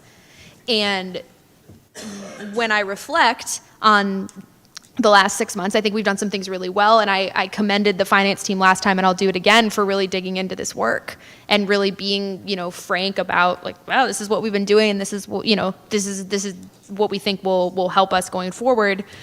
But I think a mistake, for me thinking back on it, I don't think starting with a status quo budget was the right approach. Because we're looking at individual requests, to Councilmember Letaju's point, we're looking at 10,000 here, 15,000 there, let's not do this software here, let's not do this there. But everything we paid for last year, everything that was in last year's budget is just in this budget. Because we started with a status quo budget. And so we're talking about 5,000 or 10,000 for a nonprofit here or there, but there's $1 million to nonprofits in the budget that we're not enumerating and we're not talking about. And we're talking about, my request for $10,000 plus a couple more thousand for the U.S. Conference of Mayors, but we're not talking about the other $250,000 that we're spending in professional organizations. And same thing with the grants. I think we need to have that holistic discussion of how much do we want to invest in different areas. We need to connect it to our goals. We got to dig in and we got to get to work. And that's kind of to the point Councilmember Matias was making earlier.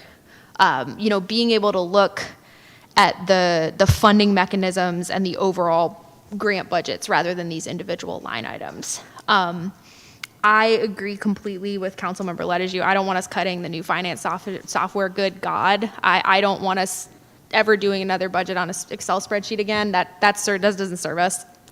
Nor does it solve the structural problem that we have, right? If we're cutting one thing here, one thing there, CIP here, that's a Band-Aid. That's another version of kicking the can, and I don't think we can do that. I don't support cutting PB, but I'm now a little bit more open to it not putting new funding into it if we already have $2 million. That's a conversation we're going to need to have. And I'm also wary of cutting the CIP budget because I think we do need to invest. I think we've talked a lot about the consequences of deferring maintenance, and I don't want to defer more maintenance, and I don't think that solves our problem. So I'm okay with this not being perfect. I'm still not comfortable with what we have, but I'm okay with it not being perfect because I think we have more work to do and we need more time than we're going to have this cycle. But what for me I would need to see is the plan going forward, an ad hoc subcommittee and a real measurable plan to get the auditing done, to get the organizational structure evaluation done, and to make sure we have the right systems in place for next year's budget process so that by June 30th of next year, we're there.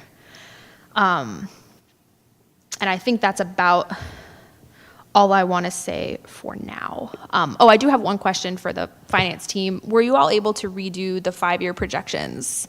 Because one of the things that I had highlighted at the last meeting was that we, in the 5-year projections, we were 10 million in the red next year and kind of consistently 10 million in the red. Were we able to do any modeling with respect to, if we cut certain amounts from this budget, how that impacts our 5-year projection? No, we did not recreate the 5-year budget. Okay. Can we still do that? Yes. That was one of the things I had requested last meeting. I think that's important because it's important for the public to see how we do something in the short term and this is how it's going to impact us in the long term. That's all I'll say for now. I'll go back over to Councilmember Matias. I know you've been patient. You've been waiting a while, and Councilmember Gordon too. Thank you, Mayor. So, I remember the first conversation I had with the city manager and some of the subsequent conversations we had around the budget, beginning at the budget workshop and now with the presentation of this budget. And what's happening today is the exact same thing, I kid you not, that has happened the past couple years under different city managers, different teams. It's the same script, folks. You can go back and watch it. It's the same exact script. Here is the problem.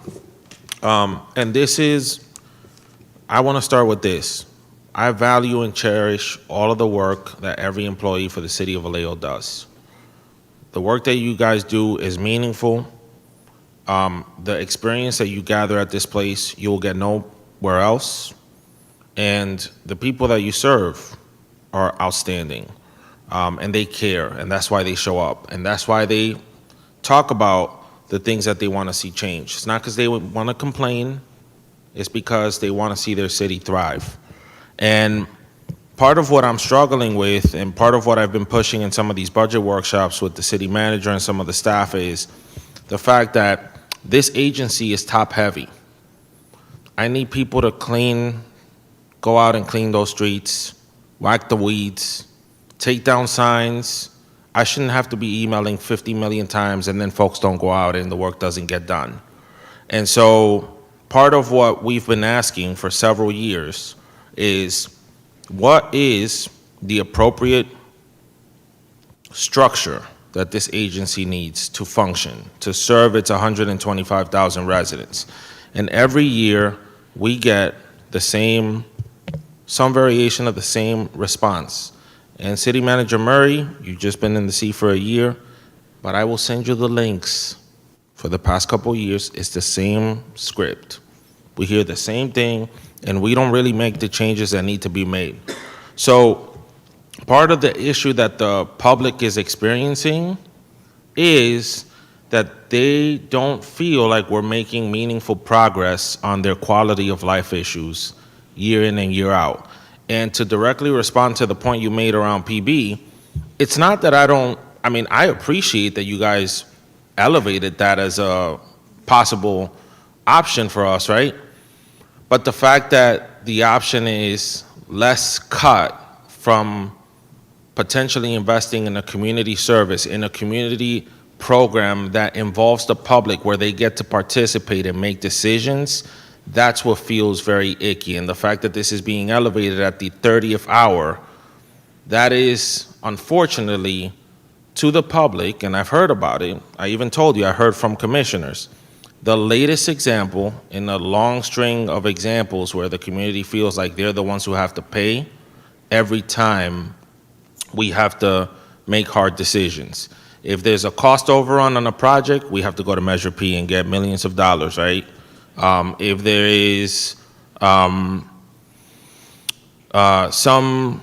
projects that you saw the community get involved in and they haven't materialized, well, they won't hear about it for 6 or 8 months, but then it comes up at the last minute as a possible option to have us reduce costs. And so we need to change the dynamic we currently have where the community feels like they're getting the short end of the stick. Because that's how it feels like. You guys may not see it that way, but that's what it kind of feels like, to be honest.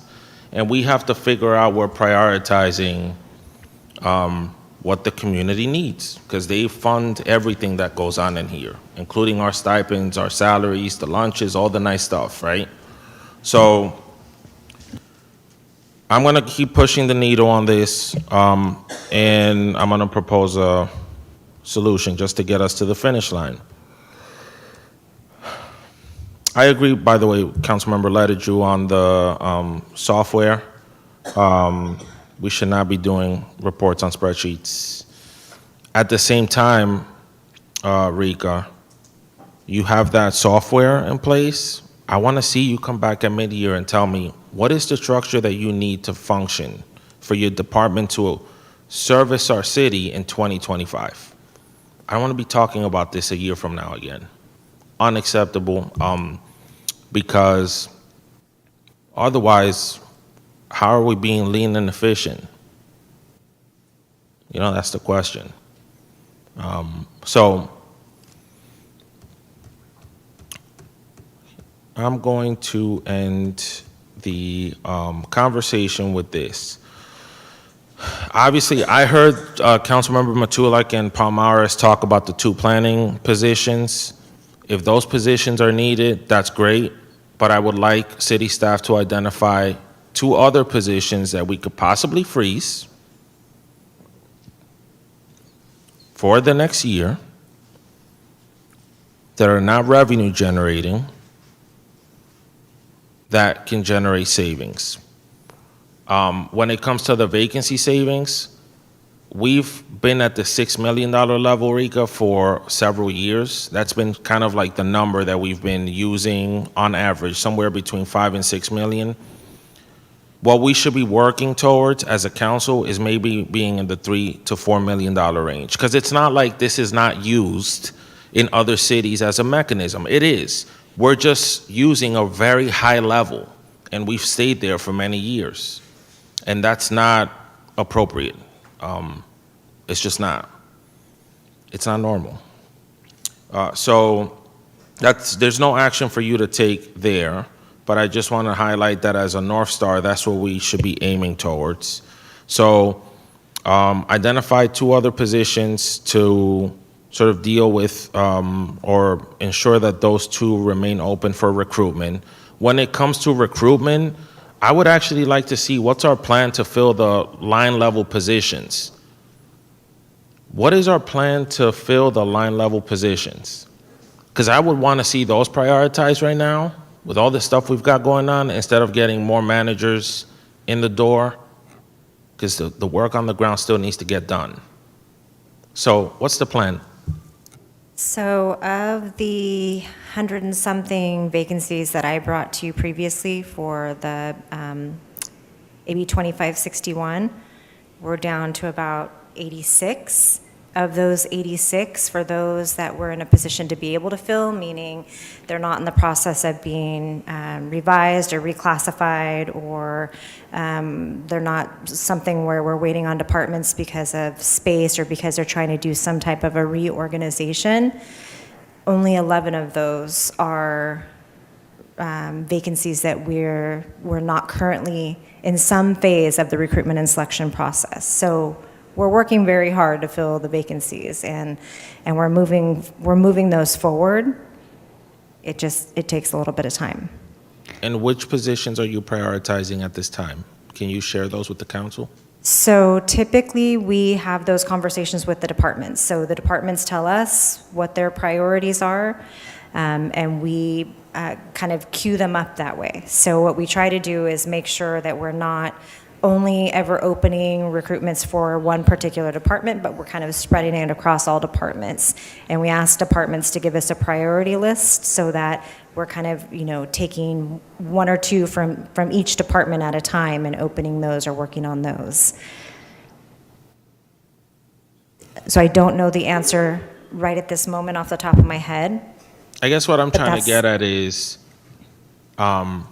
we have very dire needs in every single department. Mm-hmm. So I wouldn't want to have 5 different recruitments going on in one department when in reality, we should be focusing on one, which is the one that will either stabilize sort of the operations of that department or address some quality of life issues that really need to be addressed at the ground level. And so is there some focus that we have right now that gets it down to that level?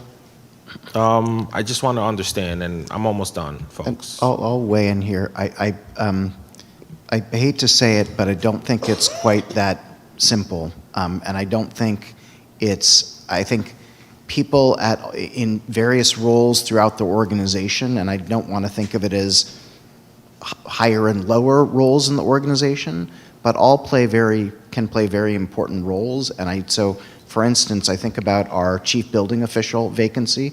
That is a very, very important position. You might not consider that a line level position, or our engineers in public works. Implementing our capital improvement projects, incredibly important in public works and in the water department. Those are super vital. You might not consider those to be line level, whereas in some cases, like our wastewater treatment plant, our water treatment plant operators, you might consider those, or distribution workers, you might consider those line level also important. So I think what's Director Cifuentes was mentioning, which I think is a very appropriate and effective mechanism, is talking with the departments who know best the various roles that different classifications play to prioritize those. I don't think it's as simple as kind of what level of the organization you're at. I think everybody plays an important role. Different departments have different pinch and pain points, and so those positions can be anywhere in an organization. So I think that methodology is appropriate and quite effective.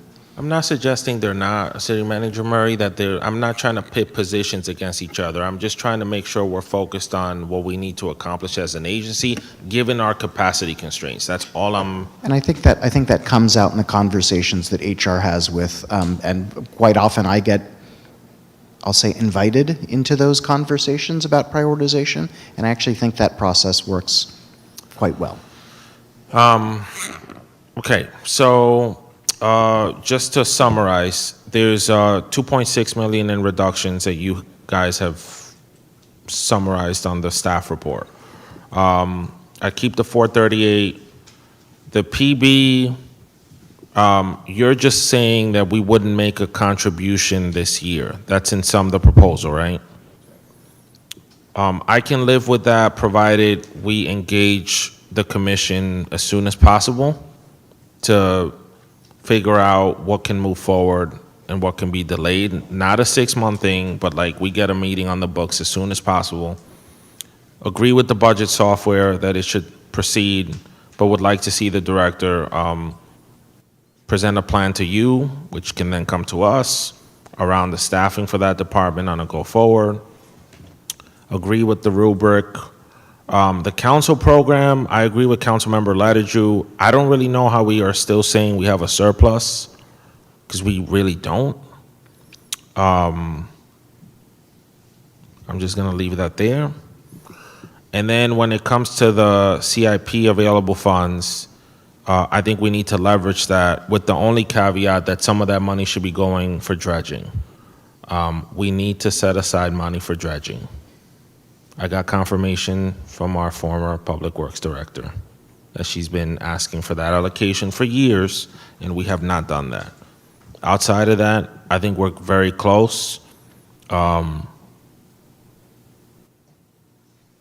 But the council program, I think, is the outstanding item that we have to sort through.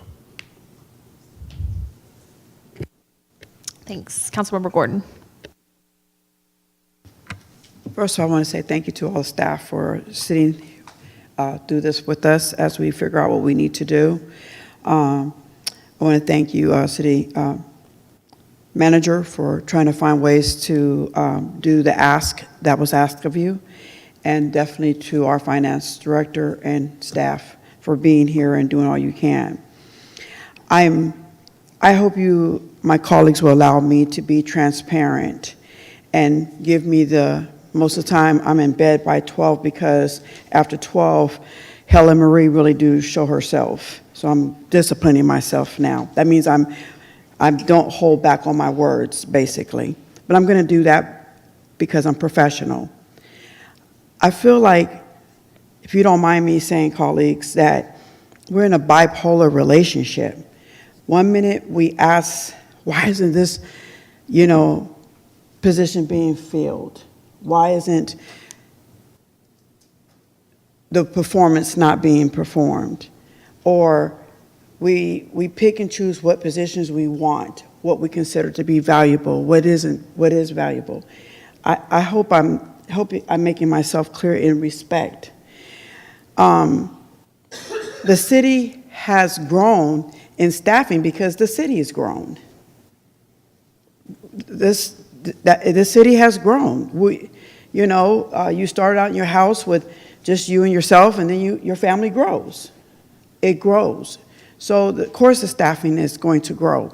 But for somebody like myself, been here since 2005, and not the privilege of being a Vallejo baby, but I have been here where I have seen this building with multiple peoples.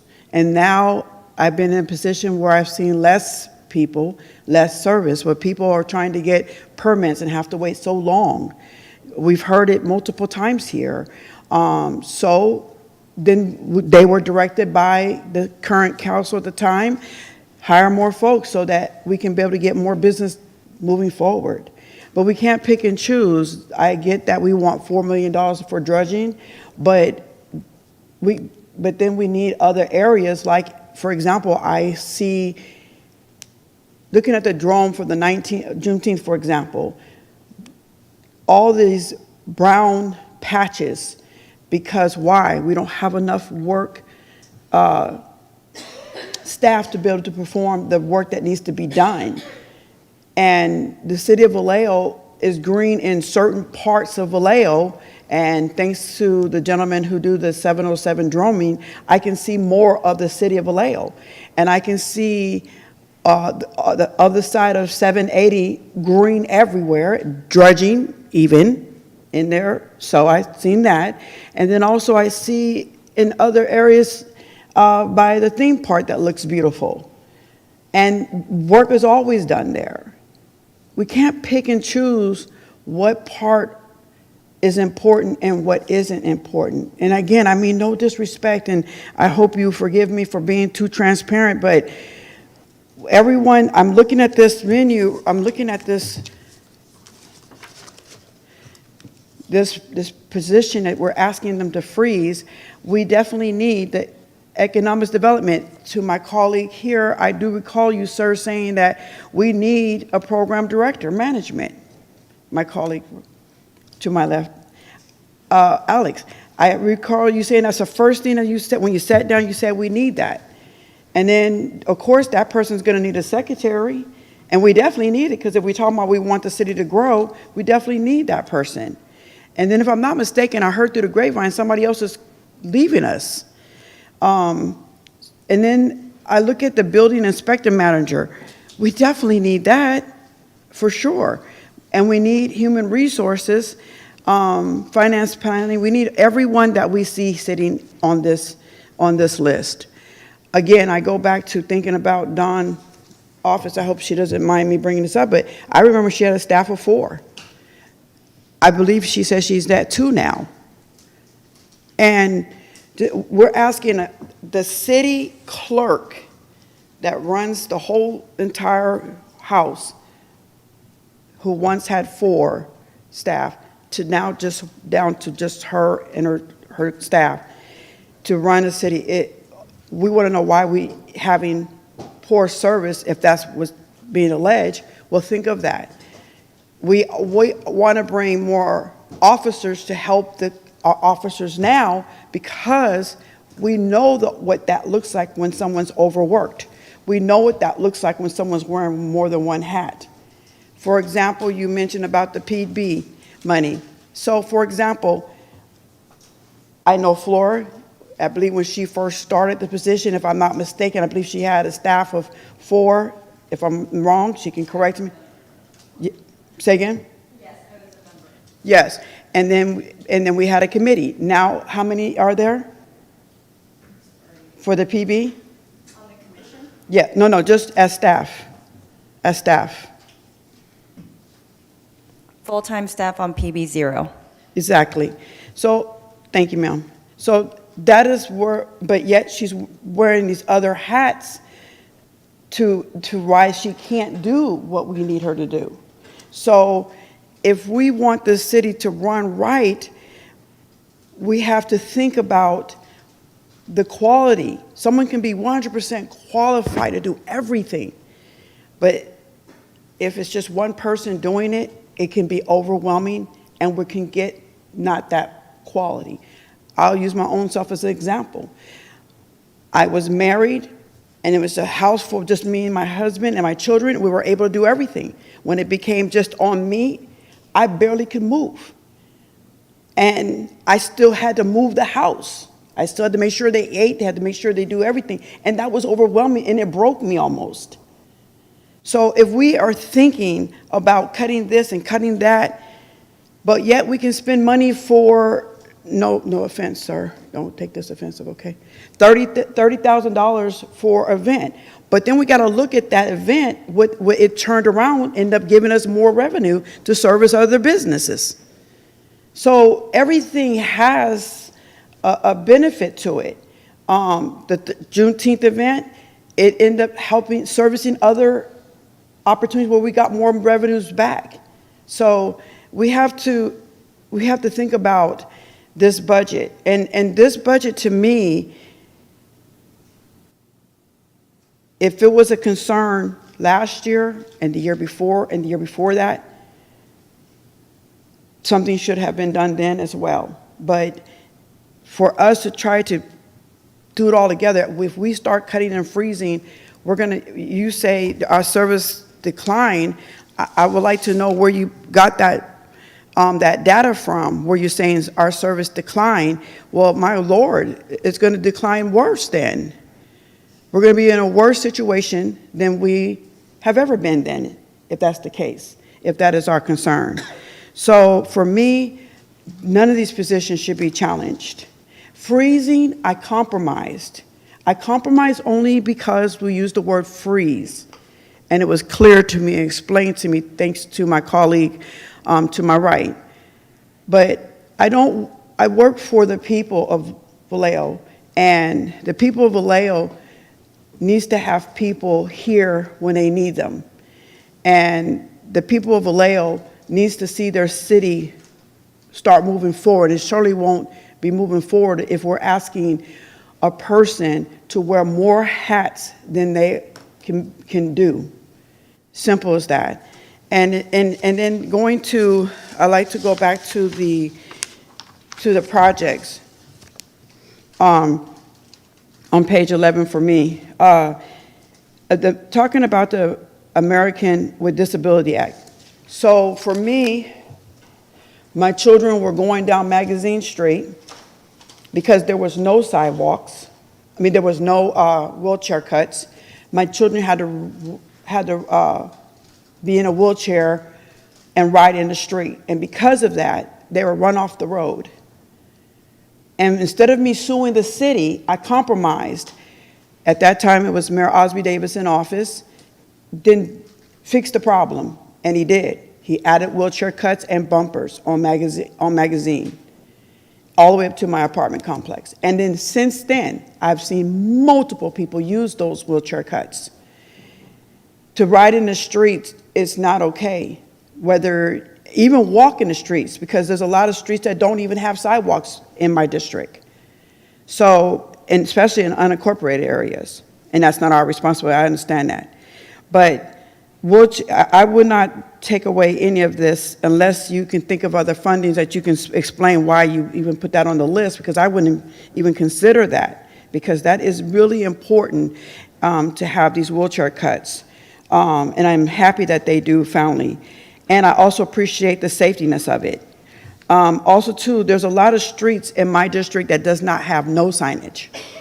I don't even know if I'm going down. I was on Magazine and 6th Street, but when I keep on going, there's no signs whatsoever.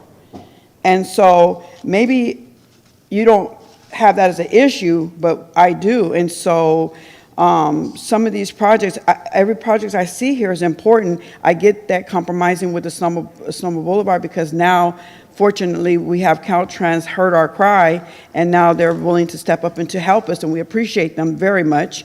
So I can get why those are considered. But these other ones are important projects, and some of them have been here for a while, to my understanding. And it's not that much, but I'm just asking my colleagues to please think about if you came to work tomorrow and your boss told you that the board decided to cut your position, how would you feel? How would you feel? You just bought a car, you just bought a house, you just had a baby. How would you feel? Freezing, that's okay, because that means we're not really taking income from anyone. I compromised with you for that, and I did that last time. But these positions are important, and a person who comes here as much as I can, or I send everyone here, I don't want them to come here. It's bad enough they can't open the doors on Friday. If we're asking them, this DAS complained that, why are you not open on Friday? So they did a survey, and people said they want them to be open on Friday. Well, who are they going to come to? So I understand that we want to do a lot of this and that. Maybe we're just doing too much too soon, and I'm just asking you to please think about that. If tomorrow your boss told you that the board decided your position is cut, how would you feel? Thank you for letting me share. Councilmember Ledeju. Thank you. I'm going to say this as well. The 12 positions aren't filled, so they're not cutting a live person's job. I'm going to say that. And I will say, I took the time real quickly, and I want to bring this back. The first two positions have been open over 300 days. When you go down to the administrative analyst and the deputy finance, one has been open more than 400 days, one has been open more than 300 days. When you go to the personnel analyst, it's been open over 1,007 days. And so, again,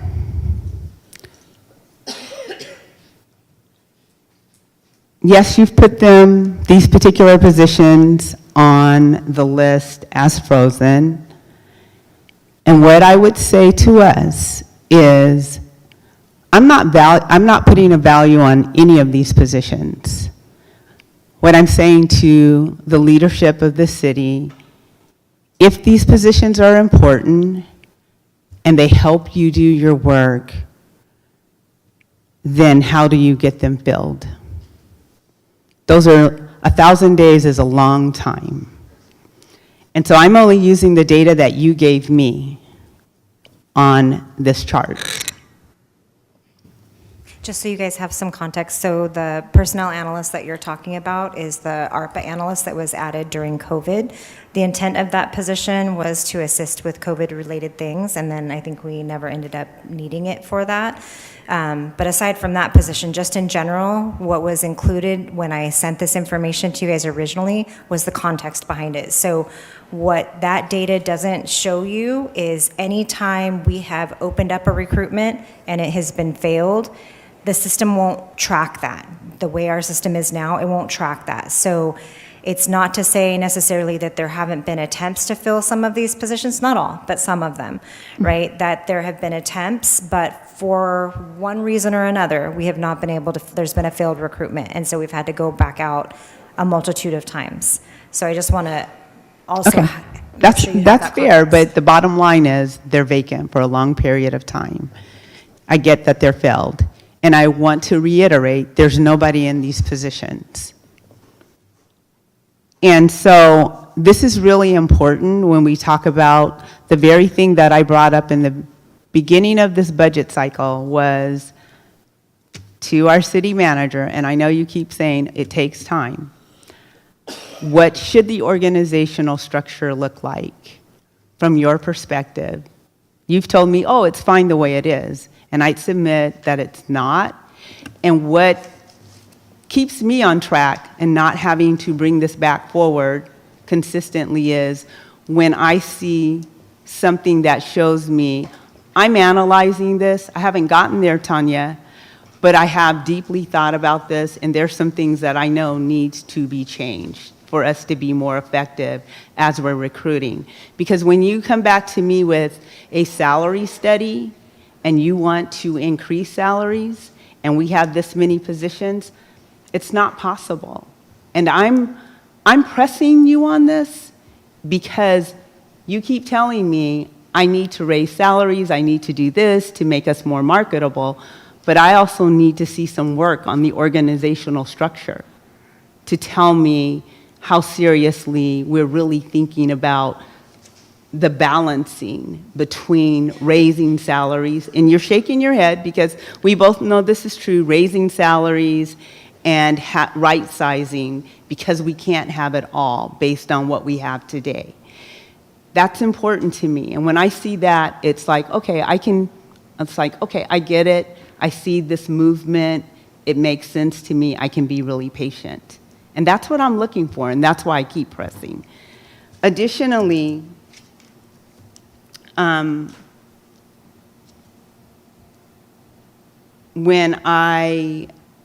I agree with you that every position's not equal, meaning you do need leaders to help move our staff along in terms of having, management positions to help lead line staff, for lack of a better word. That is important. So you have to have the right balance to make sure work is moving forward, coaching and mentoring is happening on the team. So I acknowledge that. The other thing that I want to add to what Councilmember Matthias had brought forward is on the fleet. We have $1 million worth of fleet, and rather than that being pushed through general fund, what is the possibility of how does that align with Measure P? I'm not quite sure, but we need to explore that. The other piece of that is how do we begin to get ready for dredging? And when you all bring a budget forward, how are we laying out those things that have to be done that we have really not taken the time or for some reason not set aside those dollars so that we can do the things that we need to do to drive that revenue? And so we have to figure out how we're saving dollars in different ways as we're doing the work. Is this a lot? Yes, I'm asking a lot. But guess what? When you do your own budget, you're figuring out the things that you have to do. And if you own a home, in 10 years, 25 years, you know you have to get paint, you have to get your roof done, and you're not saving $100,000 in one day, but you're putting away, it's called a rainy day fund. So what does our rainy day fund look like for our capital projects? What does our rainy day fund look like for dredging and so forth and on? No one's saying that we have to put $1 million, $2 million up at one time for one item. But we have to begin somewhere. What is our saving plan towards these different major capital improvement projects, capital maintenance projects that we have to do as a waterfront city? And are we going to accomplish it all today? No, we're not. But how, when you bring your budget, the city budget to us, how does that look when you lay it out? That allows us to understand it's really being thought about. And we're making these choices and we're saving these dollars here and there. I want to see that. That gives me confidence and hope that, oh, we're moving in the right direction when we're laying it out in those ways. And additionally, when we are speaking to our budget, one of the things that I'd like to add as a motion, along with what Councilmember Matias has said, I think one of the things that we have to do that would be very helpful is every department brings their budget before this council and discusses their budget individually. And I'd like to start seeing that going forward for the next year, because that is ownership as a department head about your budget as well.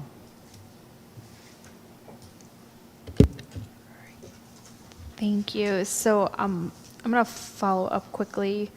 And, to some of the comments, I think it's important that we clarify for the public what it means to, what we're talking about when we mean right-sizing the organization. So I was thinking about this, and clarifying our organizational structure.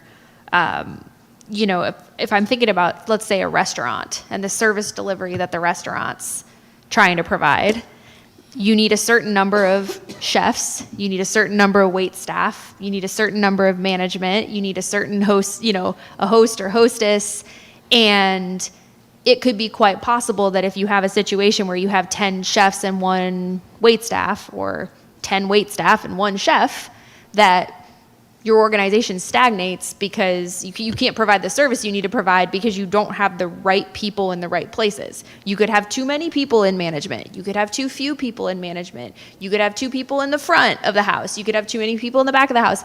And because Vallejo has been so understaffed for so long in treading water, to the HR director's point, we haven't done that work. So I want to be transparent and clear about, I know I'm kind of making a simplified analogy, but that's what we're looking to do, is we're trying to figure out how do we improve services by potentially shifting around where we have people in departments and evaluating, are we setting ourselves up for success and being able to deliver service so we can open City Hall 5 days a week, so that we can get the public what they need to what they deserve for their taxes. And I want to also talk about, because it's something that's been in the back of my mind this whole time going through the budget process, I want to talk about two aspects of what balancing budget off salary savings means. So the first element of that is the fact that when you balance your budget off of salary savings, as Vallejo has done over the past many years, and you do it at the level we're doing, what that is effectively saying is that if we were to hire every position, if we were to fill every single position that we have in the city, we will go bankrupt. And if we follow the budget that was presented to us, it had us going bankrupt in 2 years, but for Measure P. And I mentioned that at the last meeting. I just want to be clear about that. That's what we're dealing with. If we were to hire all these positions, fill our entire the organizational structure we have right now, we cannot afford. And if we were to hire everybody, we're bankrupt. Or we're relying on Measure P, and then we're still going bankrupt, but instead of 2 years, we're going bankrupt in, let's say, 10 or something like that. Now, we're not going to do that. No, the city manager would never do that, and we wouldn't, but I want to be clear about kind of what that looks like. The other aspect of this is if we try to right-size our organization and we do the work now to try and figure out an organizational structure, because we have the vacant positions, we have salary savings.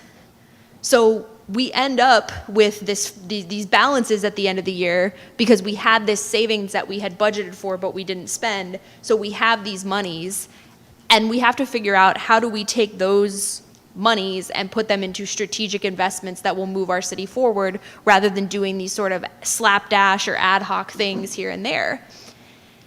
And that's something that's a conversation that I want to have is if we make some cuts right now, we will probably have savings at the end of the year from vacant positions. And we very much have savings from the previous year and the year before that. What are we doing with those? What are we putting that into? Are we putting it into capital improvement? Are we putting it into dredging?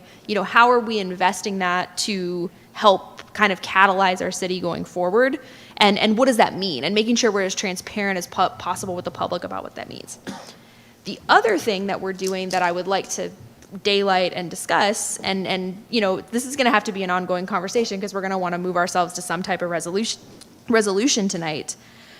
We have a problem in Vallejo where we fund things, so we allocate funding for things. This council and our predecessors and our predecessors' predecessors, and the Measure P Commission and the PB, and those things don't happen. And then it comes back and these funds are now available. And it happened a bunch of times with ARPA. Oh, we were going to put it here, but now we're going to put it here, but now we're going to put it here. We saw all these capital improvement projects. We have all this money allocated for this or that, but it hasn't happened yet. We're seeing it with PB. Well, we allocated all this money to all these organizations, but that hasn't happened yet. This council, we allocated gun violence intervention money. We allocated, the performance auditing money in this current fiscal year. That didn't get spent in this current fiscal year. So why, I feel like we're missing the plot a little bit, and we're not efficient in that. Why are we spending time discussing and approving things if we don't have the capacity to implement those things? And that would be my request to the city managers. Can we start being more honest and accountable about if we're gonna put money into something, let's make sure that that actually is something, A, we have the capability and capacity to do, and B, that we have some type of, metric for making sure that we get there. And that way we're not having these conversations repeatedly where we're coming back and we're finding out like, I didn't know we had $2 million sitting in PB. I don't think my colleagues did, right? And I didn't know we had $700,000 in stagnant CIP projects, and we didn't know we had even some of the other funds like opioid, or we can reallocate this or that. That's a problem. That's a problem for us because we're promising things to our community and we're saying that we care about things, and then those things aren't getting done. And I'm worried about that, and I want to daylight that because there are some real consequences for the way we've gone about this process, and I would like us to engage ourselves in ways to improve it. I agree with Councilmember Matias. I can live with not putting money in PB, but I want to see PB is one of the gems of the city of Vallejo, and we need to make sure that that program is supported. But I'm okay not putting additional money into this year if we have $2 million left. I think we need to have a broader conversation on capital improvement projects. I don't mind freezing positions if we make sure we're doing the work to figure out how to right size our organization. and be prepared to make substantial changes to the structure of the organization. But I don't know that I'm there yet. I really want to make sure we have a plan, and I'm going to be pushing for an ad hoc committee to work on this over the next year to make sure that we're doing putting the systems and procedures in place to make this process more smooth going forward. Councilmember Gordon. Manager wanted to say something. Sorry, go ahead, City Manager. Sorry, no, I have nothing to make, no comments to make now. Thank you so much. Real quick, to the city manager, I'm looking at page 10, to the request of the Marina Dredging Project needing funding. Did I understand that there is some type of funding being set through a grant or some case that was mentioned to us? There's a lot been said, so forgive me if I don't have it down pat. And that we were going to hopefully look into expanding to make sure that might get covered. So we did receive a grant related to the marina. We're using that to do a market study, which is a form of a strategic plan for the marina, which will identify how many slips we should have, what rates we should charge, and what the local economy would support. We're separately doing a sedimentation study that looks at if we reconfigure the berths and the seawalls, how is the sediment going to accumulate over time, and what would that imply for dredging. We're also doing some permitting. So we're doing we've received about $1 million in funding that's working on a bunch of planning and permitting things, but not dredging itself. So we don't have, as far as I know, I don't believe we have any funding set aside for the dredging itself right now. Thank you for clarifying, because I was trying to think about how Gillian told us that. So just want to clarify. So if we was to use the capital funding that's on page 10, how could that work towards that on page 10? If you could please put that up for me, Manny. How was that going to work? So as was presented earlier by Interim Public Works Director Alcantar and Director Nayar, there are certain capital projects that have been funded with the general fund in which a remaining balance has still remained at the end of the project, meaning the project didn't require all the funds that had been allocated for it. There are also projects for which there's insufficient funding or a project is not going to move forward. That totals $722,000. The City Council can essentially cancel those projects, defund them, and reallocate that $722,000 for anything the City Council would like to spend it on, including if the City Council wanted to contribute a portion of that as essentially a down payment towards some future dredging. The City Council could make that determination tonight. Thank you for clarifying for that. I just wanted to make sure I clarify that other information. And then my last thing I wanted to say that I just want to thank this current council and the past councils for doing what we can to help assist the city and make sure I understand. But I wanted to clarify, I was aware of the $2 million for PB, just want you to know that. But I am okay with not adding to it for right now. And I would like to, if my colleagues don't have anything, I would like to make a motion to approve this budget as it is, and without eliminating positions. Freezing positions, different. Because in the future, I'm hoping that we can start retaining who we already have here and attracting folks to come here to help build up this city, because I see Vallejo in 4 years to be a lucrative place, thriving place where people not only want to come here, but those who live here will want to stay here and do more here. And that's how we're really going to get the dollars moving. And I really believe that's how we're going to build up Vallejo, is taking care of Vallejo. Thank you so much. That's my proposal. I'd like to make that motion to approve the budget as it is. And to go ahead and hold off on the adding money to the PB for right now, not eliminating, of course, and not eliminating positions, but it's okay to freeze positions for temporary. All right, so we have a motion on the table. We have a couple of things, I think, outstanding, and Councilmember Matias.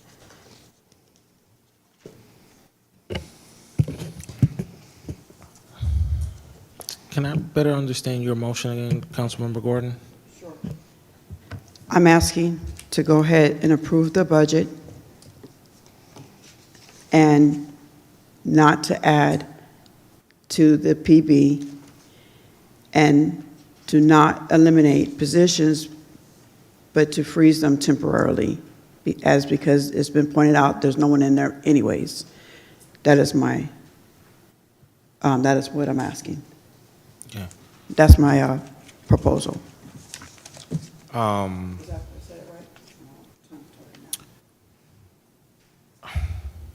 Maybe what I'm going to propose is a little bit more prescriptive, but it goes along those same lines. So I'm going to do an alternate. You can do it, yeah, go ahead. You can Okay. propose an alternate motion. So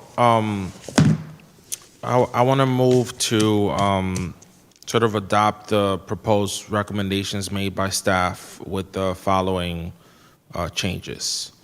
I want you to take out the two positions that were identified by Councilmember Matulak and Palmares in planning.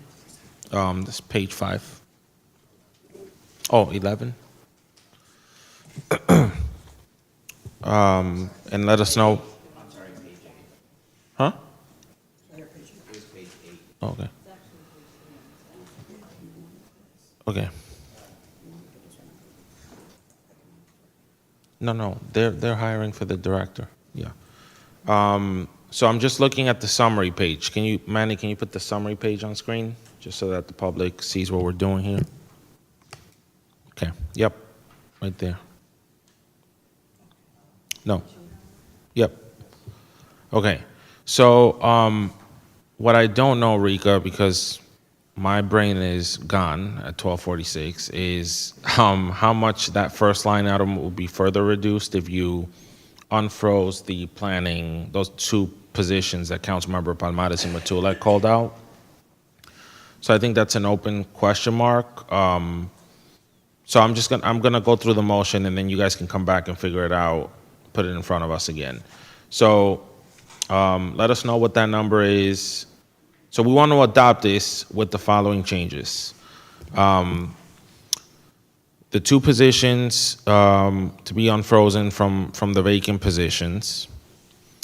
Participatory budgeting, we will not make any contributions, but we are directing the city manager and his office to have a meeting as soon as possible with that committee to follow through on the recommendations that were made in the staff report. We're moving forward with the budget software, provided you as the lead of the finance team propose an assessment of your team to the city manager's office for him to present, at mid-year to us. Rubric infrastructure is fine too, and then on the CIP, setting $500K for dredging. And then on the council program, I don't want to see any money there other than the I don't know what you guys want to do with the youth basketball allocation, the membership for the mayor, and I think that's it. And the gun violence, which I think we need to reapprove. But I don't think that was part of the, so those three should come back to council for a vote next week. And then you guys should let us know how much we're left with after you make those changes. Does that make sense? Because what I want to better understand is after you make those changes, how much money are we projected to have? What's the surplus or what's the deficit? And if we have a surplus, that should be the number that we work with at goal setting. Because we haven't even done goal setting yet. So if we identify projects, like what money are we going to use to implement said projects? That's another problem. So if you could make those changes and come back to us to adopt a budget next week and we know where we land, then we know how much money we have going into goal setting. So can I, oh, go ahead, City Manager. Well, I was going to mention,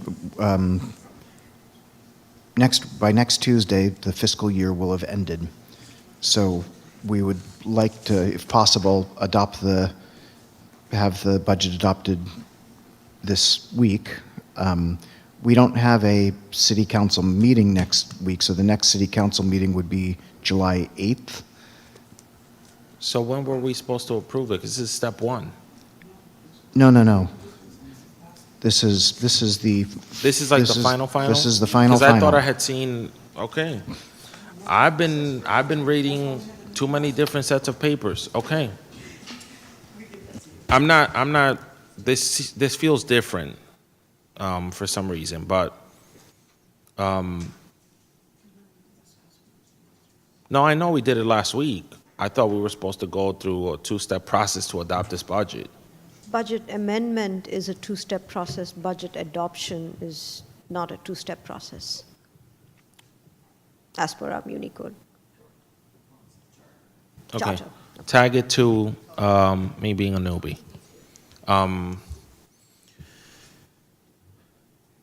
So that's the option on the table. So I guess we have to make decisions on those council-specific requests then, so we can get this done.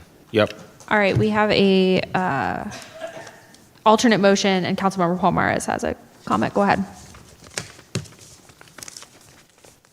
So I agree with Councilmember Matias. The only caveat is I'm not completely sold on the dredging. I feel like I got the same email you did. I just didn't have the time to have the conversation. And I kind of don't want to rush into that. Unfortunately, like we're just, we have to vote tonight. So I'm just trying to figure out a solution. City Manager Murray, so if we go ahead, or if I second this, and we also vote for Councilmember Matias's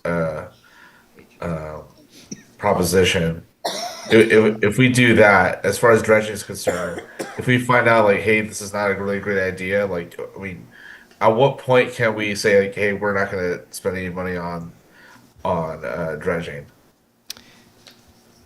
I frankly don't know whether a contract for dredging is going to come before the city council in the upcoming fiscal year, given the permitting and design requirements.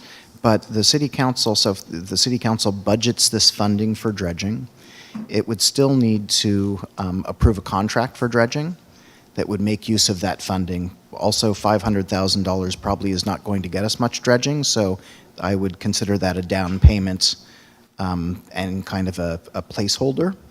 So you can budget it, but it won't actually end up being expended until the city council approves a construction contract for someone to come in and perform the dredging, which may or may not happen by, in the upcoming fiscal year. Okay, and so if we don't encumber it, and just saying hypothetically, by mid-year, and we decide, hey, we want to move on, we can move on from that. 500,000. I'm sorry, could you repeat the question?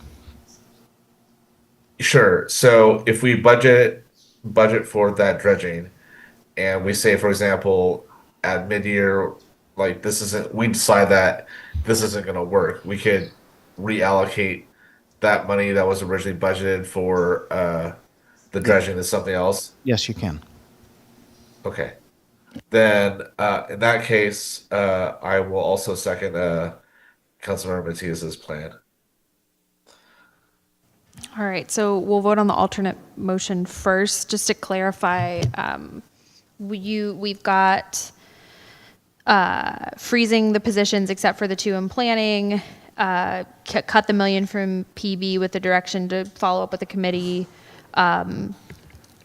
pay for the budget software, so cut the cut of the budget software, basically. And Yeah, cut the cut of the rubric infrastructure. So budget for those two things. Cut the CIP as stated and put 500K of that into dredging. Yes. And you're deferring all the council requests. Yeah, I think on the council request, we should take a vote on it just so that we can get this done and over with tonight. I would personally possibly support one or two of them. I don't think I can support all of them, and I know the director needs a vote on the gun violence expense, which we had approved at mid-year, but she needs another vote on it now, right? Yes, that's part of the addendum, so if you're approving all the addendums. And I guess the reason I'm bringing forth all this is logistically, do we need to add everything in this block, or can we do a couple different motions? Do we need to do it all in do we need to address the gun violence and all the other stuff in this motion? Like, That's a question. so if Give us one moment, please. Yeah. So, do you understand what I'm asking? Yeah, and I I'm also sorry, I was busy. I just want to clarify, Mayor, because we're not cutting PB. We're just No, not we're making. eliminating the contribution. Yeah, Yes. I know. There's $2 million. After midnight, my word choice No, I know. I declines. just want to, I'm Yeah, just trying to be thank helpful you. here. So we're not cutting PB. There's We're $2 million. using existing PB funds and not making additional contribution to PB. Thank you. Yeah. Yeah. I don't want to put my foot in my mouth by accident because it's after midnight. Go ahead. You go. It's okay. So I think it would be cleanest, because you're actually adopting a resolution to multiple resolutions. That if it was, you could incorporate it all into one motion. And so if someone is willing to offer a recommendation about the council requested items to incorporate into that, have it incorporated into the resolution, that I think would be the most efficient means. I will mention that regarding the freezing of positions, we will need to consult with our labor organizations to discuss whether they think there is an impact to the work of the remaining employees by freezing those positions. So I think the direction regarding the freezing, you might want to shape that in providing direction to city staff to begin a dialogue with the affected unions about freezing those positions. So, just to add pain to this process, if you look at page, I don't know, it's my page 370 of 1,193 pages. It's the first page of the staff report. And it includes the recommendation, which is essentially 7 action items. The first of which is the adoption of a resolution adopting the fiscal year 25-26 budget for the city of Vallejo as set forth in attachment B. And what you're essentially trying to do with the discussion you've had to date, tonight, is amend what attachment B looks like. So your motion would be to adopt that resolution, and then with the following amendments to attachment B, and then walk through them. Rika, are you agreeing? Okay, so we're on the same page. The next one, and we can walk through these one at a time. The next one is the positions and salaries. The next one is fees for Blue Rock Springs Golf Course, which we have to set in order to move forward into the next fiscal year. Marina fees and charges. Then number 5 becomes the vehicle purchases, which you've had some words about, and I don't know what changes you want to make there, if any. 6 is the resolution for purchase orders for the vendors and amounts in attachment G. And then finally is the introduction, of the ordinance ratifying the creation of all city funds.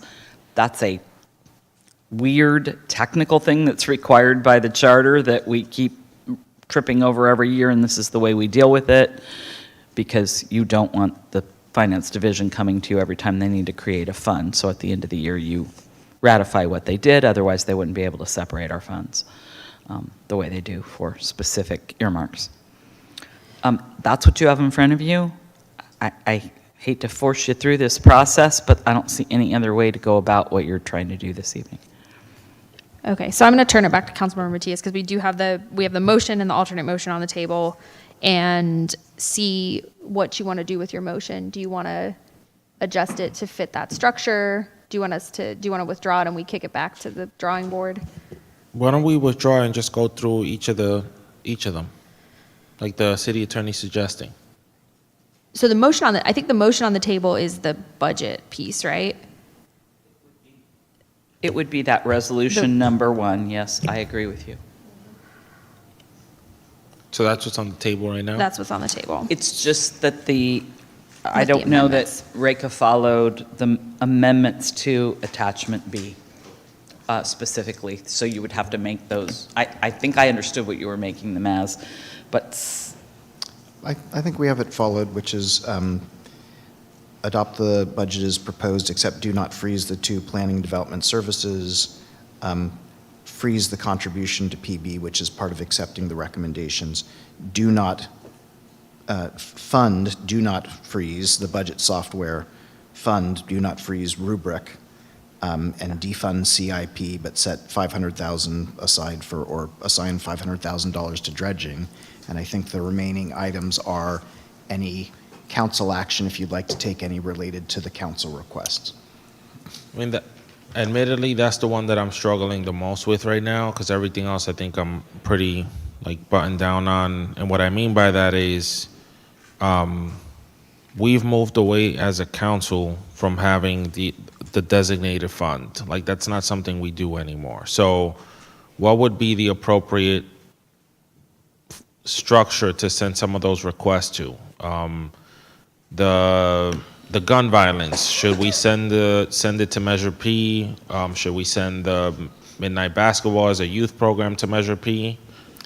So you could do that, but I also think those are the types of programs that governing boards often consider funding as part of the budget process. It's not uncommon for a council member to come up with an idea for a new program, or, for a city membership to something like the U.S. Conference of Mayors, it would usually just come up through the budget process. Nobody is coming to us asking us to fund that from the outside. So this is exactly when those conversations usually happen. Ideas, colleagues, on that one? Because that's what's stopping us here, so we can go to bed. May I speak, Mayor? Go ahead, Councilmember Gordon. Through the chair. So I just want to make sure, can I please go back to make sure when I made that adoption, we did know that our fire department said he needed another person. We're not cutting that, correct? Just want to make sure. I just saw that. Just want to make sure that we're not cutting that, okay? And then we also heard housing said they needed another person.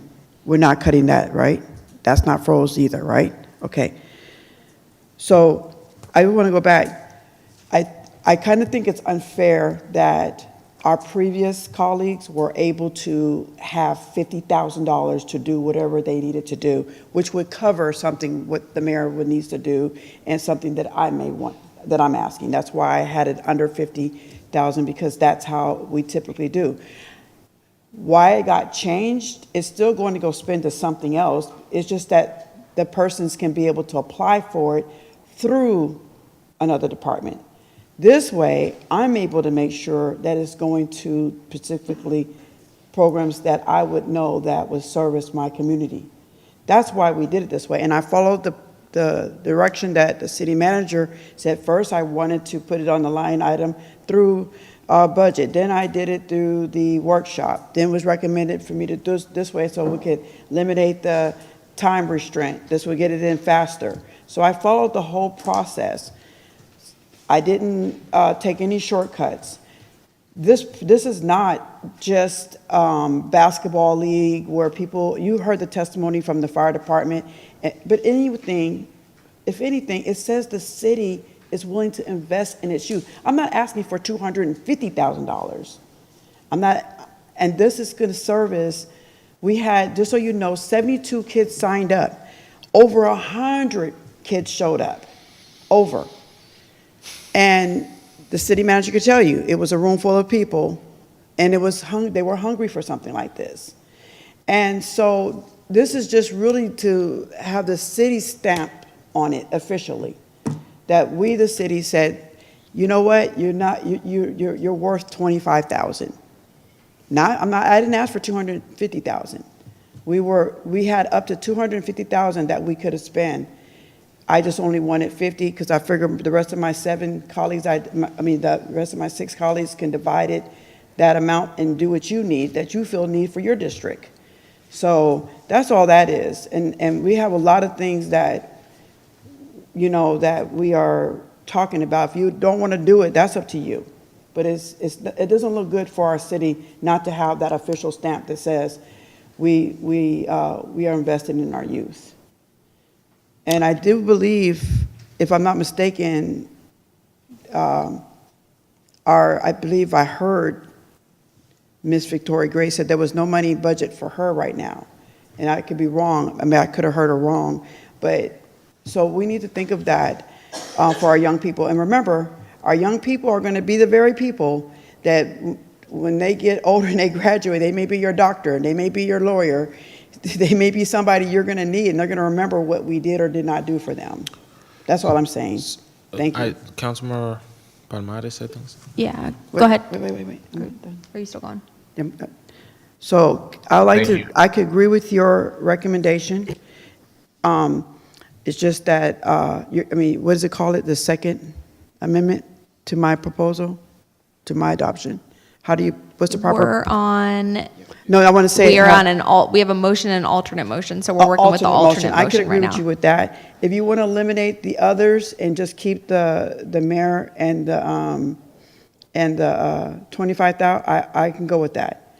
The other ones were just as important though, because it specifically met the needs that I heard the community said for District 6 that was lacking, that we do need, to help service the homeless.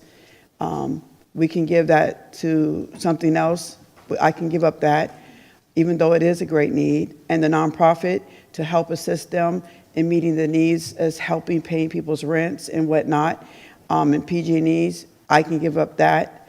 But to service all of Vallejo, I think compromise would be the late night basketball. That would service all of Vallejo. It's just not limited just to District 6. But that'd be record that I did advocate for District 6. Councilmember Palmares. I just want to be clear. Does anyone have any questions or uncertainty about that $50,000 for that crime prevention or gun violence consultant? No, I think we should put I think we that all in understand there. what. Okay. Sorry, Well, we already allocated the funding, so we're literally just carrying That's it right, over yeah. into this Okay. I fiscal was wondering year. about It's not that. coming Yeah. out of this year's revenue, is my That's right. understanding. Okay. That's all. Yeah. All right, Councilmember Matias, how are you feeling?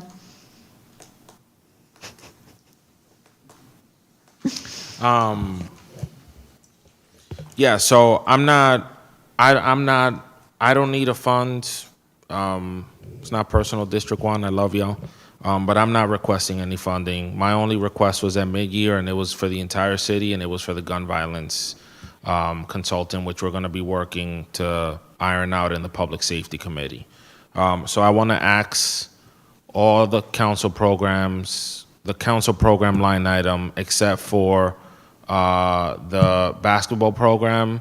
And the only thing I'm going to attach to the midnight basketball program is I think we should see some data coming out of that program that should be shared with Miss Grace, just in terms of the kids that we're serving and what parts of town they're coming from, so that helps inform her strategy, because she is working on a strategic plan right now and she needs data. So I'm okay with that. And then, Mayor, you said that your membership pays for itself. So I'm willing to live with that. Other than that, nothing else. Councilmember Ledeju. So I'm going to do a friendly amendment. There's two things I want to amend. As it relates to the gun violence or crime prevention, I want to increase that.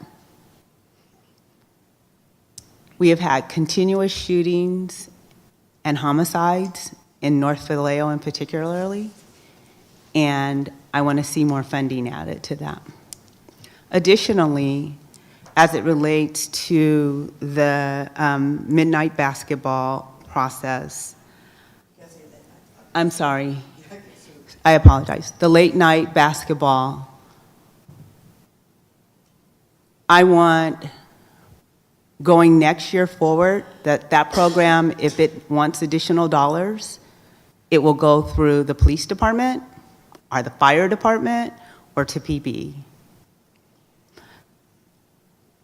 Additionally, as it relates to membership for the mayor, doesn't matter which mayor it is, it needs to go through wherever we put all the other professional memberships through that process. There are processes, and we need to use them. The other condition that I want to put out here is I am asking that our city manager going forward, going into our next year, really work out all of the pieces necessary for all these grant requests and so forth and on from community, that they have a place that you figure out what those different levers are. I'm asking you to please do that. Because I really, frankly believe where we are today and what we're trying to create in our city, in a city that is the most diverse city in California, to create equity, we need to have systems in place that far exceed this council and any other council that comes. It's really important. And so I'm asking, I am going to put this request in here.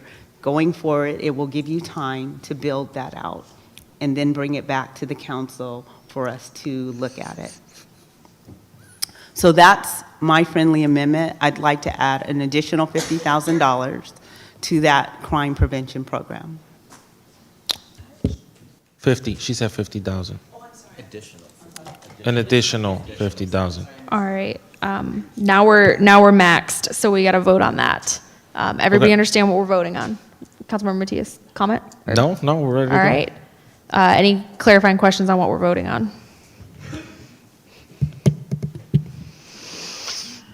All right, let's do a roll call vote.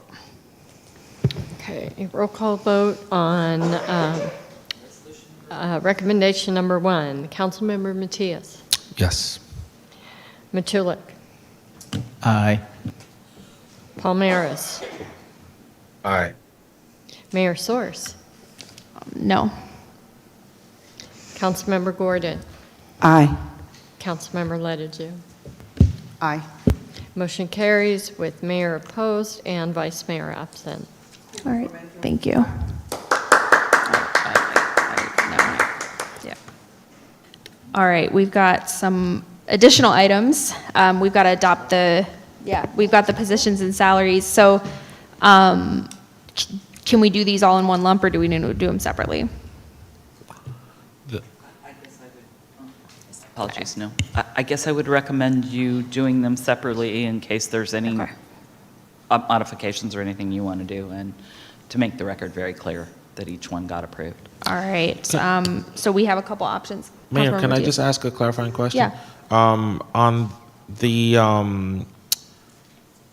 on resolution number 5, City Attorney, the only change I have out of any of these is really on number 5, and that's to have the current fleet proposal for 25-26, which calls for $1 million out of the general fund to be considered through the Measure B process, as all the other vehicle requests have been considered. So is that something we can amend as part of that specific vote, or are we not allowed to do that? Because we just voted on the budget like a I need second to ago. find resolution 5. Maybe Rika can answer. The budget is the first resolution, that's the money. And this is the listing of the vehicles that is being approved. Okay. So you already technically voted Okay. to take it out of the general fund? Yeah, so why don't we just do it all in the scoop, Jen? That's it, right? Yeah. You want to move it? Wait, which one are we moving, or are you trying to move them all at once? Can we move all of them at once? Adopting resolutions 2, 3, 4, 5, and 6. Go ahead. Do I have to? Do you have issues? No? Go ahead. So I hereby move to adopt resolutions 2, 3, 4, 5, and 6 outlined in the June 24, 2025 staff report in relation to the budget. All right, let's do a roll call vote. Councilmember Matulik, Aye. Palmares, Aye. Mayor Source, No. Gordon, Councilmember Gordon, Aye. Councilmember Ledeju, Aye. and Councilmember Matias. Yes. Motion carries, the mayor opposed and the vice mayor absent. All right, thank you. And now we've got introduction of our ordinance that we need to ratify creation of all the city's funds. And this is our first hearing. I think, can we just get a motion on this? Do we need to do anything else? Motion to introduce and a vote. Okay, do we have a motion to introduce the ordinance to ratify the creation of all the city's funds? I'm turning to Councilmember Matulik. I move that we, I'm sorry, what? Oh, Introduce the ordinance, Oh, wait, oh, this one. yeah, that one. Okay, gotcha. Yeah. I move that we introduce the ordinance to ratify the creation of all cities' funds as set forth in attachment H. Councilmember Palmares, Aye. Mayor Source. Yes. Councilmember Gordon, Yes. Ledeju, Matias, Yes. Matulik. Aye. Motion carries unanimously with the vice mayor absent. All right, I'm going to make one more motion on this item, which is I would like to move that we create an ad hoc subcommittee, budget and finance ad hoc subcommittee, that will create some of the processes that we outlined here and outline the timing for next year's budget and how we're going to revamp the organizational structure. Specifically, the processes for how we decide when and how things go to Measure P, when and how things go to PB, what do we do when we get unsolicited proposals, et cetera. And the motion would be to request that be brought back, basically that we be able to vote on creating that subcommittee. So the motion is really direction to staff to bring it back? It is. And would you like that to be with the adoption of the ordinance you just introduced? Whatever is easiest. Okay. So it can be a separate motion, and we can vote on. So we're providing direction to staff to bring back a ad hoc subcommittee, finance and budget subcommittee. Seeing no comments, can we do a roll call vote? Do you have a comment? Councilmember Ledeju. So when we say that we're making a motion for you to bring back, what do we mean by that? I mean, I'm sorry, I need clarity, because that's... It's technically not on the agenda this evening. That's the issue. So you could not take that action today. Okay. And So we the wanna mayor is agendize requesting, it. it's really Okay. just direction to staff to bring something back to, on the Okay, agenda. so we just want to put it on the agenda? Exactly correct. It's what time plain English works at this time, okay. All right, let's do it. I'm sorry. Yeah. I apologize. Yeah. Can we put a timeline for that request, please? Yeah, I was just thinking that. I think we should do that. So it's June. I think we should have that by the beginning of September. To create, so the ordinance to create it, or resolution to create it by September. Why no? No, it's. We're in recess in August. You have a special meeting on August 4th or 5th. Yeah, you have two regular meetings in July. You have one on the 8th and the 22nd. Can we pull that off August 5th?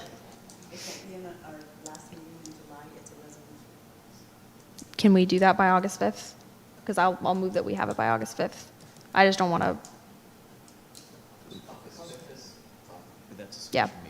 That's a special meeting. That's fine. It's a special meeting. That's fine. It doesn't have to be a regular meeting. All right, so the motion is that we bring back the ad hoc subcommittee by August 5th. Let's do a roll call vote. Okay, Mayor Soers? Yes. Councilmember Gordon? Can you please clarify what we're voting on? We're creating a budget and finance subcommittee to go through some of the procedures and processes that we talked about tonight. Mine says no. May I clarify?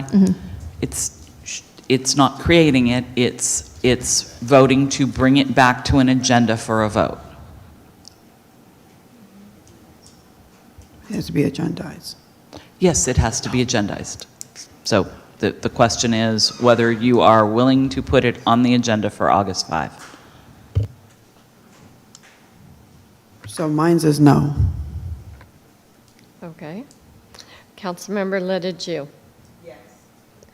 Councilmember Matias? Yes. Councilmember Matulik? Aye. And Councilmember Palmares? Aye. So the motion carries with Councilmember Gordon opposed and the Vice Mayor absent. All right.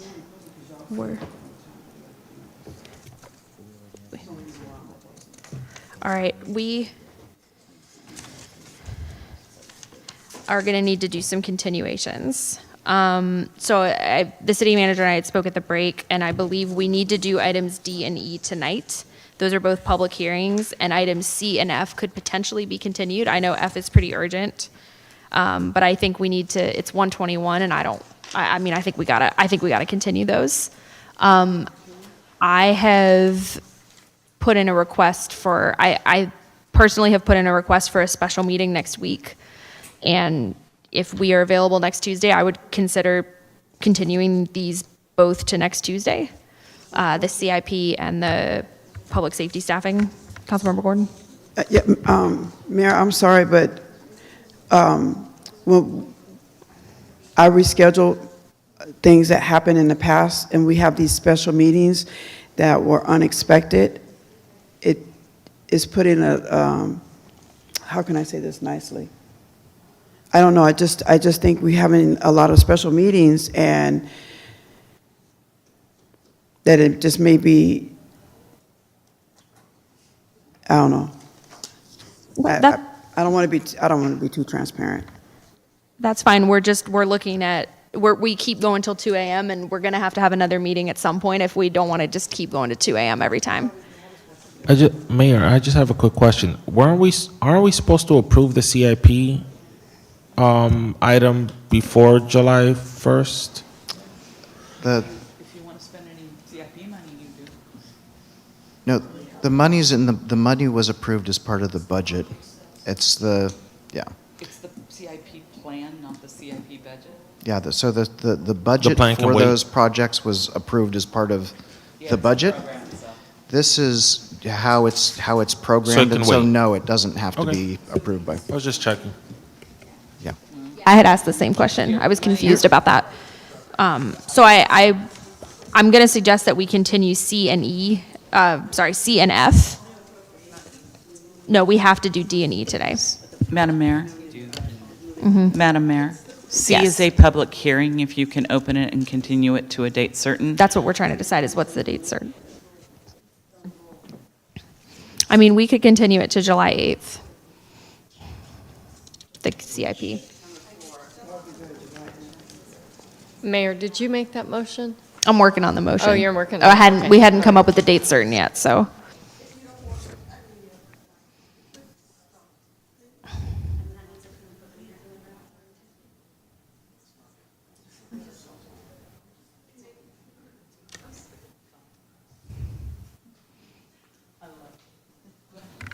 I mean, I'm okay. Personally, I'm okay doing it next Tuesday. But if we can continue to July 8th. Can I just ask, won't we just approve them all? Well, we need to have the item and discuss it, and it's 1:30 in the morning, so we would be starting the item at 1:30.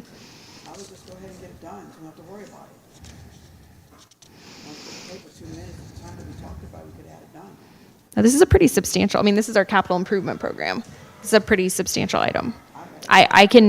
So I'll put the motion on the table and we'll do it one at a time and we'll vote on it. I'm going to move that we continue item C.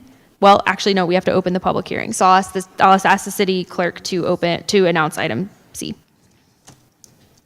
Hold a continued public hearing and adopt a resolution accepting the 5-year capital improvement program for fiscal years 25-26 through 29-30.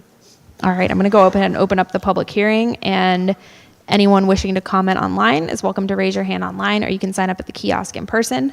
And my suggestion is going to be that we continue this to a date certain, which will be June 8th, or July 8th, excuse me. Go ahead, Councilmember Gordon. We're just dealing with C right now. I know. I just wanted to ask the city manager, could F be wait, or does this need to be taken care of tonight? We have to I know, I'm just asking. We have to get there. We're on item C right now. Oh, I see. We had to open up the hearing on this item, so we just have to get through this item. Thank you for clarifying. Do we have any comment on this item, Manny? Thank you, Mayor. We do have one member of the public who has raised their hand. Let's see if they want to comment on this item. Miss Linda Daniels, please unmute yourself. You have the floor. Yeah, I did not want to comment on that item. I just had my hand up for a long time. I do want to make a comment, though.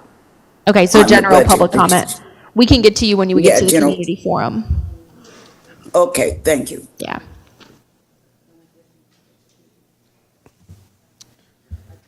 Yeah, I'm going to wait until they finish. No other speakers at this time, Mayor.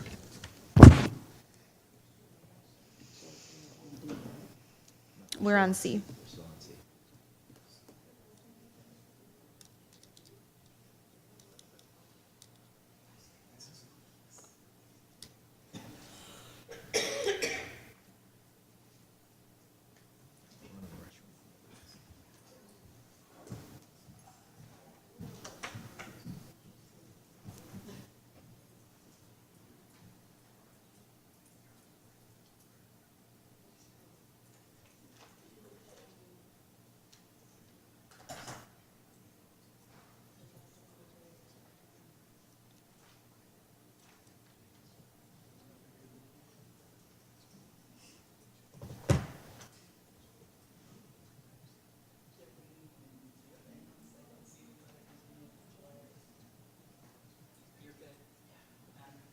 Yeah. Are we okay to continue it to July 8th? We're all right? I'll make the motion. I would prefer to do it on the 1st, but if we need to do the 8th, we'll do the 8th. That's the motion. Let's vote.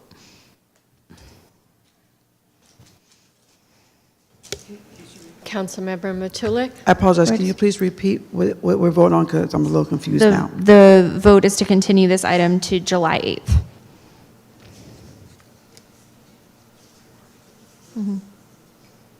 Okay, are you ready, Mayor? Mm-hmm. Okay. Councilmember Matulik? Okay. Councilmember Palmer? Aye. Mayor Soers? Yes. Councilmember Gordon? I say no.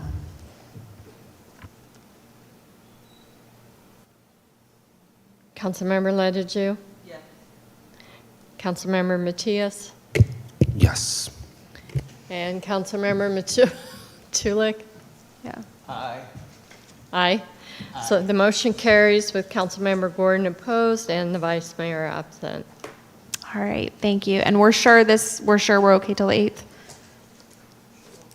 We're okay till the 8th on that?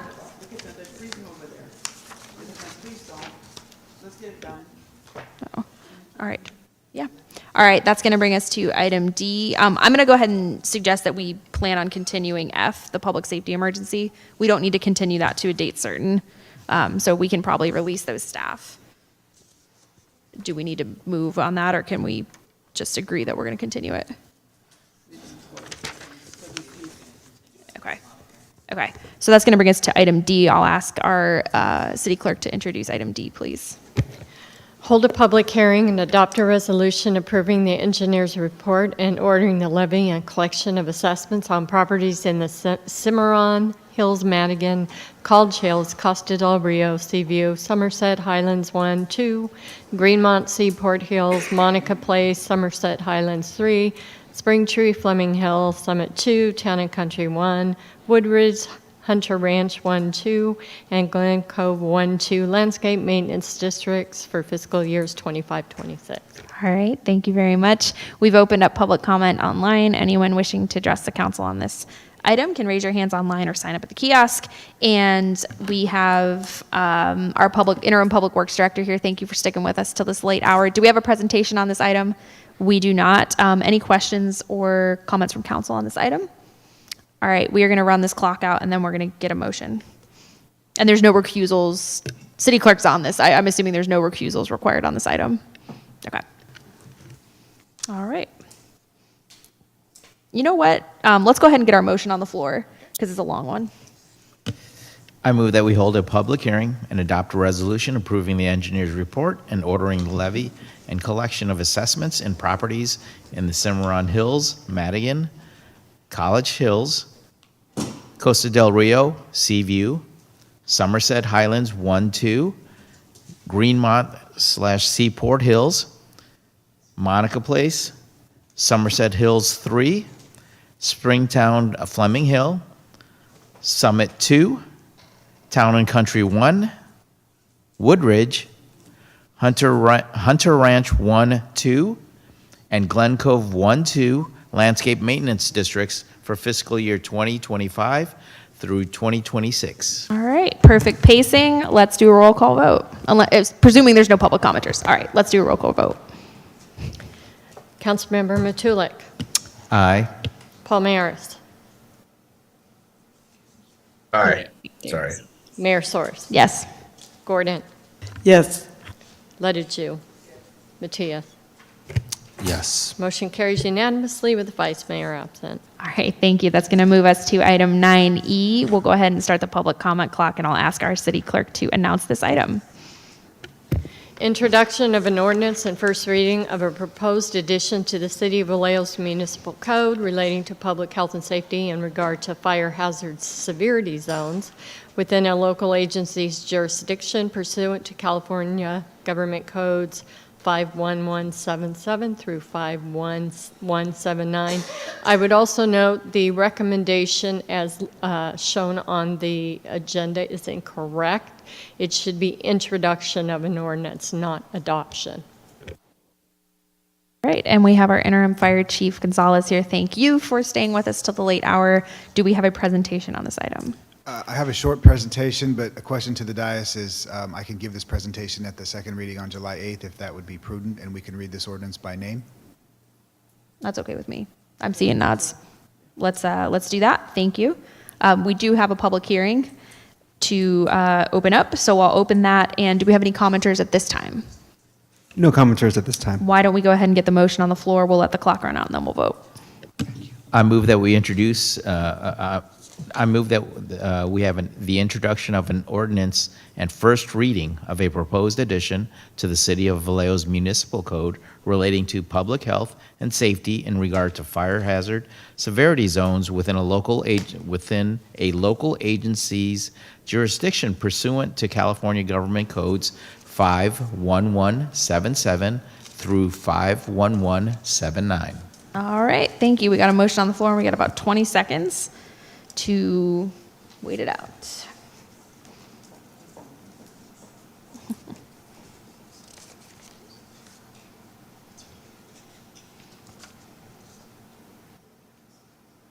I'm presuming we don't have any speakers. Just making sure. All right, let's go ahead and do a roll call vote. Mayor Soros. Yes. Councilmember Gordon. Yes. Matias. Yes. Matulik. Aye. Palmaris. Aye. And Ledeju. Yes. Motion carries unanimously with the vice mayor absent. All right, we're going to continue item F to our next meeting, and that is going to bring us to our information calendar, of which we have none, which brings us to our city manager's report. May I make through the mayor? What's going on? Can I ask if we let the person on the phone go ahead and speak before she falls asleep on us? We're 13? We're just about there. Okay. We're going to be there in about 20 seconds. Okay, thank or you. 10. Just briefly, the city is conducting a survey of the general population, the community, as well as of customers of departments that operate out of City Hall to get input on updated hours for City Hall, wider hours for City Hall, and we will report back to the City Council when we've conducted that community engagement.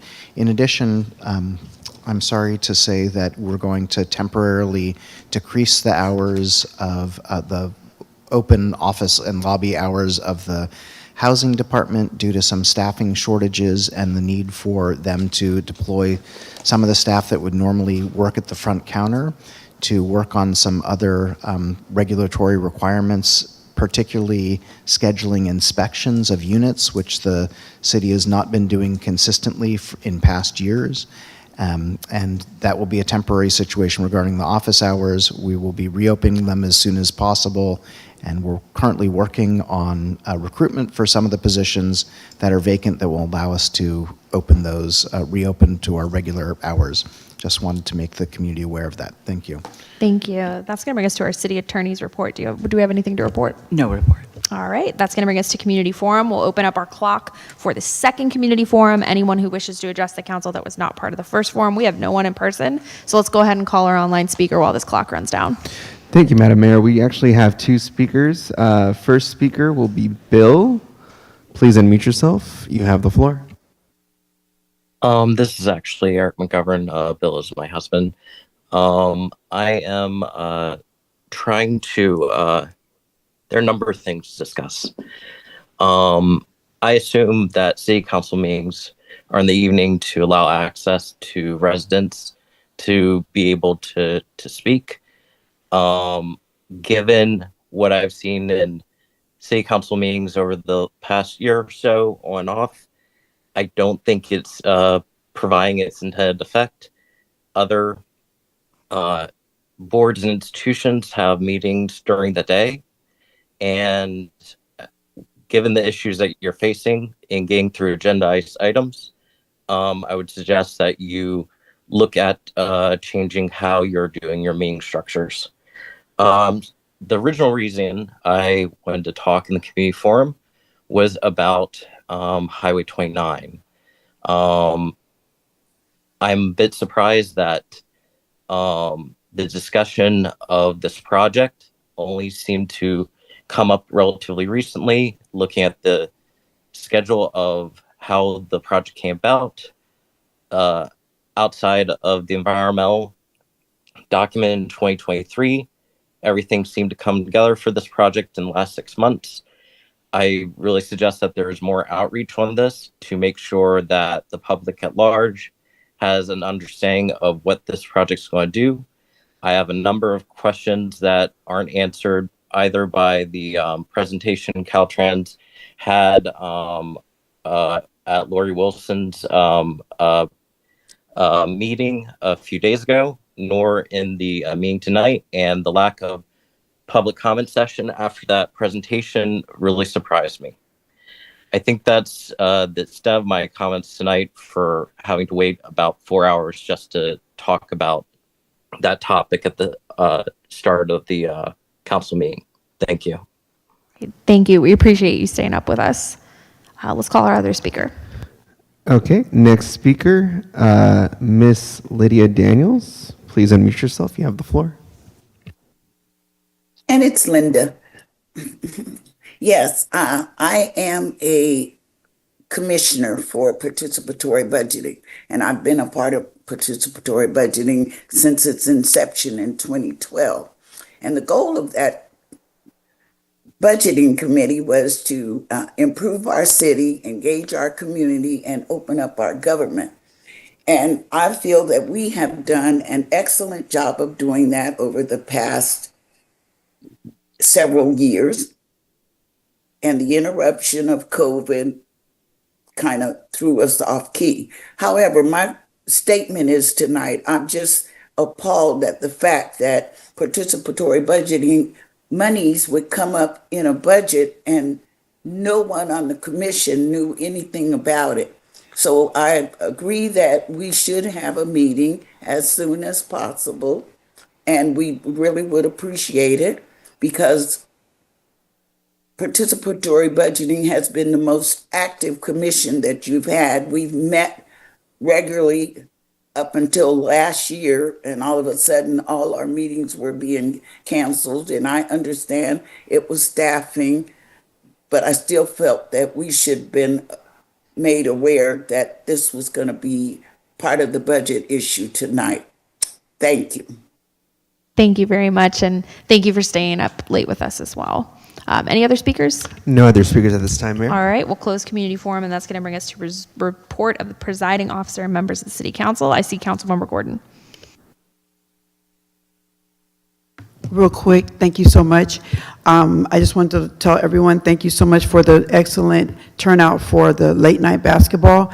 As I stated earlier, we had 72 kids sign up, but end up having over 100 play and show up the day of. I want to say thank you to everyone involved, including Director Lewis Michael, and also Dr. Ramona Bishop for opening her place. And I want to thank the city manager and his son. He is definitely a street ball player for sure. I was really impressed with him. I also give credit, say thank you to Juneteenth. It was exceptional. Everything about it was amazing. So I want to give credit to the committee for that. And I just want to say thank you to the communities for supporting children with disabilities. Today was our play day, and that is an underserved community for individuals who are transitioning. A lot of the parents saying that their kids had nothing to do after they turned 22 years of age. So that's a community that we definitely need to address. Other than that, I look forward to seeing you this Friday from 6 to midnight. Thank you. All right, thanks. Councilmember Matias. Oh, I'm next. I just want to make two quick comments. Number one, this Vallejo City Council is very much aware of the uptick in crime in our community, especially over the past 2 weeks. We have been in constant communication with the city manager and the police chief to identify alternative strategies to ensure that our communities, more specifically the Crest area, are safe. And I know that they will be hopefully speaking to that in the next couple days and weeks. But I know several of us, including the district rep, has been communicating with the city manager's office around that. So we see what's going on. We're trying our best to continue to, given our constraints, keep our community safe, and hopefully there will be more information shared out on that soon.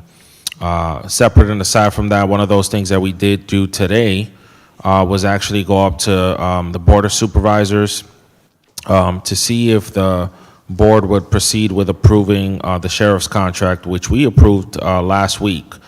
Unfortunately, that item was continued until July, and in my personal opinion, the continuation was unacceptable.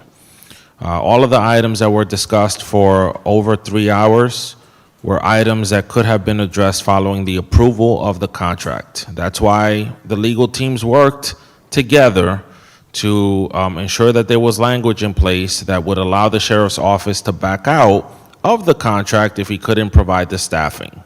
So I would love on the 22nd for that body to proceed with approving that contract, because we need the help and we have done everything we have been asked to do for well over 2 years. It is frankly unacceptable to continue with the delays. So as far as the community is concerned, we're doing what we need to do and we will continue to do more. But just wanted to share out an update given the uptick in violence in our community. Thank you. Thanks. Councilmember Ledeju. So I just want to do a couple of report outs. we met, I want to thank Cassandra James, our supervisor in District 1, who called an emergency meeting after the homicide occurred on Friday in North Vallejo. And I also want to thank Tanish Hollins, who is the executive director for California for Safety and Justice. And I'd like to thank our prior Sacramento mayor, Daryl Steinberg, for actually attending this meeting, and these individuals meeting with our mayor, meeting with our District 2 rep, Councilmember Matulik, on just the safety concerns in particularly North Vallejo, and how we are going to begin to determine the best ways to respond in light of what we are working through in terms of helping to staff up our police department and so forth and on. And this work is really important, and this is one reason I made the request to add an additional $50,000 to already the product war program that around safety. And what I really want to say to us as a community, what I want to say to us as a city leadership, is that we really are working together to move our safety forward in the city, and we're having a lot of painful moments while we are trying to do this. And one of the things that we can do much better is how do we connect with community during this time? And how are we going to be responsive when there are incidents, calling community together? There are some really low-hanging fruit items that we can do around lighting, around putting up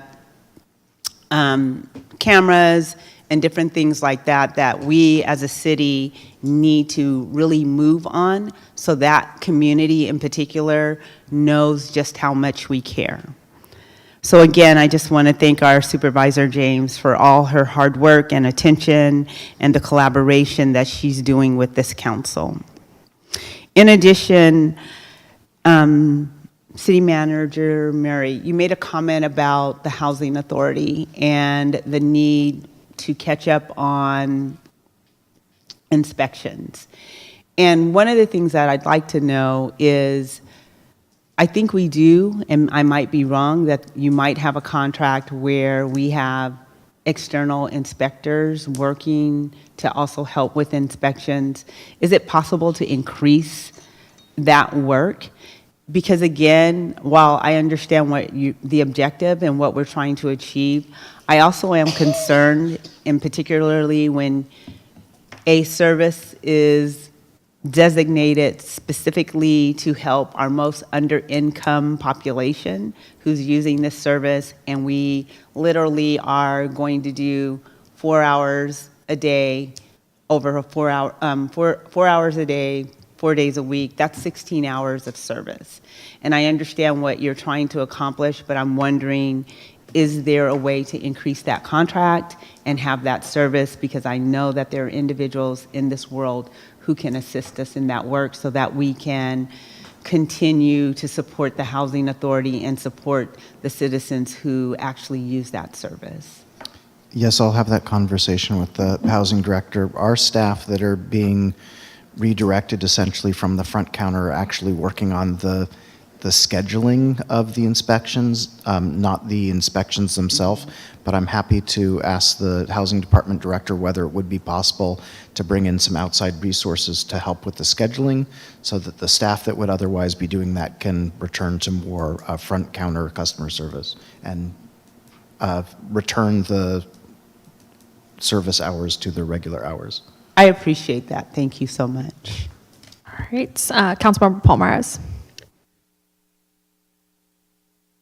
Thank you, Mayor. So I've had a couple of meetings in the community, particularly in St. Vincent's Hill neighborhood, regarding sex trafficking there. And one of the things that's been brought up is, while I have requested an ordinance, a prostitution ordinance that's compliant with SB 357, there's a lot of folks who want to see that ordinance now. And city manager, I know we had a conversation earlier about this, but could you please explain how soon can we get this and what are the challenges to making that happen?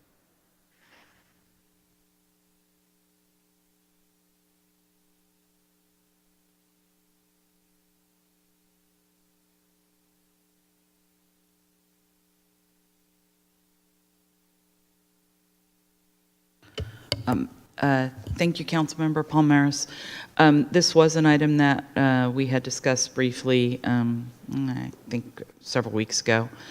In light of just the inquiries surrounding this and the community's interest, I did ask some of our staff to pre-do some of the research into this and prepare to draft such an ordinance if the research determines that that is appropriate. So that's already sort of, for lack of a better word, being worked on. Obviously, I think the city manager mentioned that council would need to have support for bringing that forward, but we've already begun work on it in order to expedite same. And to be a little more specific, we're intending to bring forward an agenda item at the July 8th City Council meeting, where the City Council can review all of the requests for future agenda items and special projects that this current council has requested since January, and take action on those to advance them through our two-step council requested special projects and future agenda items process. So the City Council, you've raised this request as kind of at step 0, which is a council member just makes a recommendation or a request for it. It'll come back for action at the next council meeting. At that council meeting, we'll also, in addition to providing council with an opportunity to provide direction on all of those requests, there'll be an opportunity for council to provide staff with direction on modifying that entire process. Right now, we're running that process pursuant to a city manager administrative rule that was put in place a while ago, which differs from the municipal code process. And so we would be happy to receive council direction on how to modify that process going forward to streamline the approval of certain kinds of requests, particularly for requests like presentations on specific items, which are not generally time intensive for staff to prepare or schedule. On that note, I'd like to make a couple more requests. So, request to agendize a red light abatement act ordinance. Just because that is different from the prostitution ordinance. And I would also like to request to agendize a long-term financial plan.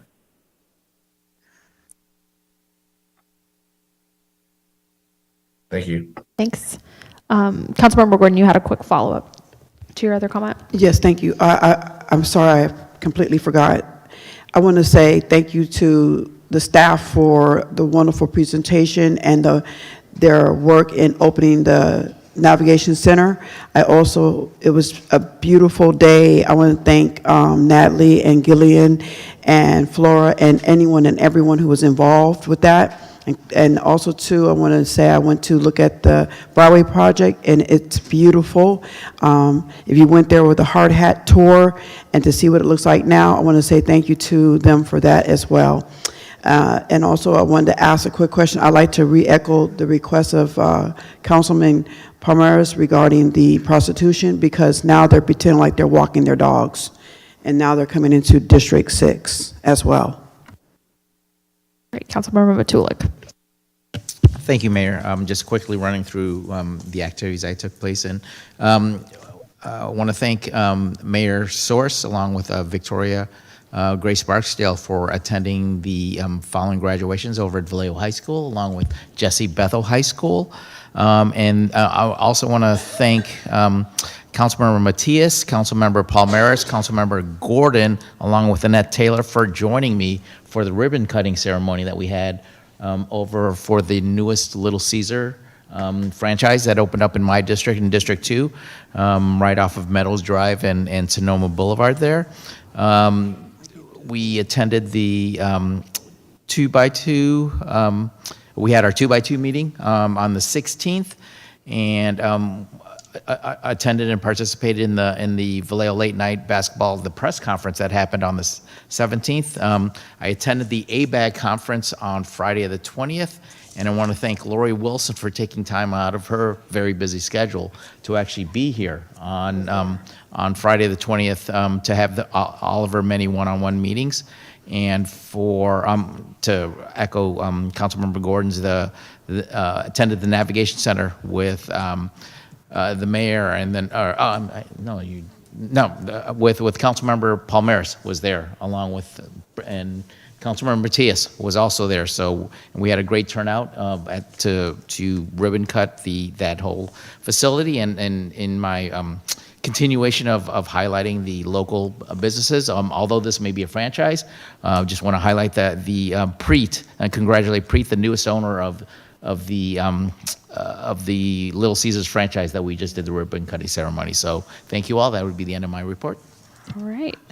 Thank you. So quickly, I do want to express my very strong desire and preference to shorten these meetings. The vice mayor and I are working with the city manager and city clerk on agendas, but it's going to take some work because this is just not acceptable, transparent, or conducive to good governance.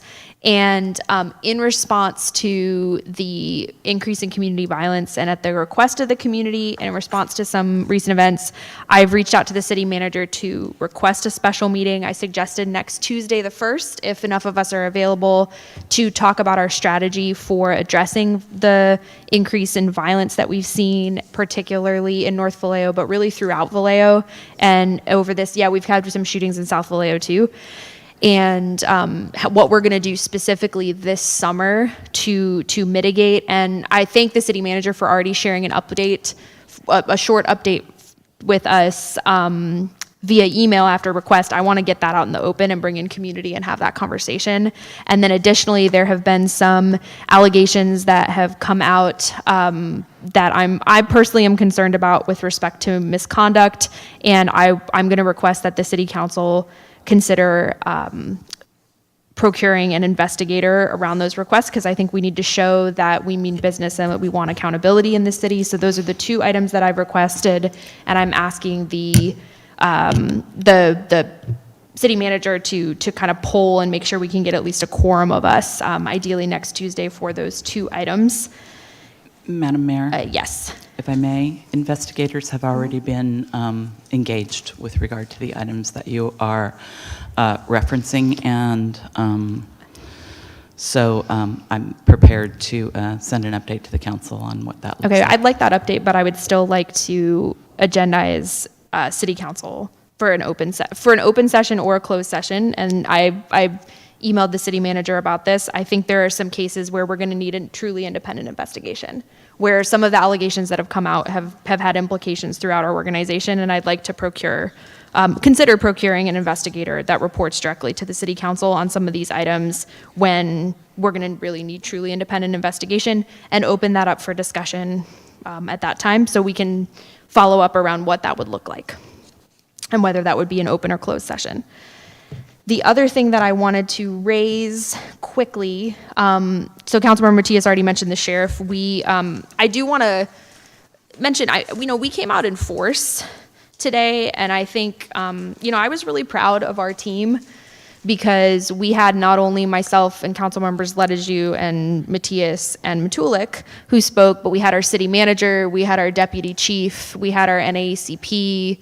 And, I think we really showed that we mean business. And so, although I too was disappointed, I want to thank and appreciate everybody that was there today. And then I'll close just with a quick note that the California League of Cities is going to be having a meeting next Wednesday around the SHIPS Act. specifically for NorCal cities, but we're very proud to be hosting that in Vallejo. It's going to be at Cal Maritime. And that is, I believe, not open to the public, but I'm hoping to work with, I'm in touch with the congressman about getting something similar open to the public, because I think that's important for us to get that information out. So with that, I will adjourn us at 1:59 a.m. Got in right before 2.